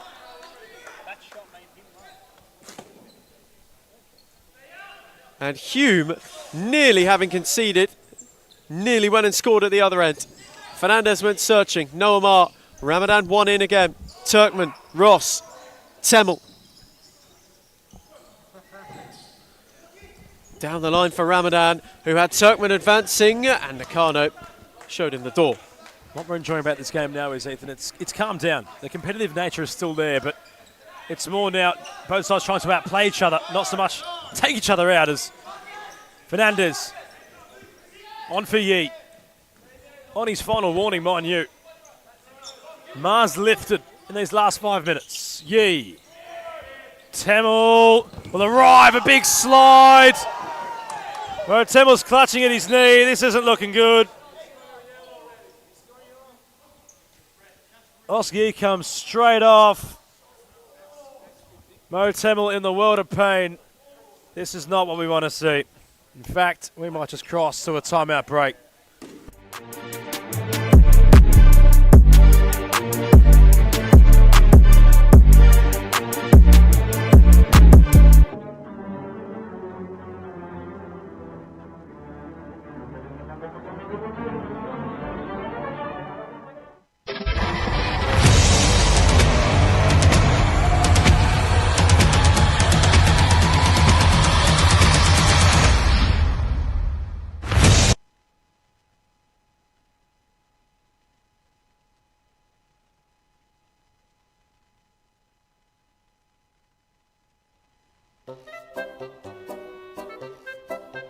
We're the Chair Punters Div 1 Tuesdays. We should not be in Div 1, but... Oh, it appeared to be a lot worse than what it was, hence the quick timeout break. He's okay. Temel's all right. He's wearing it. It looked a lot worse, Ethan Rigg. We saw it right before our very eyes. That late collision with Oski and Temel. But the captain's okay. Not sure if he'll continue, but he was up and walking. Boy, it did not look to be the case only moments ago. That looked awful. When you see the initial contact and you see the way that Temel goes down, it looked horrible, and it's really good that he seems to be all right. Big slide from Ma, wins the ball fairly. Noah couldn't go incisive. But Mo Temel's up on his feet. That's the talking point. That's what we're worried about right now. The game's secondary. He's skipping. He looks okay. In fact, I'll say he's okay. So, with that aside, 2.5 minutes left on the clock. AKU really leaving things late. Might turn into a consolation prize and not the comeback they envisioned if they are to score, but they have gone fifth man. Hume have been kept scoreless in this second half. Their first proving to be the difference. Angelatos. Ma. Still looking to find a blemish upon Murray. It'll be the Black Army's first clean sheet, I believe, this season, if they can hold on. Nakano, Ma. Central ball. Luke Ross with the spin and the composure. Murray went for it. And Galatos did just enough, but will have to concede a deep side ball. I just dipped devilishly on Angelatos. It's a great effort from Murray. But how's the read from Luke Ross? Just gets himself in the right place at the right time and is just there in the nick of time to make that intervention. Well, Temel's okay, which is also another main talking point. But for Hume right now, it's all about the clean sheet and Luke Ross's arrival. The man out west has walloped one in. It's an absolute corker, and on a night where Hume have had a few, that's the pick of the bunch.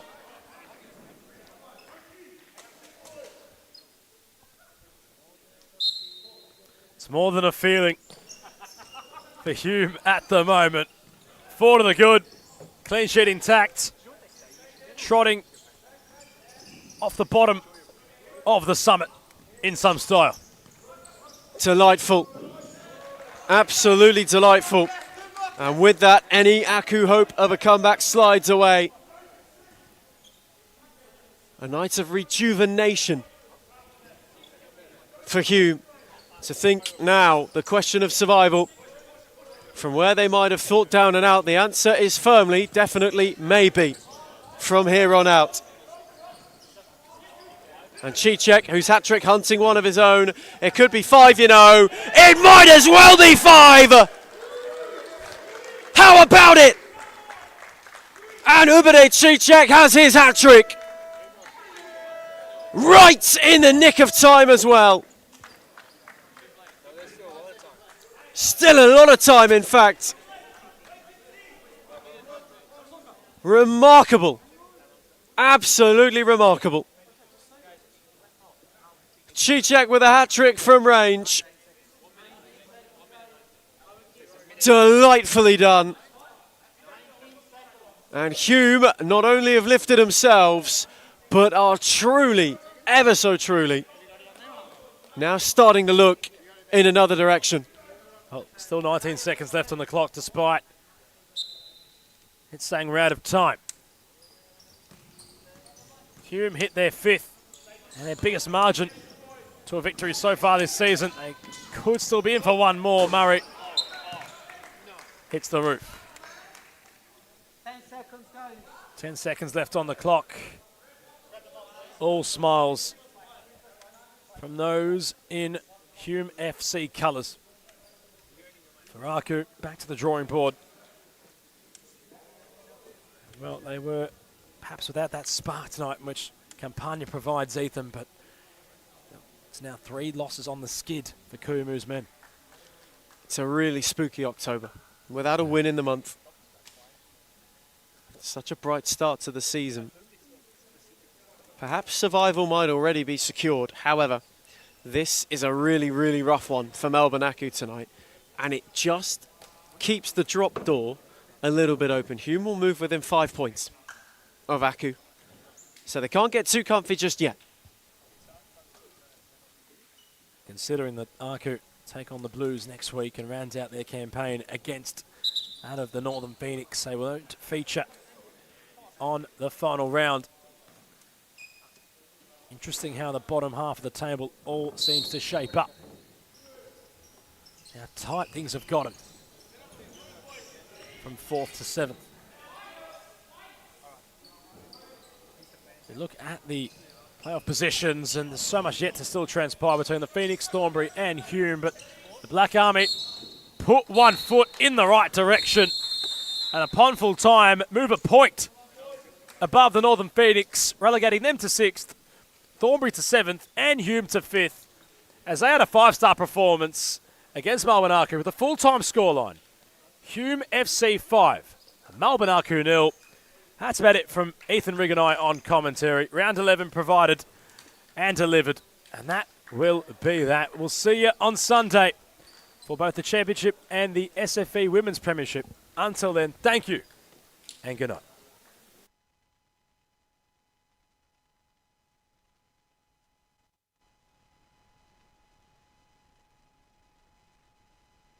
We lost 8-3 today, but we're missing Alex Becker.